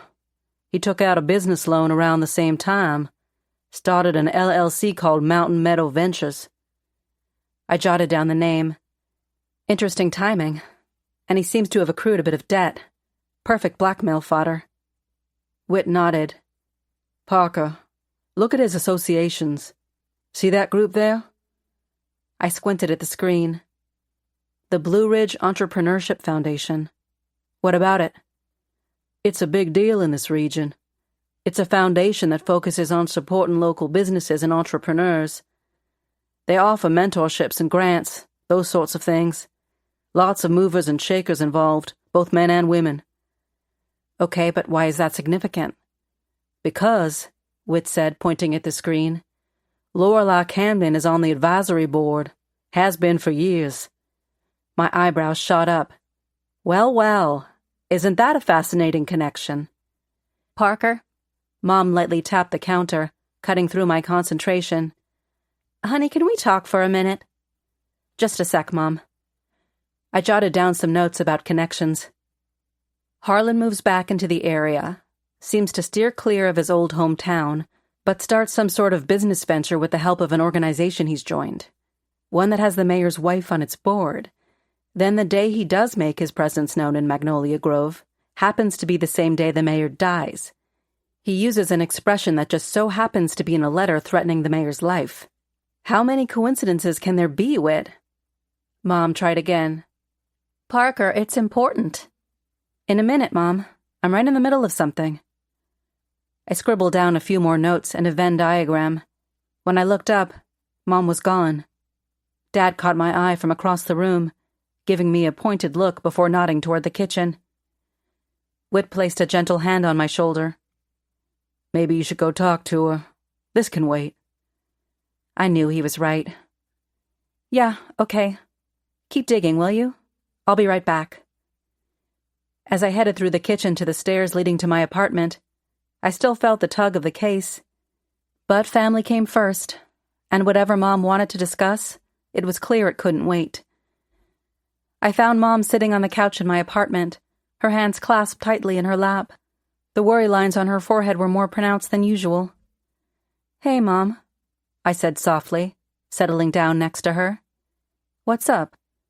She turned to me, her eyes filled with concern. Parker, honey, I was trying to be casual about this murder case and everything, but I'm worried about you. This investigation, it's consuming you. I opened my mouth to protest, but she held up a hand. Let me finish. I know you're good at this, and I know you want to help, but it's dangerous. What if the killer decides you're getting too close? The fear in her voice made my stomach clench. "Mom, I'm being careful. I promise." She sighed, shaking her head. "That's what you always say. But careful isn't always enough. Remember the case that made you step away from podcasting?" She paused, her gaze drifting to the window. I shifted my focus to Major's empty dog bed next to the sofa. Where was my little buddy when I needed him? That old anxiety was creeping back in. The stalker ordeal had driven me to leave the big city and start fresh. Now I worried I was slipping back into my old patterns, becoming obsessed to the point of putting myself in harm's way. I could understand her concern. Mom placed her hand on my knee. "Your father and we're starting to wonder if moving here is the right decision." My heart sank. "What? But I thought you loved the Queen Anne house." "We do, sweetheart. It's beautiful. But if living here means constantly worrying about you getting mixed up in murders..." I took her hand, giving it a gentle squeeze. "Mom, I know I've been distracted, and I'm sorry. Once this case is solved, things will calm down." She raised an eyebrow, skeptical. "Will they? Or will you find another mystery to solve?" "Okay, fair point. But I'll do better at balancing things." Mom's expression softened. "Parker, I need you to promise me something." "Anything. That you'll be extra careful. And if things get too dangerous, you'll step back and let the professionals handle it." "I promise, Mom. And I'm sorry for brushing you off. I'll make it up to you." She pulled me into a hug. "You better. Now go solve your mystery. But remember, safety first." I stood to leave, and Mom called out, "Oh, and Parker." "Yeah?" "No more sampling potentially poisoned chocolates, okay?" "Deal." I descended the stairs, and my mind was already racing back to the case. The guilt of pushing my parents' concerns aside gnawed at me, but I brushed it aside. After all, there was a murder and an attempted murder to solve. I entered the cafe, and Hazel practically bounced with excitement. "Parker, Leland cracked it. The chocolate company, he traced it back to the source." "That was fast." Whit looked up from my laptop, intrigued. "What did he find?" Hazel's grin widened. "The company behind Evergreen Delights? It's an LLC called Mountain Meadow Ventures." The name hit me like a bucket of ice water. "Mountain Meadow Ventures? Are you sure?" "Yeah, why?" Hazel's excitement faltered at my reaction. I exchanged a glance with Whit, seeing the same realization dawn in his eyes. "Because," I said slowly, "that's the LLC Harlan Green started 2 years ago." A heavy silence fell over us as the implications sank in. Harlan Green, the man who'd suddenly reappeared in town, was directly linked to the chocolate company, the same chocolates that might have been poisoned. And he had relations, business or otherwise, with the mayor's wife. And most likely, he had written those blackmail letters. The pieces were starting to fit nicely, like chocolates in a box. Just then, my phone buzzed in my pocket. I pulled it out, my heart skipping a beat when I saw the name on the screen. "Speak of the devil," I muttered. "What?" Whit asked. I turned the phone so he could see the text message. "Harlan Green here. We need to talk." Chapter 15. My phone with Harlan's text message burned a hole in my pocket. The cafe quietly hummed with the pleasant chatter of customers who'd braved the snow and cold, oblivious to the storm brewing in my mind. Whit caught my eye from behind the counter, raising an eyebrow in silent question. I gave him a slight nod. Decision made. Harlan was on his way. I figured a meeting in public would be the safest bet. Why not my cafe? My phone buzzed again, this time with Sinclair's number flashing on the screen. I ducked into the kitchen to take the call. "Hayes," Sinclair's voice crackled through the speaker. "It was hemlock. The chocolate was poison with it. The half-eaten piece of chocolate from Eleanor's trash bin, as well as the remaining 2 pieces of chocolate, were tainted. Good news, though. All the other boxes we tested are in the clear. My stomach churned. Is Eleanor okay? She's stable. Where did she get the chocolates? Mayor Camden. He came to visit her shop around 1 p.m. on the day of the tree lighting ceremony. He had the box of chocolates with him, ate a piece and offered her one, which she declined at the time. He left the shop in a rush. Something about seeing Harlan Green there, and left the chocolates behind. The box sat on her counter for a couple of days, and while working, she got hungry, saw the box, took a bite of one of the chocolates, and tossed the other half because it tasted funny. Even with only half a bite, she still ingested enough to land her in the hospital. Do you buy her story? I asked. Timeline fits. Camden left her place around 1:15 p.m. Lorelei said he had an upset stomach and headache at 2 p.m. Then a few hours later, he was discombobulated. That aligns with the effects of hemlock poisoning. I digested the information. And what about the missing letters? Did Eleanor know what happened to them? She said she left the shop right after you and Whit did to go to the bank. Claims she doesn't know anything about them disappearing. But she did confess something you need to tread very carefully with. You know me, Sheriff. What is it? Harlan is not Oliver's biological father. My jaw dropped to the floor. I am going to venture a guess as to who is. Mayor Camden? Listen, Parker, that information does not get out, especially right now. If I find you've let that cat out of the bag. I cut her off. Not one whisker. Scout's honor. Good. You got anything for me? I'm working an angle. I'll bet you are, Hayes. Keep me posted. I thanked Sinclair and hung up, my thoughts whirling. Could Eleanor have poisoned Camden, then taken just a bite herself to give the impression that she was also a victim? She had the means to obtain hemlock, being a plant expert, but ingesting the powerful toxin herself seemed like a very risky move. More likely, she was an unintended victim of someone poisoning the mayor. Someone with motive, means, and opportunity. Someone who first tried to blackmail the mayor, and when it didn't work, killed him. Someone who still harbored a deep-seated resentment against the man who he felt had deprived him of fatherhood. That someone was undoubtedly looking a lot like Harlan Green. I grabbed the folder with the blackmail letter as well as a box of evergreen chocolates, returned to the lobby, and scanned the room, spotting Dad amusing a customer with another groan-worthy pun. I didn't want him to be around when a potential killer was going to enter my cafe. Dad? I called. Why don't you head upstairs for a bit? You've been on your feet all day.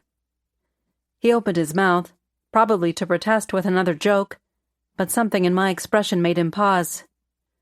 All right, Sherlock. I know when I'm being benched. Call me if you need backup. He winked and ambled into the kitchen to make his way to the back staircase. Just as Dad disappeared, Harlan burst through the door like a storm front. His weathered face was a canvas of conflicting emotions, anger, worry, and something that looked suspiciously like fear. The cold leather of his worn jacket creaked as he moved, and the steel-gray hair poking out from under his black beret was disheveled. Well, if it ain't the town's very own Nancy Drew, Harlan growled, his voice rough as gravel. But you're feeling mighty pleased with yourself, ain't ya? I gestured to a nearby table. Have a seat, Harlan. Coffee? Don't need your fancy brew, he grumbled, sitting down. They won't let me see Eleanor. Say she needs to rest. But I know that you and that badge-toting sheriff are thinking I might be trying to pull something on her. I sat down and slid the box of Evergreen Delight across the table. Your chocolates are quite the talk of the town. Harlan squinted. Then he let out a heavy sigh. Aw, shoot. Guess them beans have been spilt. Yeah, I started that chocolate company. Harlan Green ain't exactly synonymous with trustworthy around these parts, so I kept my name out of it. Didn't want my checkered past to tarnish the company's reputation before it even got off the ground. He leaned in, his voice dropping. I want to do right by Oliver. Give him a leg up. That boy's got talent, and I aim to see him use it. But I swear on my mama's grave, I know nothing about no poisoning. Someone with a grudge against Camden and a hankering to see me take the fall for his murder did it. Who said anything about a poisoning? That information hasn't been released yet. I opened the box of chocolates and popped one into my mouth. Ah, come on. I know that Nellie and I go way back. She's in the loop about the suspicious poisoning and my chocolates. She clued me into your innuendos as well. So that's what you and she were discussing at the town hall? I offered him a chocolate. You and your products being potential suspects?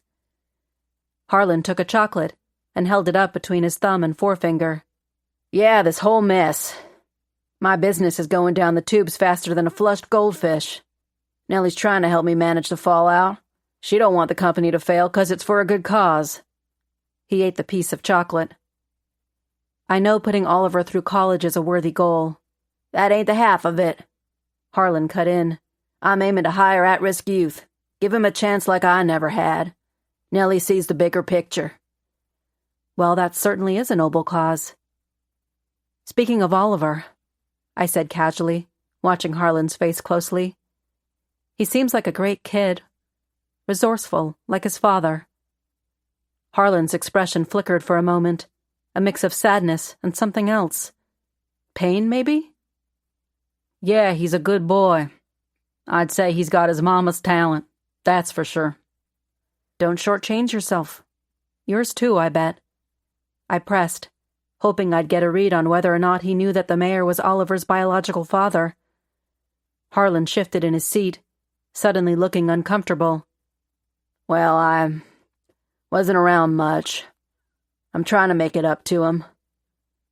The way his eyes twitched as he looked off to the left told me he knew the truth. So you are trying to make it up to him.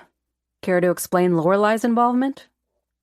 He twisted the little chocolate wrapper. She's a good lady. When I came back to these parts a couple years ago, she took me under her wing, even invested in the business. Probably felt a little guilty over the mess her husband had made in my life. Taught me a thing or two about being a decent businessman. Were you two involved romantically? I had to ask, popping another piece of chocolate into my mouth. The sumptuous velvety treat melted in my mouth, coating my taste buds with satisfying comfort. I had to give it to Harlan. His chocolates were tremendous. Harlan barked out a laugh. Romantically involved? No, I ain't exactly her type. As Harlan talked, my mind formed a scenario. Could Lorelei be the puppet master here? Using Harlan as an unwitting pawn in some twisted long game of revenge? Answer? Maybe. I decided to switch gears. I offered Harlan the last piece of chocolate. He waved it off. Then I pulled out the letter from the folder and placed it before him. Someone was trying to blackmail the mayor. Thoughts? Harlan glanced at the letter. A flicker of surprise, maybe even recognition flashed across his face. Want to know my thoughts? He leaned back, stretching out his legs and lacing his fingers behind his head. That slick-haired weasel probably had a whole parade of folks wanting to blackmail him. Lady, I've been around this country and seen his type in every podunk town. All shine on the outside, stinky as a billy goat's belly on the inside. Now, I'm sure that fancy background check I reckon you ran on me showed I was a bit strapped for cash, and I've had my share of run-ins with Johnny Law. But I ain't no killer, and I ain't no blackmailer. I believe you, I said, catching Whit's eye. Whit sauntered over, a clipboard and pen in hand. Hey, Harlan, mind signing your name? Harlan grunted. What for? I blurted. We're collecting signatures for a petition to extend the town library's hours. It would really help out the students and working folks. He took the pen and looked at the piece of paper. It's blank. You're our first signature. You've inspired us. I smiled. Harlan mumbled under his breath about the library, took the pen and scrawled his name. My heart sank as I watched him sign. He wasn't our blackmailer. How did I know? He'd signed with his right hand. Whit thanked him, retrieving the pen and clipboard. We exchanged a loaded glance before he returned to the counter. Harlan scrutinized me. I got 2 questions for you, Miss Hayes. Shoot. When can I see Eleanor? And when can I start slinging my chocolates again? I've got to make some cash right quick. Oliver's school ain't gonna wait around. I'll see what I can do, I said, popping the last chocolate into my mouth. You do that. And one more thing. Yes, Harlan? Watch yourself. I didn't know if it was a warning or a threat. Chapter 16. The bell above the door jingled as Harlan left, his broad shoulders hunched against the cold. I watched him go, a blend of relief and frustration churning in my gut. One suspect down, and we were no closer to solving this mess. I leaned against the counter, my trusty notepad in one hand, and my even trustier rollerball gel pen in the other. Whit stood beside me, his presence a comforting anchor in the storm of clues and suspicions swirling through my mind. Hazel bounced on her toes nearby, eager to contribute. Okay, team, I said, tapping my pen against the pad. Let's run this down. We've got a blackmailed mayor who ended up poisoned, Eleanor as an accidental victim, and Harlan cleared of being the blackmailer, but maybe still our killer. And then there's Lorelei, potentially masterminding this whole thing. Did I miss anything? Whit rubbed his chin thoughtfully. Don't forget Lorelei's secret affair. Could it have been with Harlan? I tapped my pen against my lips, considering. Obviously they have a connection, but I'm pretty sure it's not a love connection. The pieces of the puzzle were there, but they just wouldn't fit together. My gut told me we were missing something crucial, but what? The pressure to solve this case before the Yuletide Jubilee weighed on me like a ton of fruitcake. Maybe the affair has nothing to do with it, but maybe it does. It would be nice to know who this secret gentleman is. If Lorelei is the mastermind, she could have put this person up to it. I scribbled a question mark next to Lorelei's name. My pen hovered over the notepad, ready to jot down our next move. But before I could suggest anything, the sound of the kitchen door opening made me look up. Mom and Dad were entering, and the expressions on their faces made my stomach drop. This was not going to be a pleasant conversation. Mom approached the counter, and a look of dismay settled on her face. Dad followed, his usual light-hearted demeanor noticeably subdued.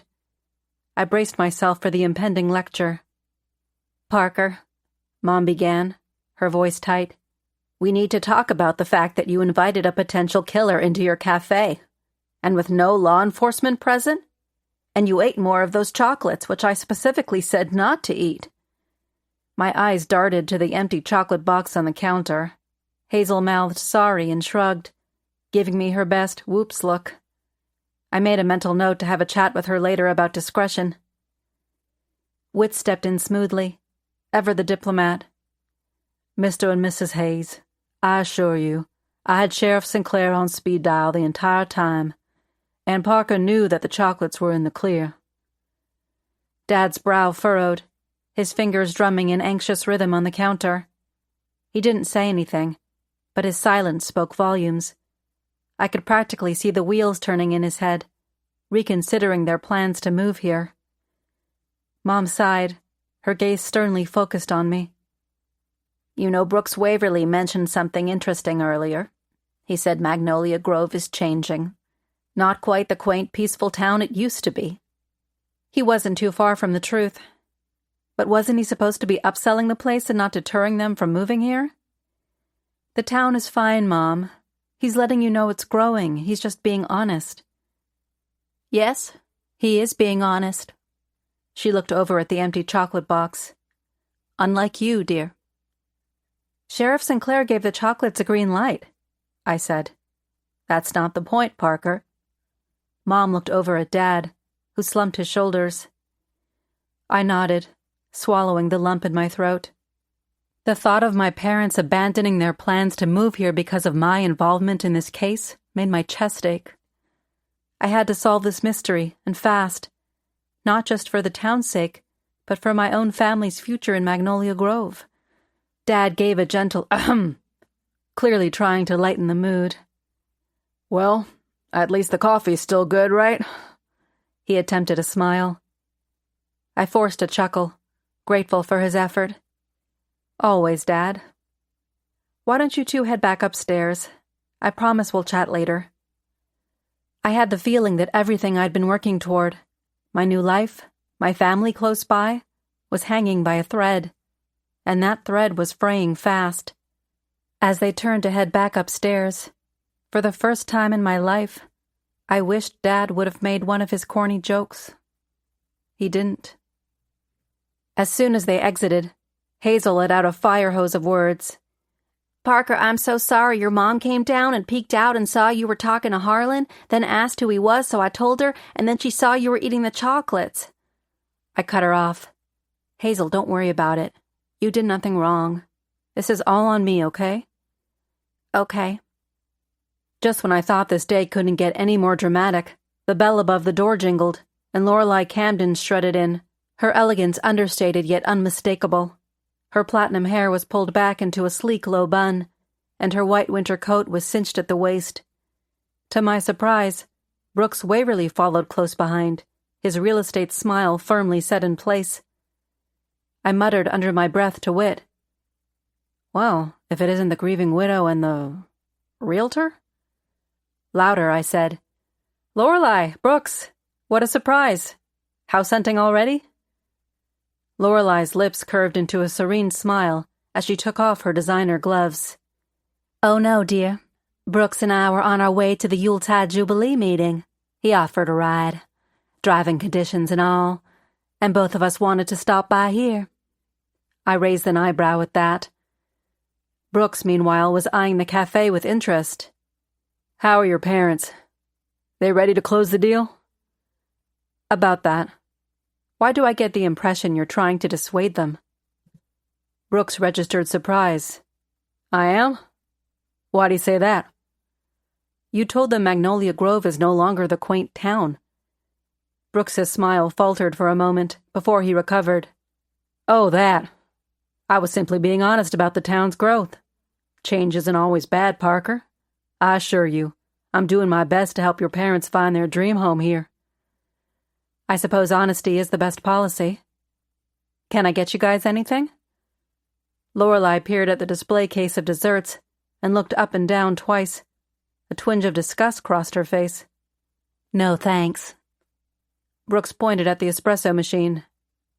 Espresso for me. Make it a double shot. Those Yuletide meetings can go long. He winked. I started preparing Brooks's order. So, Lorelei, I hear you had a chat with Maggie. How did that go? Lorelei's composed appearance caught me off guard. I'll have you know, I believe she was sincere in her apology, and I did something that was freeing.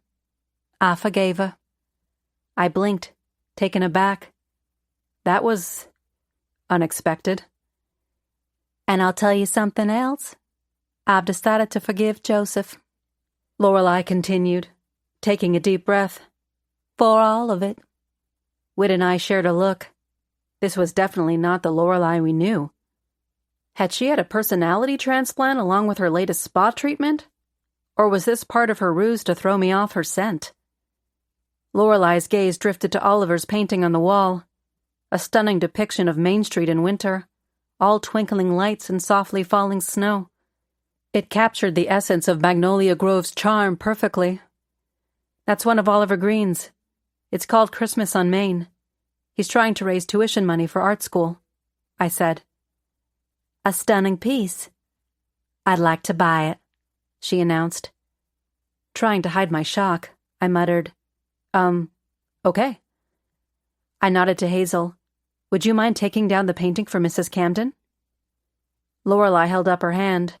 No, dears. You can keep it up for the duration of the holidays. She pulled out her checkbook.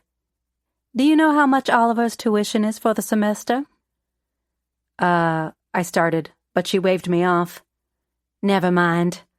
She scribbled out a check using her right hand, tore it from the book, and handed it to me along with my pen. I glanced down and nearly choked. $20,000. Was this guilt money or a genuine gesture? Lorelei slipped on her gloves. He's certainly talented. Takes after his mother. She paused, her eyes glinting. And a bit after his father as well. That comment set off alarm bells in my head. Did she know the truth about Oliver's biological father? Yeah, Harlan seems pretty talented. I tried to sound nonchalant. Lorelei gave me a pointed look, a woman-to-woman glance that conveyed a secret understanding. It was clear she wasn't referring to Harlan. She was talking about Joseph. And in that moment, I realized she knew the truth about Oliver's real father. The question was, how long had she known? Lorelei went to examine the painting closer. I set Brooks's espresso down on the counter. He picked it up. "Parker," he said, his voice low, "I hope you understand I'm just doing my job. Your parents deserve to know all aspects of Magnolia Grove before making such a big decision." I forced a smile. "Of course, Brooks. I appreciate your thoroughness." He nodded, then glanced around the cafe once more. "To be frank, your parents have been concerned about your over-involvement in this case. Shouldn't you perhaps step back and focus on your parents and your cafe?" My hand floated up, then dropped. "I appreciate your concern, Brooks, but I got this." Brooks held up the espresso. "Just looking out for everyone's best interest, Parker. It would be a shame if your distractions cost your family a marvelous opportunity." Before I could respond, he shot back his espresso and set the cup on the counter. He called out to Lorelei, who was still transfixed by Oliver's painting. "Lorelei, dear, we should be going." She snapped out of her reverie and joined Brooks at the door. They exited the cafe. I stared at the check in my hand, the zeros making my head spin. "Well, that was unforeseen," Whit said, breaking the stunned silence that had fallen over the cafe. I tucked a strand of hair behind my ear. Yeah, unforeseen is one word for it. Suspicious is another. Hazel piped up from behind the counter. "Oliver will be excited, though." I folded the check and slipped it into my pocket. "Yes, he will. I think I need to have a chat with our young artist. First thing tomorrow morning. Tonight, I need to make nice with my mom and dad." Whit tilted his head. "Want me to come with you?" "To see my parents?" "To see Oliver tomorrow. But your parents, too." I nodded, grateful for Whit and his ever-agreeable attitude. "That might be a good idea," I said.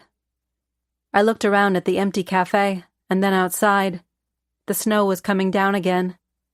I think we're going to close up a little early today. Hazel grabbed a roll of paper towels from under the counter. "I'll clean up. You and Whit go visit with your parents, Parker." As she disappeared into the kitchen, I turned around and ran into Whit, who'd stepped in closer. The scent of his cologne, a combination of pine and citrus, filled my senses. For a moment the case, suspects, and the drama with my parents, all of it faded away. His hand brushed mine, sending a jolt of electricity up my arm. "Whit, I just want—" I said at the same time he said, "Parker, there's—" "You first," we both said simultaneously. "Whit, you go." He started but was cut off by a tremendous crash from the kitchen. We both jumped, the moment shattered. "Whoops," Hazel's voice called out. "I'm okay." I chuckled. That girl is a one-woman wrecking crew. She's a good kid. I went to the front door to flip around the sign and lock up, while Whit helped stack the chairs up on the tables. After we finished, Whit took my hand. "Let's go spend some quality time with your folks." I squeezed his palm and felt an overwhelming sense of belonging and happiness. We entered the kitchen to head upstairs, and I strained not to look at the mess Hazel was making while cleaning up. "Don't stay up too late, Hazel," I called out behind me. On the way upstairs, something Brooks Waverly had mentioned resurfaced in my thoughts. Had I been letting the case of the poisoned politician, a.k.a. Mayor Joseph Camden, distract me from what really mattered? We reached the top of the stairs, and I hesitated, holding on to the doorknob. What if I had been wrong about everything? What if my involvement was putting me and my loved ones in danger, My cafe was at risk. And let's not forget about my personal life, if I even had one. Parker? Whit tapped my shoulder. I'm just thinking. Well, now we're in trouble, he said with a laugh. I turned around, my gaze locking onto his. Something shifted between us. The air seemed to vibrate with a charged intensity. He leaned in closer, his face inches from mine, and my heart fluttered in my chest. Then he pulled me in for a kiss. The kiss I'd been dreaming about since I arrived in Magnolia Grove. My knees went weak, and Whit wrapped his arms around my waist, holding me steady. For a brief second, my mind spun like a whirlpool. Was this happening? Did Whit Hawthorne, the town historian and most charming man in Magnolia Grove, just kiss me? Was this what I wanted? What he wanted? The warmth of his lips dissolved every doubt, and as I leaned into him, it felt like the scattered pieces of my life had finally fallen perfectly into place. Sure, the case of Mayor Camden's murder was still hanging in the wind, but at least the spark between me and Whit was no longer a mystery. Chapter 17. The next morning, Whit swung by the cafe to pick me up. With coffees to go in hand, we cruised through town, bound for Oliver's house to deliver the commission for his painting Christmas on Main. Soft snowflakes drifted from the gray morning sky, adding to the pillowy white blanket covering Magnolia Grove. I peered out the passenger window of Whit's sedan. The world seemed quieter, muffled by the snow. My mind still hummed with the memory of last night's kiss, after which Whit and I had spent a pleasant evening with my parents, laughing and chatting, avoiding any mention of the case. The normalcy of the night had been a welcome respite from the mystery that had been consuming me. But it was a new day, and I was back on the trail. Thanks to Hazel's impromptu return, the cafe was in good hands. Well, for the most part. How surprised do you suppose Oliver will be by Lorelei's generosity? Whit asked, his eyes fixed on the road ahead. I shrugged. $20,000? I'm going to say very. My phone buzzed in my pocket. Sinclair's name flashed on the screen. I answered the call and put it on speaker. What's up, Sheriff? Update me, Hayes. Sinclair's no-nonsense voice crackled through the speaker. Harlan's not the blackmailer, but he could have been working with someone. Who? What's your take on Lorelei Camden? Sinclair was quiet for a moment. I'm not discounting anyone, but right now Harlan's at the top of my list of suspects. And if you're saying he didn't write the letters, maybe he was working with Lorelei. I remembered Dr. Penny Griffith's handwriting analysis. That's originally what we thought, but based on the analysis, the letters were written by a left-handed male, so it couldn't have been Lorelei writing them. My comment sparked a new train of thought. I sat up straight. But, the more I think about it, maybe it was Oliver. He found out that Camden was his biological father, then started blackmailing him for college tuition. So now you're suggesting Oliver is the perpetrator? I leaned back against the headrest. Maybe. Or perhaps Harlan found out about the letters Oliver had been sending and took matters into his own hands. You're saying Harlan and Oliver could have been working together? I'm not saying anything yet, Sheriff. It's still a little murky. Either way, Hayes, if this isn't wrapped up by end of day, I'll go ahead and arrest both Harlan and Oliver. Maybe one of them will talk. The town and Nellie are adamant about the Jubilee going ahead. Well, I'm headed to the Greens right now to give Oliver a check. Lorelei paid $20,000 for one of his paintings. There was a pause on the other end. That adds a twist. Maybe it's payment for poisoning the mayor. Keep me... The line went dead. I looked at my phone. It was out of juice. Did I not charge it overnight? Ugh. Whit, you have a charger in here? He shook his head. Sorry, forgot it. Oh well. I tucked my phone away. You know, Whit, I'm starting to wonder. Of course you are. I pulled out the folder containing that final letter and studied it carefully. Here's a theory, Whit. All three of them are involved. How so? Oliver sparked the chain of events when he discovered Camden was his father. He began sending blackmail letters, which Lorelei quickly traced back to him. Recognizing an opportunity, Lorelei approached Harlan, who still harbored resentment over Camden's past affair with Eleanor.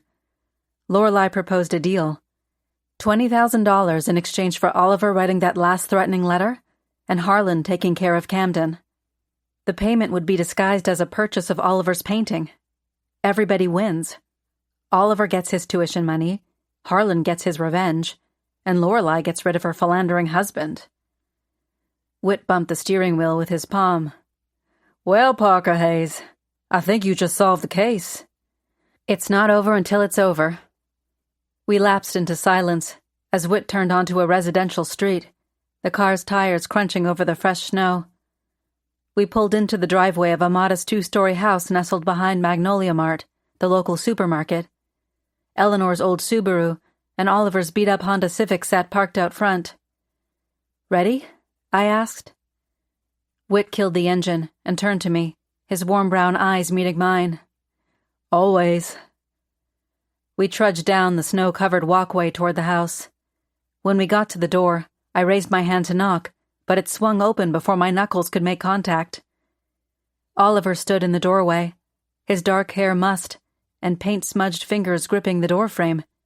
His eyes darted between us, spilling over with anxiety. "Hey, y'all. I heard you pull up. Is my mom okay? She's supposed to come home today." "Hi, Oliver," I said. "Oh, I'm sure she's fine. That's not why we're here." Whit patted Oliver's arm. "Parker has some good news amid this unfortunate event. Mind if we come in?" He shrugged, stepping back to let us enter. "Sure, I guess." The house was quiet, save for the soft hum of the heating system. I glanced around the modest living room. There were plates on the coffee table and some empty glasses. "You hanging in there?" I asked. Oliver's shoulders lifted in a noncommittal shrug. "Yeah, I guess." Oliver pointed toward the hallway. "I was just in the middle of painting. Do you want to come on back to the sunroom?"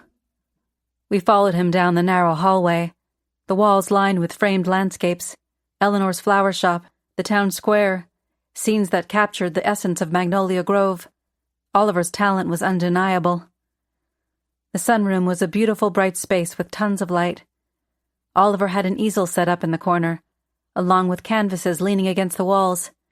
The scent of oil paints and turpentine hung in the air.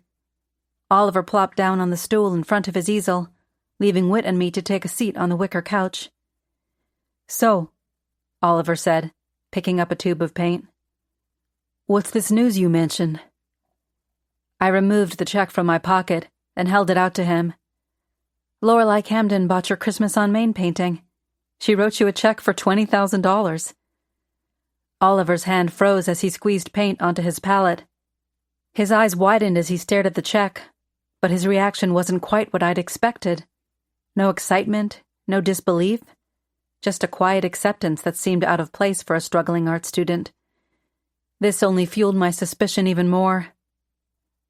"That's nice of her," he said finally, taking the check and setting it on the ledge of the easel without a second glance.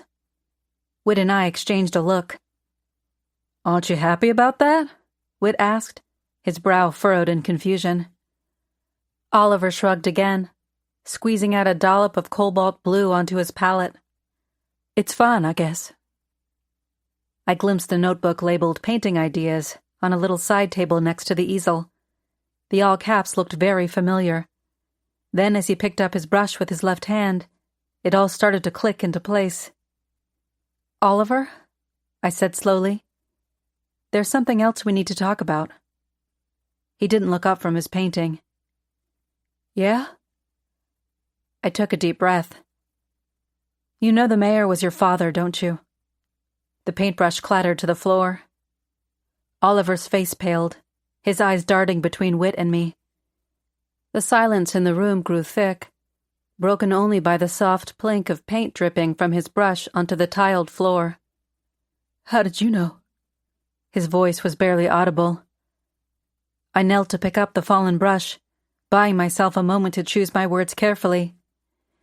We've been investigating Camden's death. I handed the brush back to him.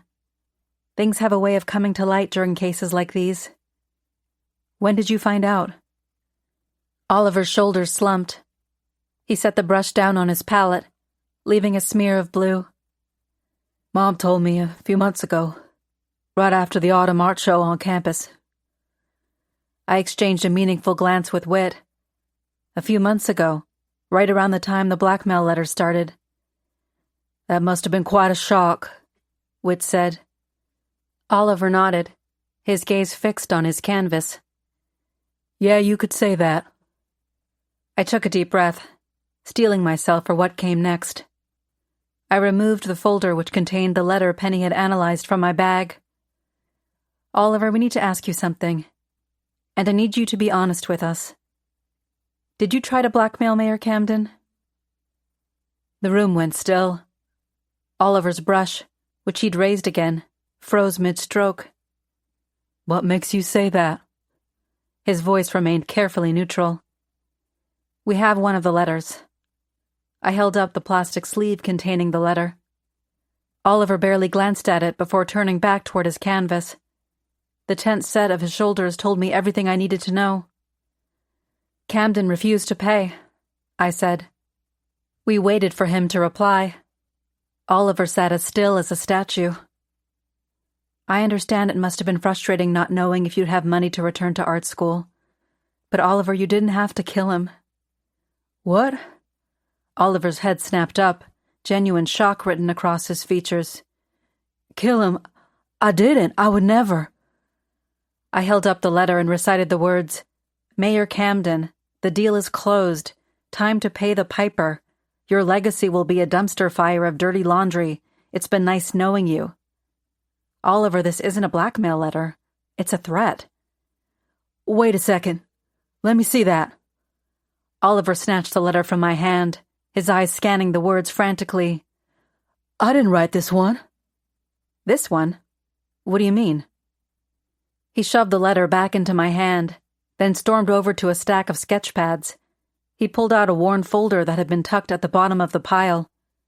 He removed some sheets of paper from the folder, carried them over to me, and dropped them onto my lap. The missing letters, I gasped, paging through them. Yeah. I saw them on my mom's desk in the flower shop and took them. I was scared. I'll admit I wrote these. The mayor had money, and he never gave my mom or me a penny. Not that she would ever ask. I figured he owed us. He paused and pointed at the threatening letter. But that letter, if you look closely, the handwriting is different from the ones I wrote. I examined each letter carefully, going back and forth and scrutinizing every word and punctuation mark. Now that Oliver had pointed it out, I could see subtle differences, the slant of certain letters, the different pressure of the pen strokes. Look at these, Whit. Whit scanned the letters and nodded. I do detect a subtle difference. I'm betting Penny would, too. Camden was a jerk, but I would never kill the guy. Oliver's voice cracked slightly. I met Oliver's gaze, searching for any sign of deception. He stared back at me, his eyes confident, yet exhibiting a willingness to cooperate along with a desire to prove his innocence. The discrepancies between the letters were enough to start poking holes in my theory. I steadied myself for the next question. Would Harlan kill the mayor? Oliver cocked his head and looked off for a couple of moments. I don't know, but I don't think so. Maybe? He talks big sometimes, but I really don't know him all that well. We just reconnected recently. Oliver started to tear up a bit. Whit got up and walked over to him and patted his shoulder. It's all right, Oliver. Everything's going to be okay. Oliver wiped a tear with his sleeve. Am I going to get into trouble? I shook my head as I met Oliver's eye. Technically, I'm supposed to solve the murder of Mayor Camden, not who was blackmailing him. So if you're not the murderer, you're more than welcome to confess the blackmailing to Sinclair. Oliver lowered his head in shame. I'll think about it. Whit put his hand on Oliver's shoulder. You'll be fine. I sat back on the couch, my mind whirling with this new information. 2 different senders. If Oliver was telling the truth, and my gut told me he was, we had another layer to the story.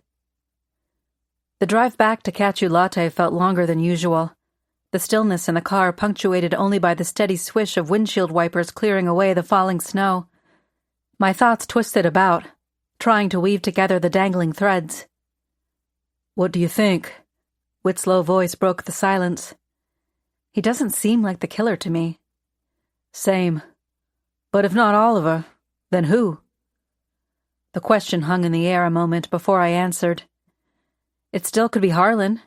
Maybe Lorelei gave him one of the letters and he copied it? Then he killed him? Maybe he's ambidextrous. Whit pulled into the parking lot behind the cafe and parked. My grandpa could write with both hands elegantly. Thank you for that bit of Hawthorne lore, Whit. My pleasure. Inside the cafe, the scent of coffee, vanilla, and ginger greeted us. Hazel bustled around, serving a customer with her usual enthusiasm. Her face brightened when she saw us. Parker, Whit, how'd it go? She returned to the espresso machine, expertly crafting a latte. It's complicated. I shrugged off my coat and shoved it under the counter. Where are my parents? They upstairs still? Hazel handed the customer their drink. No, they wanted to go on a winter stroll through town. Your dad said, I hope we don't get frustrated trying to find our way back. Of course he did. I'm sorry you had to endure his bad pun. When was that? About 15 minutes ago. They tried to call and text you. I frowned, remembering my phone was dead. I removed it from my bag and plugged it into the charger. It came back to life, and I saw a text from Mom. We're heading out. We love you. Let us know your status. On the far end of the counter sat a gift basket with a card and flower arrangement. The basket had an assortment of local treats artfully arranged and wrapped in cellophane, with a ribbon tied in an intricate knot. The flower arrangement was black-eyed Susans, garden roses, peonies, and Queen Anne's lace. What's all this? I pointed at the gift package. Brooks dropped it off right after your parents left. You just missed him. Whit examined the basket. That Brooks Waverly is a smooth operator. Yes, he is. Hopefully he can close the deal on the house. I sniffed the bouquet, and the explosion of lovely scents tickled my nose. Okay, enough flower appreciation. We need to solve this thing. I removed my notepad and the folder with the threatening letter from my bag and leaned on the counter. It was time to get to the bottom of this. I was close. I could smell it. I stared at the letter and studied it. Then my eyes drifted to Oliver's painting, then to an empty box of evergreen chocolates that Hazel had left on the counter. I grabbed my phone and opened the crime scene photos. I zoomed in on each picture, scrutinizing every pixel. Then I saw it, a detail that I'd overlooked before, one that was now hiding in plain sight. My breath caught in my throat. Whit. I know exactly what happened. You do? Yes. And I have a plan. Chapter 18. Later that evening, the sky darkened early. The snow-covered landscape sparkled under the twinkling holiday lights strung throughout town. Inside a toasty Cacio Latte, I stood behind the counter, surveying the festive scene before me. Garlands of evergreen and holly adorned every available surface, the scent of pine mingling with the aroma of mulled cider, chocolate chip cookies, and, of course, Hazel's scrumptious ginger molasses Christmas treats. My heart drummed with anticipation as I watched the door, waiting for my guests to arrive. Behind the facade of a spontaneous celebration, I had orchestrated a well-crafted plan.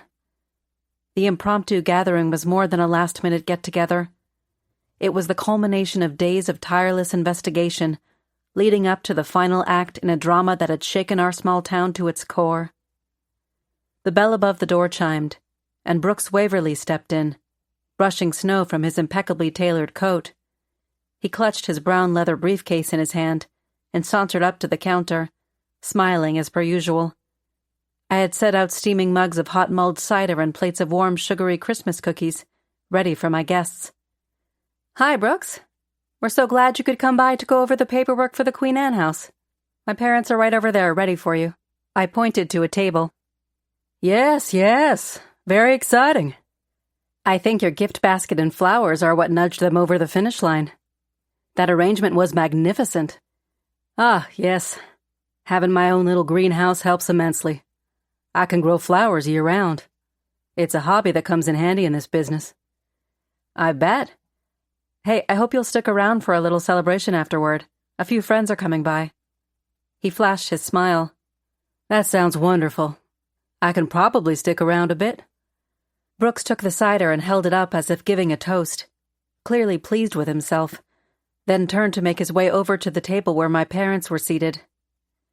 "Mr. and Mrs. Hayes, delighted to see you." He set down his case, unlocking the combination, then began pulling out paperwork and starting his spiel. The door chimed again, and in walked Lorelei Camden, her platinum hair perfectly coiffed despite the blustery weather outside. She swept into the cafe like a winter queen, her eyes darting around the room before landing on Brooks. Her formal composure flickered, then steadied. "Lorelei," I greeted her, offering a cup of cider as she approached the counter. "Thank you for coming, especially on such short notice." She accepted the drink with a curt nod. "Well, you know I'm busy, but I got curious when you said this little soiree was for a good cause." My lips curled into a mysterious, subtle smile. "Yes, indeed. A celebration of sorts." Lorelei eyed the plate of cookies on the counter, not bothering to take any. Instead, she walked over to the reading nook and sat on a small love seat, holding her mug of cider, but not drinking it. The door opened once more with a cheerful jingle. Dr. Penny Griffith, the eccentric handwriting expert, bustled in. Her vibrant green scarf and fluffy pink sweater reminded me of peppermint bark and sugar plums. Her eyes sparkled with curiosity from behind her cat-eye frames. "Dr. Griffith, welcome to Catch You Latte," I said. "I told you, Parker, call me Penny." "I'm glad you could make it, Penny." "I wouldn't miss it for the world, dear. I can smell the intrigue from here." She blew into the cup of hot cider and scanned the cafe. "I see the perfect spot to observe the proceedings." Penny frolicked over to the cozy reading nook where Lorelei was seated and sank into one of the plush armchairs. "Hello, Lorelei. I'm terribly sorry about Joseph." Lorelei smiled politely at Penny, then stared off toward the Christmas tree. "Thank you. It was quite a shock. Horrible timing with the holidays and all." As Lorelei and Penny chatted, the door chimed open once more. This time it was Eleanor Green, looking pale but determined. Her son Oliver trailed behind her, his dark hair swooping over his eyes. I walked out from behind the counter. "Eleanor, so glad you're out of the hospital and able to join us. How are you feeling?" "Better, thanks to you," she replied, her voice still a bit weak. "I'm just grateful I found you when I did," I said. "I suppose we have a lot to celebrate this holiday season. Don't we, Oliver?" I caught Oliver's eye and gave him a reassuring smile. He grimaced with the awkwardness of a young college student still finding his place in the world. The poor kid had no idea how central he'd been to this whole mess. They went over to Lorelei. "We can't thank you enough," Eleanor said with a humble bow. "Because of you, Oliver can go back to art school in January." Oliver peered shyly at Lorelei. "I'm really grateful, ma'am. I don't even know what to say." Lorelei stood up and hugged Oliver, albeit a bit stiffly. "It will be an honor to have an original Oliver Green painting in my home." After some more pleasantries and an awkward hug between Eleanor and Lorelei, Oliver and his mom found a nearby table and sat down. Hazel and Whit brought over a couple of mugs of hot cider and a small sampling of cookies. The bells chimed again, and I turned to see Harlan Green stomping snow from his boots. His weathered face was set in its usual scowl, but there was a hint of unease in his eyes. Evening, Harlan. Glad you could make it, I said, returning to the counter. He gave a low grunt. I held up a cup. Have some celebratory cider. He ambled over to the counter, took the cider and sniffed it. Don't suppose you got anything stronger than this? I smirked. We're keeping it family-friendly tonight. I've got some of your Evergreen Delights chocolates if you're interested. Harlan's eyes narrowed. Think I'll pass, thanks. He trudged over to the table where Eleanor and Oliver were seated and joined them. I swept my gaze across the cozy cafe, soaking up the lively hum of conversation. Now, Mr. and Mrs. Hayes, I overheard Brooks saying, these are just the preliminary documents. Once you sign these, we can move forward with the closing process on the Queen Anne house. Mom and Dad exchanged excited looks as they flipped through the paperwork. Dad slipped in one of his bad jokes. I'd say we're in the home stretch now. Whit was still chatting with Eleanor and gesturing at Oliver's painting, Christmas on Main. The use of light here is remarkable, Whit was saying. Oliver captures the essence of Magnolia Grove during the holidays. Eleanor smiled with pride, her earlier fatigue seemingly forgotten in the glow of her son's talent. Oliver sat quietly, a permanent blush on his cheeks. Harlan sat with his arms folded and scanned the cafe, sizing up the guests. The door jingled again as Maggie Thomas entered, clutching a burgundy leather Bible to her chest. Though still strikingly beautiful, her usual vibrant energy had been replaced by an air of quiet solemnity. Her elegant attire was more conservative than her usual flair, though still stylish. Her eyes darted around the room before settling on me. She approached the counter. Parker, honey, she said, her voice tinged with a newfound piety, I must tell you all about the transformative power of forgiveness. I studied Maggie and cocked my head, curious and perhaps a touch skeptical. Maybe later, Maggie. Why don't you have a cup of cider and some of Hazel's Christmas cookies? After all, it's a celebration. She nodded, a small smile plucking at her lips. That sounds lovely, dear. Perhaps over lunch soon we can discuss how faith can guide us through troubled times. Sounds like a plan, Maggie. I handed her a cider and some cookies. She went to a nearby table and sat down, opening her Bible. The new Maggie Thomas was going to take some getting used to. Just then, Nellie Pritchett bustled in, her cheeks rosy from the cold. She swooped her long honey-blonde hair over her round shoulders and shot toward me, her eyes dancing with curiosity. Parker, honey, she stage-whispered, I'm so grateful that you invited me, especially since our last conversation got ugly. I'm sorry. I promise never to get politician-y like that ever again. It's all right, Nellie. I wasn't exactly on my best behavior. I tend to be a bit over the top when I'm in suspicion mode. I handed her a cider. That's why you're so good at solving cases, Parker. No stones unturned, as they say. Nellie took a sip of the cider. Delightful. Speaking of cases, how's the investigation going? I made sure my voice carried throughout the cafe as I replied, Actually, Nellie, a courier is on the way with the final piece of evidence so I can close the case. You'll be able to have the Yuletide Jubilee after all. Did you hear that, everyone? The Yuletide Jubilee will go on. A soft hooray came from the assembled guests. Lorelei maintained her regal composure, though her gaze jumped around the room. Harlan's leg tapped restlessly under the table. Oliver sunk lower into his chair. Hazel rushed over to me and sang out, How exciting! The final piece of evidence. Mom, who'd been reading over the paperwork, looked over at me quizzically. Why wouldn't they send this evidence to the sheriff? I shrugged, keeping my voice casual. My source only trusts me. A hush fell over the room, followed by awkward glances. Just then, the bell above the door jangled once more. My courier, Leland, a.k.a. Hipster Holmes, entered with an envelope package tucked under his arm. Special delivery for Parker Hayes, Leland called out, his voice carrying through the room. My heart pounded like a jackhammer. This was it, the moment of truth. Leland scanned the package with his phone and handed it to me with a covert wink, then turned and exited the cafe.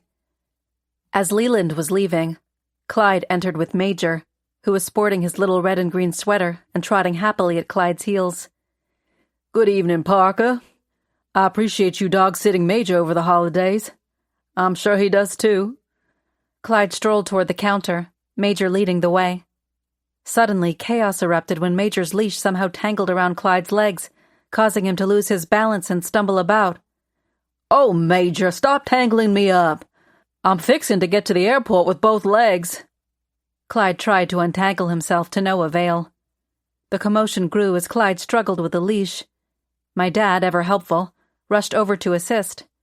In the confusion, I set the package down on the counter and ran over to take Major's leash from Clyde. Stay still, Clyde. I tried to untangle the leash.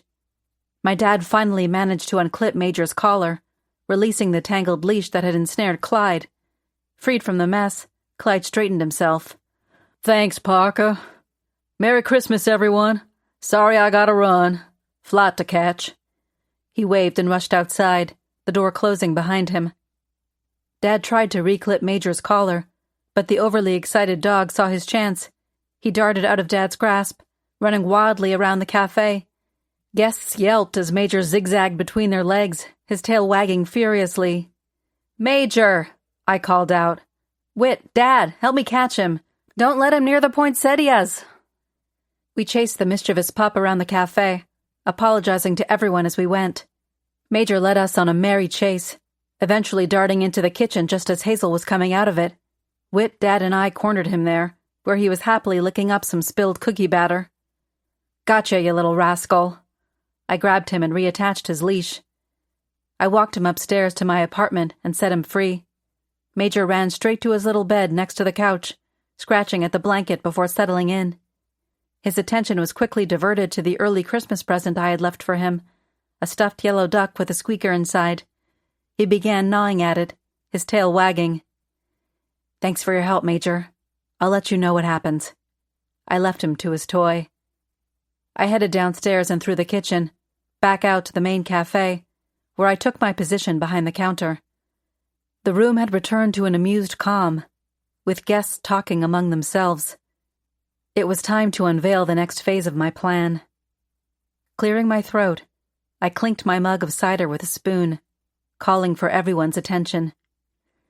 "Thank you all for braving the snow for this cozy little impromptu gathering," I began, my voice steady despite the nerves fluttering in my stomach. "In light of recent events, I thought it was important for us to come together as a community." I paused, looking around the room. First, I'd like to honor the memory of Mayor Camden. Despite his complexities and controversies, the man dedicated years of service to Magnolia Grove. Murmurs of tepid agreement rippled. Lorelei dabbed at her eyes with a monogrammed handkerchief. I'd also like to give kudos to Nellie for stepping up and steering the ship during this turbulent time, I continued. Nellie blushed and dipped her head, affecting a humble demeanor. "Oh, Parker." "We're also here to celebrate an amazing talent." I gestured toward Oliver. "I'd like to congratulate young Oliver Green here on the sale of his painting. And Lorelei, what a generous heart you have." Lorelei swept her hand in the air. If Oliver could have slid down in his chair any farther, he would have been under the table. I rested my hand on my chest as I looked at Eleanor. "And of course, we're so grateful Eleanor Green survived such a terrible incident." There were some soft claps and head nods toward Eleanor. She mouthed thank you to everyone. I continued with my speech. "I have one more piece of good news. My parents are officially moving to Magnolia Grove."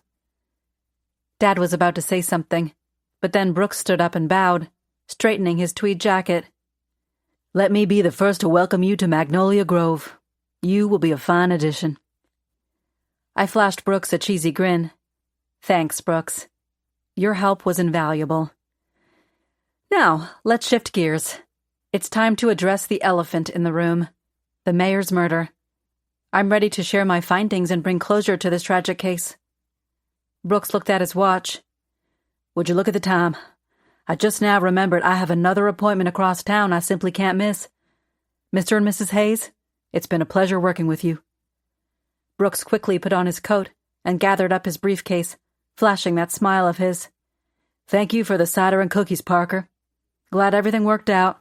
Congratulations again, everyone." He had barely taken 2 steps toward the door when Mom called out, "Oh, Brooks, you simply must stay. I'm sure your next appointment can wait." Brooks froze mid-step. A flicker of something, was it frustration, crossing his face before his usual charm reasserted itself. "Now, Mrs. Hayes, I'd love to, but I'm very busy this time of year, wrapping up deals before the holidays and all." Dad chimed in, adding some more pressure. "We haven't sealed the deal just yet, Brooks, so stick around. We're not quite home free." Brooks's eyebrows shot up at Dad's terrible pun, but he caught the meaning. He recovered quickly, smoothing down his coat with a steady gesture. "Well, when you put it that way, how can I refuse?" Brooks chuckled, returning to his seat. "I suppose my next client can abide a few minutes more? I wouldn't want to risk losing my star clients." He winked at my parents, who smiled back at him, clearly pleased with themselves for keeping him there. I addressed the group. "So, just a few minutes ago, the crucial piece of evidence was delivered. It will tell us who the killer is. Full disclosure, this is the main reason I've asked you all to come tonight, because all of you have played a role in this unfortunate event." The room froze, heavy with anticipation. I took a deep breath, preparing for the fallout. The truth can be brutal, and I steeled myself for the possibility of strained relationships by night's end. I hoped I wouldn't lose any friends. Well, except for the killer, of course. But before I reveal my findings, I continued, let's review some details, shall we? I scanned the room, meeting the eyes of each person. The killer had a personal vendetta against Camden, a hatred that had been simmering for a long time. My voice resonated through the cafe, commanding attention. Harlan Green, you had a complicated history with Eleanor and a conveniently timed return to town. You have plenty of reasons to harbor resentment. Not to mention, it was your Evergreen Delights chocolates that happened to be the mayor's last snack. A lethal one. Harlan remained silent as he clenched his jaw. Next, I turned to Lorelei. Now, Lorelei, you have stoically suffered through many years of your late husband's infidelities. You also happened to help Harlan get his chocolate business off the ground. Again, the same chocolates that killed the mayor. Though Lorelei maintained her composure, her hand tightened around her mug of cider. I turned to Oliver. And you, Oliver Green, you were desperate to find money for tuition. You'd recently discovered a deeply personal secret about the mayor and saw an opportunity. I paused, careful not to reveal the sensitive truth that the mayor was Oliver's father. Oliver shifted uncomfortably in his chair. Eleanor placed a protective hand on his shoulder. And Eleanor, you had your own complicated history with the mayor. It was a relationship that resulted in your husband Harlan leaving you decades ago. You're a struggling single mom, possibly driven to desperate measures for your son's sake. Dare I say, even going so far as poisoning yourself as a misdirection? Eleanor's jaw dropped, and she let out a gasp. I'll admit, that one stung. And let's not forget you, Maggie Thomas, and your entangled affair with the mayor. Maggie's face flushed. And finally, Nellie Pritchett, our mayor pro tem. Political ambitions can be a powerful motivator, can't they? And wasn't it you, Nellie, who was handing out those chocolates around town? Nellie put her hands on her waist and scowled. I figured I could ask for forgiveness later. The reveal was too important. I surveyed the captivated audience. This much I promise. The truth will be both surprising and simple.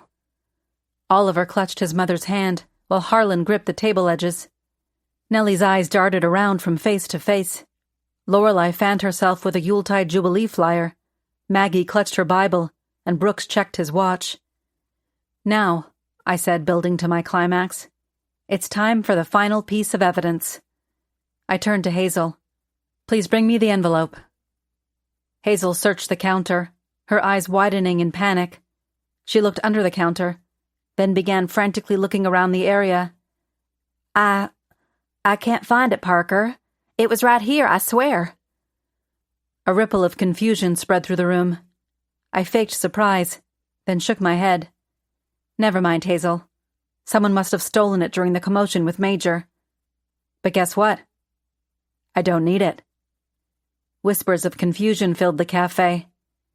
I nodded to Whit, who pulled out a phone and sent a text. Then I took out my phone. I'll just call the killer instead. Sheriff Sinclair, having been signaled by Whit, entered through the front door and stationed herself there.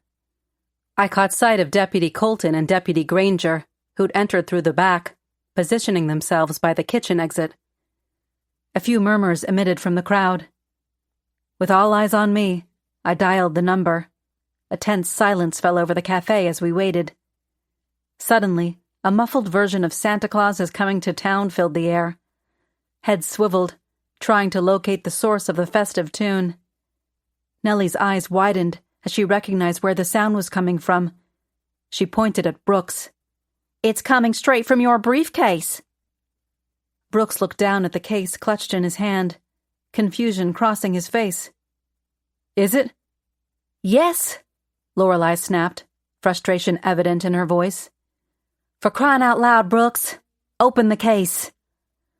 Brooks set the case down on a table and fumbled with the lock.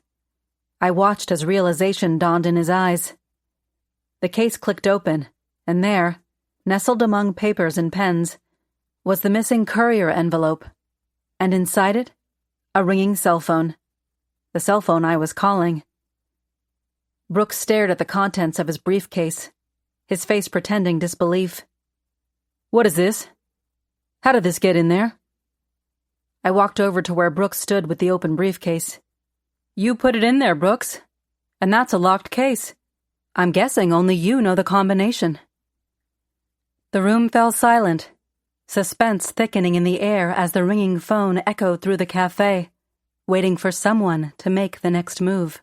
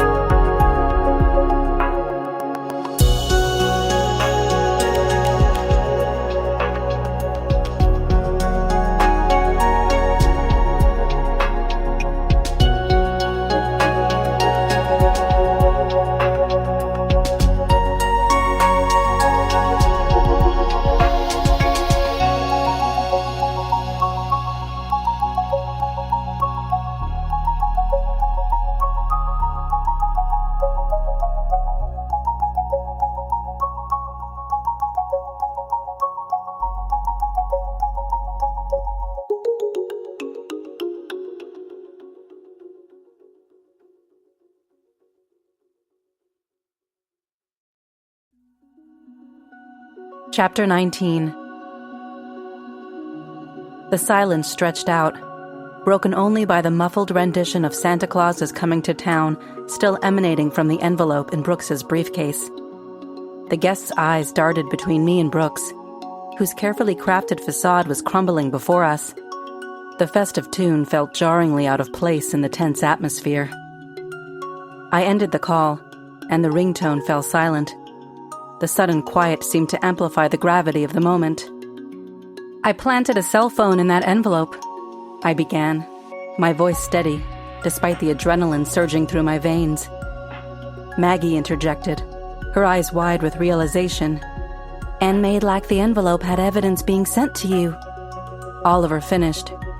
"And lured the killer into taking it." Admiration filled his voice. Nellie gasped, her hand flying to her mouth. "Oh my stars! Brooks, you didn't!" Sheriff Sinclair stepped forward, her face grim as she produced a pair of handcuffs.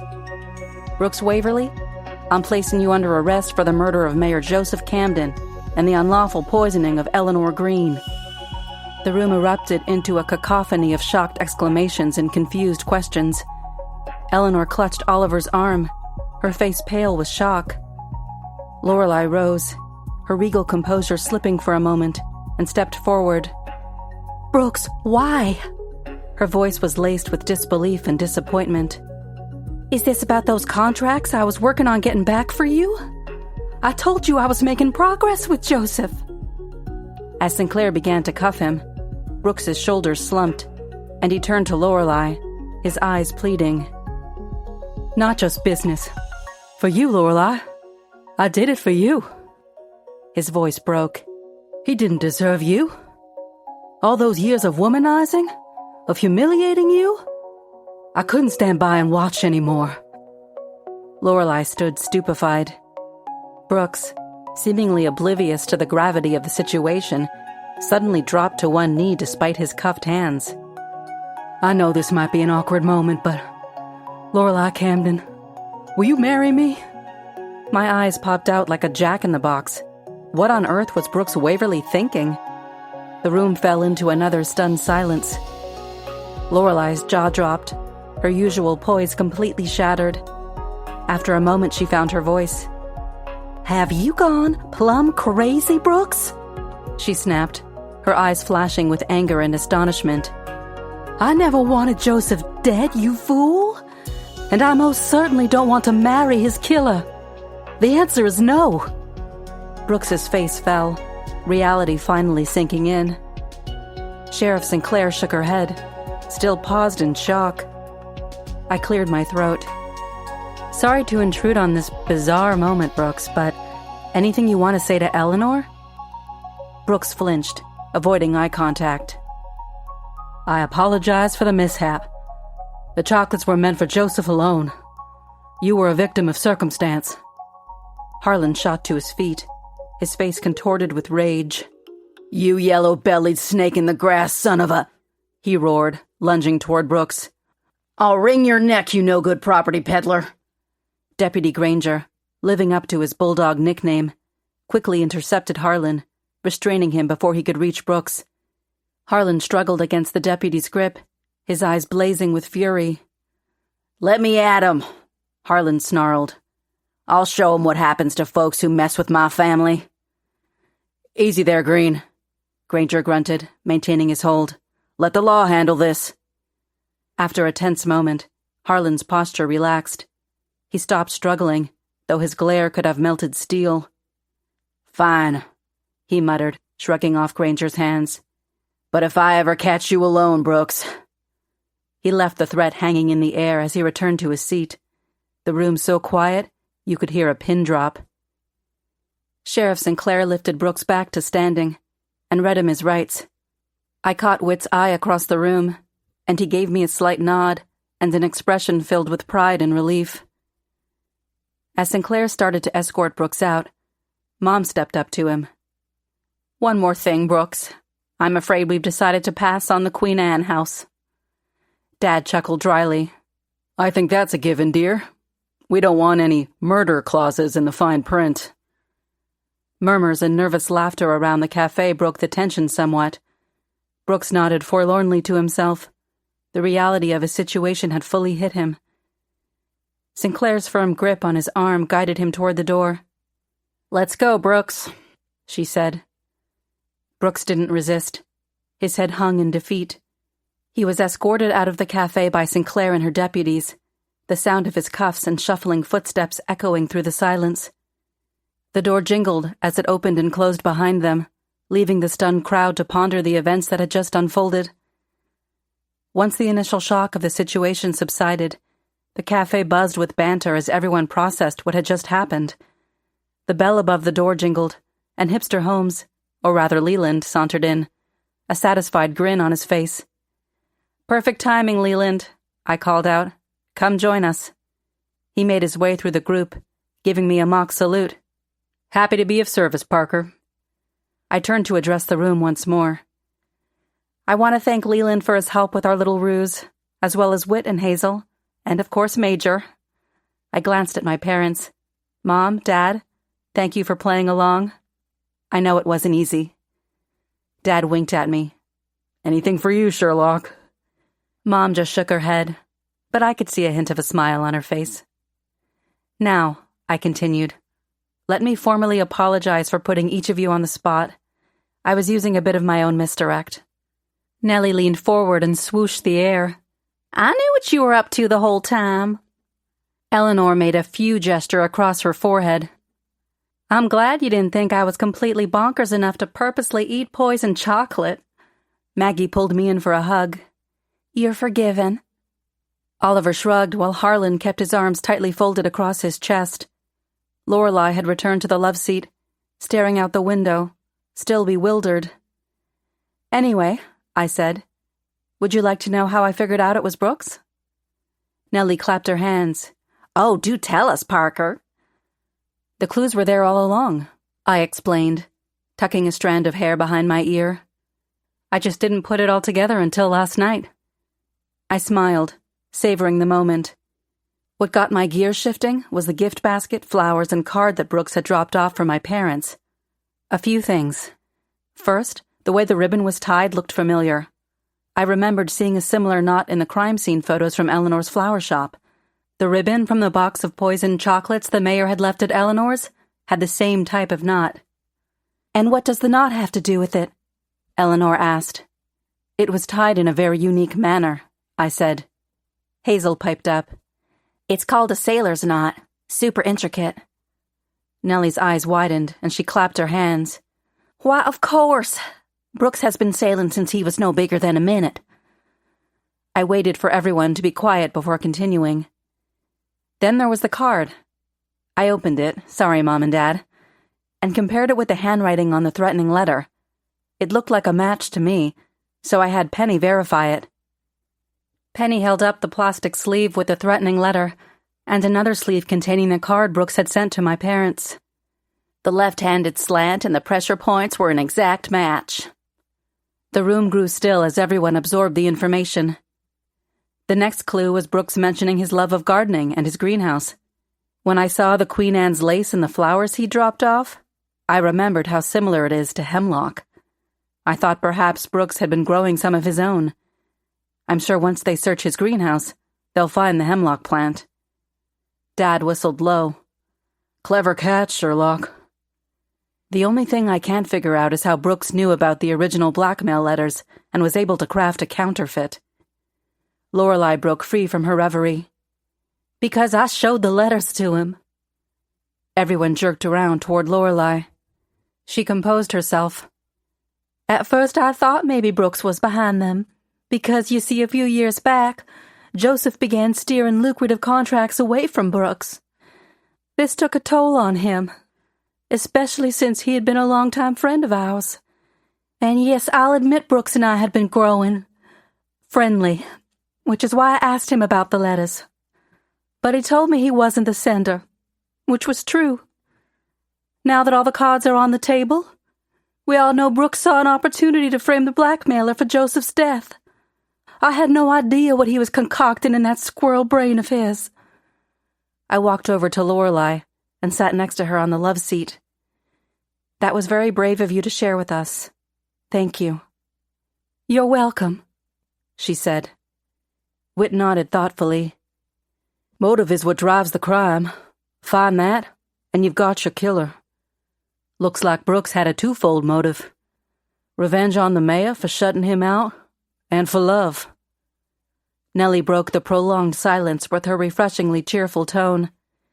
Well, that's all behind us now. Shall we focus on the Yuletide Jubilee? The tension dissolved, and was replaced by excitement over the upcoming celebration. I leaned against the counter, watching as the cafe hummed with holiday cheer. Mom and Dad huddled in a corner, their heads bent together in quiet conversation. My gaze drifted to another table, where Dr. Penny Griffith had set up an on-the-spot handwriting analysis workshop. Hazel and Leland huddled around her, eyes brimming with fascination as she pointed out various quirks in Hazel's writing samples spread before them. Now see this loop here? Penny's enthusiastic voice carried across the cafe. That's a clear sign of creativity, Hazel. And look at how your T is crossed. That indicates attention to detail. Leland nodded along, stroking his beard thoughtfully. Shucks, Hazel. I don't need a handwriting analysis to tell me that. Penny chuckled as Hazel's cheeks turned a bright shade of red. Their voices faded into the background as Whit sidled up next to me, his shoulder brushing mine. You did it again, Parker. His voice was warm with admiration. I shrugged, suddenly feeling the weight of the past few days. We did it, I corrected him. I couldn't have solved this without you, Whit. He opened his mouth to respond, but before he could, Nellie's voice rang out across the cafe. Oh, good heavens! Has anyone seen my day planner? I can't start the Jubilee preparations without it. A flurry of activity erupted as everyone began searching for the missing planner. I smiled, watching everyone work together to help Nellie. One of the many things I loved about Magnolia Grove was the community. Murderous real estate agents notwithstanding. As I watched the search party, a nagging feeling tugged at the back of my mind. The case was solved, but my parents were undoubtedly going to back out of moving here altogether, and I felt like I was the cause. You okay? Whit put his arm around me. I nestled against his shoulder, pushing the feeling aside for now. Yeah, just tired. It's been a long few days. I just want to hit the hay and snuggle with Major. The evening eventually petered out, and the last of the guests trickled out into the snowy night. I got the sensation that while we'd closed this chapter of Magnolia Grove's story, another would soon follow. Chapter 20. The Magnolia Grove Town Hall had been transformed into a winter wonderland for the Yuletide Jubilee. Twinkling lights adorned the high ceilings, and the scent of cinnamon and pine wafted through the air, mingling with the fragrance of freshly brewed coffee. I stood behind our cacio latte booth, serving up steaming cups of my special holiday blend to the festive crowd. The grand space, usually reserved for town meetings and local government business, now buzzed with holiday cheer. Booths lined the walls, each decorated with tinsel and ornaments, showcasing the best of Magnolia Grove's local businesses and artisans. Pastor Jasper took the stage, his jovial face beaming as he addressed the gathering. Friends, neighbors, what a year it's been. But here we are, stronger than ever, celebrating the spirit of our wonderful community. He went on for a few minutes about resilience and togetherness before saying a prayer and handing the microphone to Nellie. She was bubbling over with enthusiasm. Oh, what a joy it is to see you all here tonight, Nellie gushed. Despite our recent challenges and tragedies, the heart of Magnolia Grove beats stronger than ever. Now, let's kick off this Jubilee with some good old-fashioned caroling. As the first notes of Deck the Halls filled the air, Jackson Beauregard, infamous local business mogul, meandered over to our booth. He grabbed one of the sample coffees I had at the ready. Impressive work on solving the case, as usual, Miss Hayes. He oozed with his trademark Southern charm. You've certainly made quite a splash since arriving in our little town. Thanks, Jackson. I'm just glad everything worked out, and justice was served. Well, happy holidays, Parker. He raised his cup, then walked off. Mom appeared at my elbow, her eyes filled with playfulness. My goodness, Parker. I do believe that man was flirting with you. Watch out, Whit. Whit, who'd been refilling the cookie tray, nearly dropped it.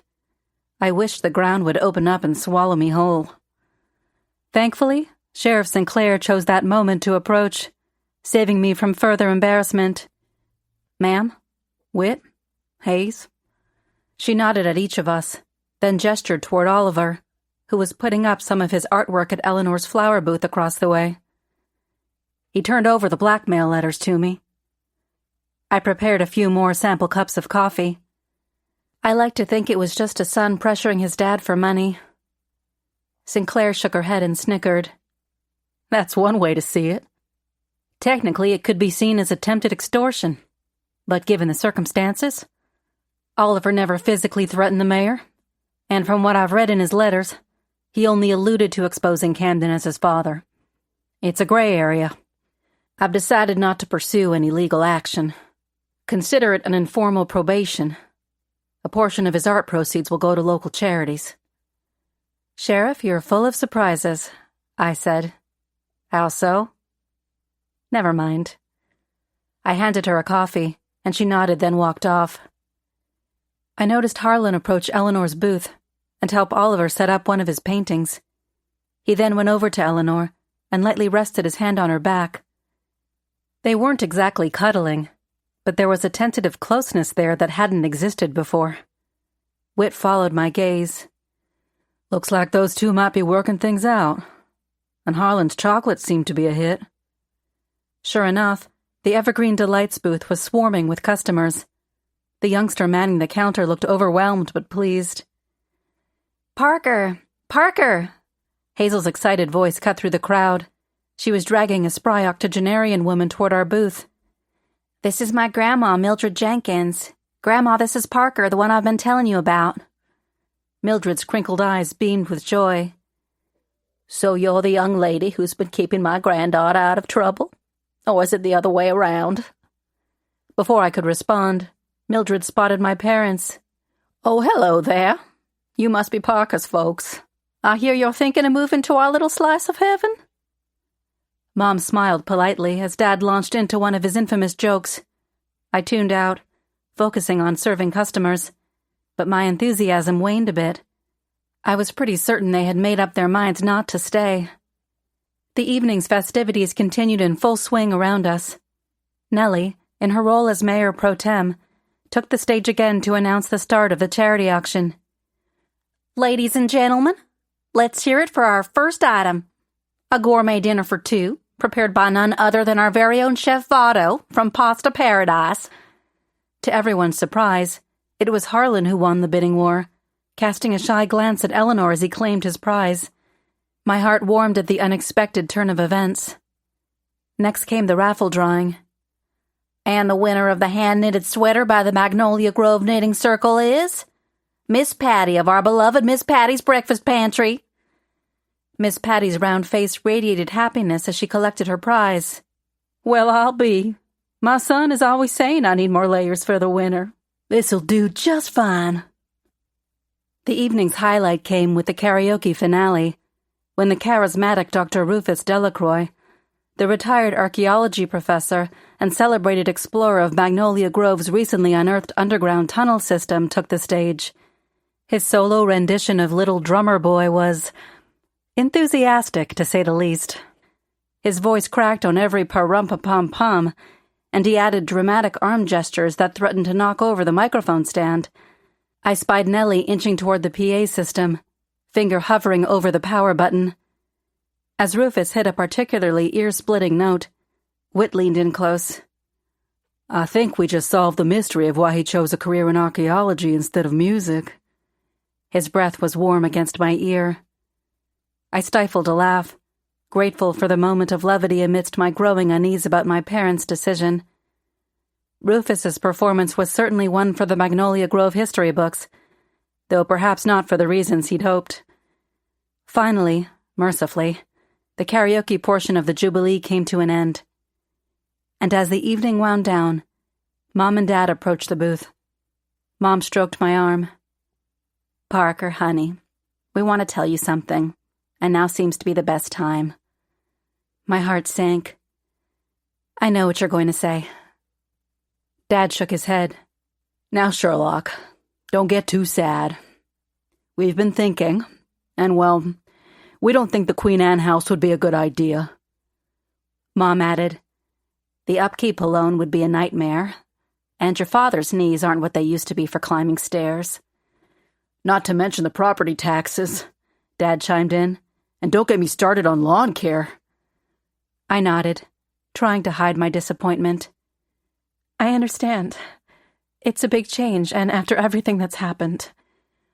"Oh, sweetie, I'm so sorry," Mom interrupted. She rummaged in her purse. I held up a hand. "I don't need a tissue, Mom. I'll be fine." She bit back a smile and pulled out a glossy brochure with a flourish. "We're not buying the Queen Anne house because we found this instead." I blinked, confused, looking down at the brochure for that active adult community Hazel had shown me in the kitchen a couple of days earlier. "What?" Dad announced. "Golden Grove. It's new.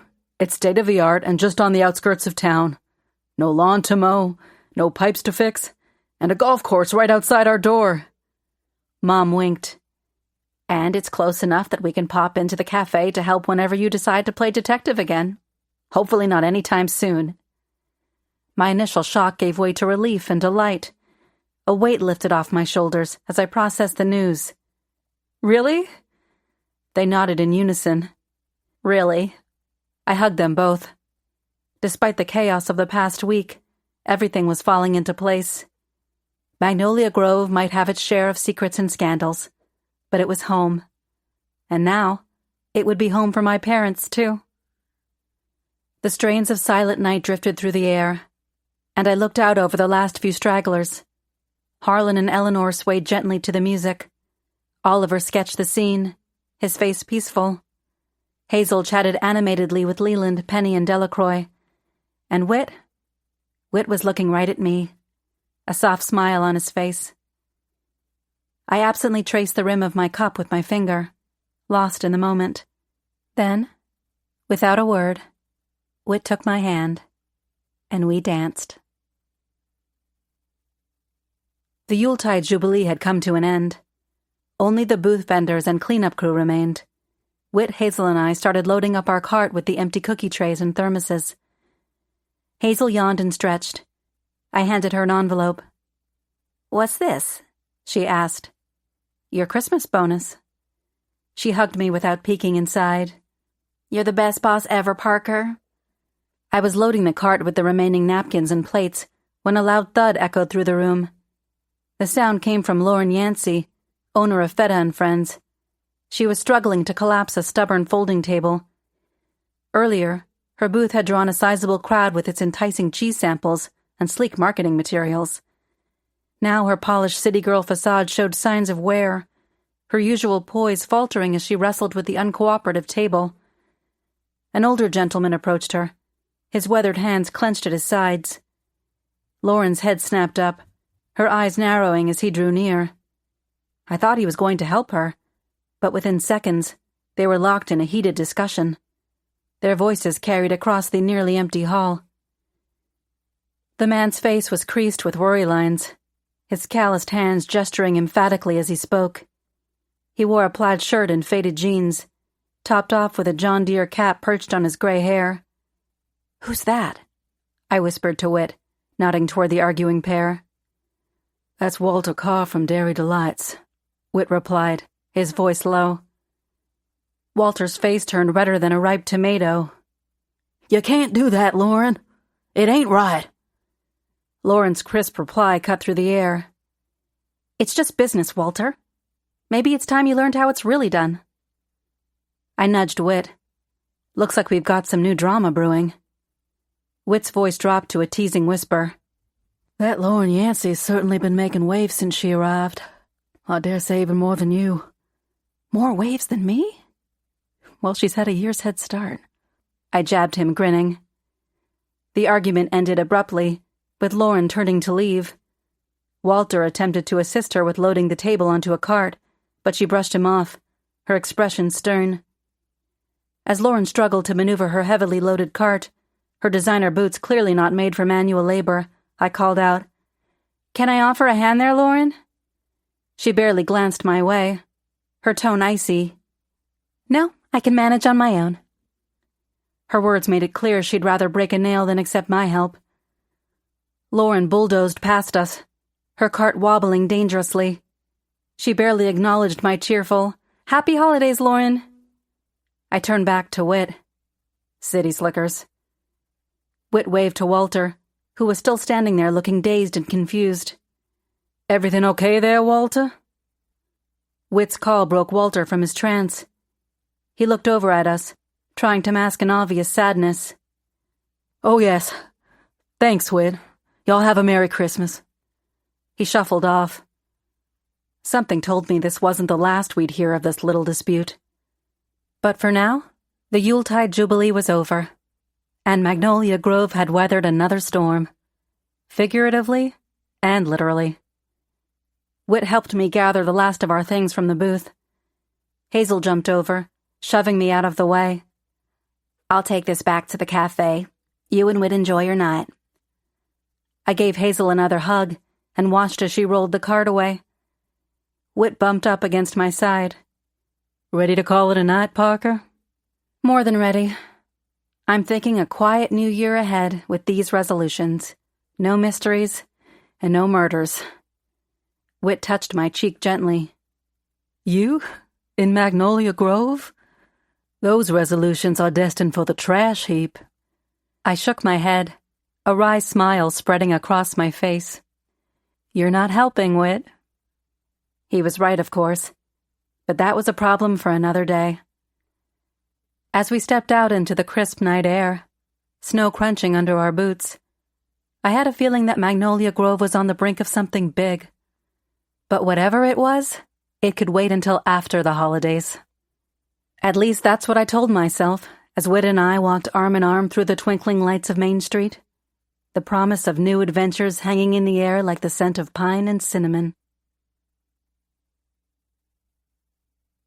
It's no mystery you finished this audiobook produced by Podium Audio. If you're thrilled with this audiobook, we would love for you to rate and review it.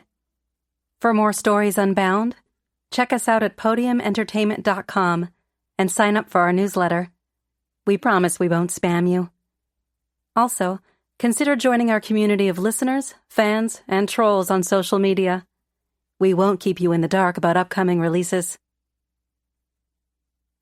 You have been listening to a blend of Betrayal, Book 3 of a Café Crimes Cozy Mystery series, produced by Anna Erickson, written by Simone Stier, performed by Jessica Goldapple, a member of SAG-AFTRA. Text copyright 2025 by Simone Stier. Production copyright 2025 by Podium Audio. All rights reserved.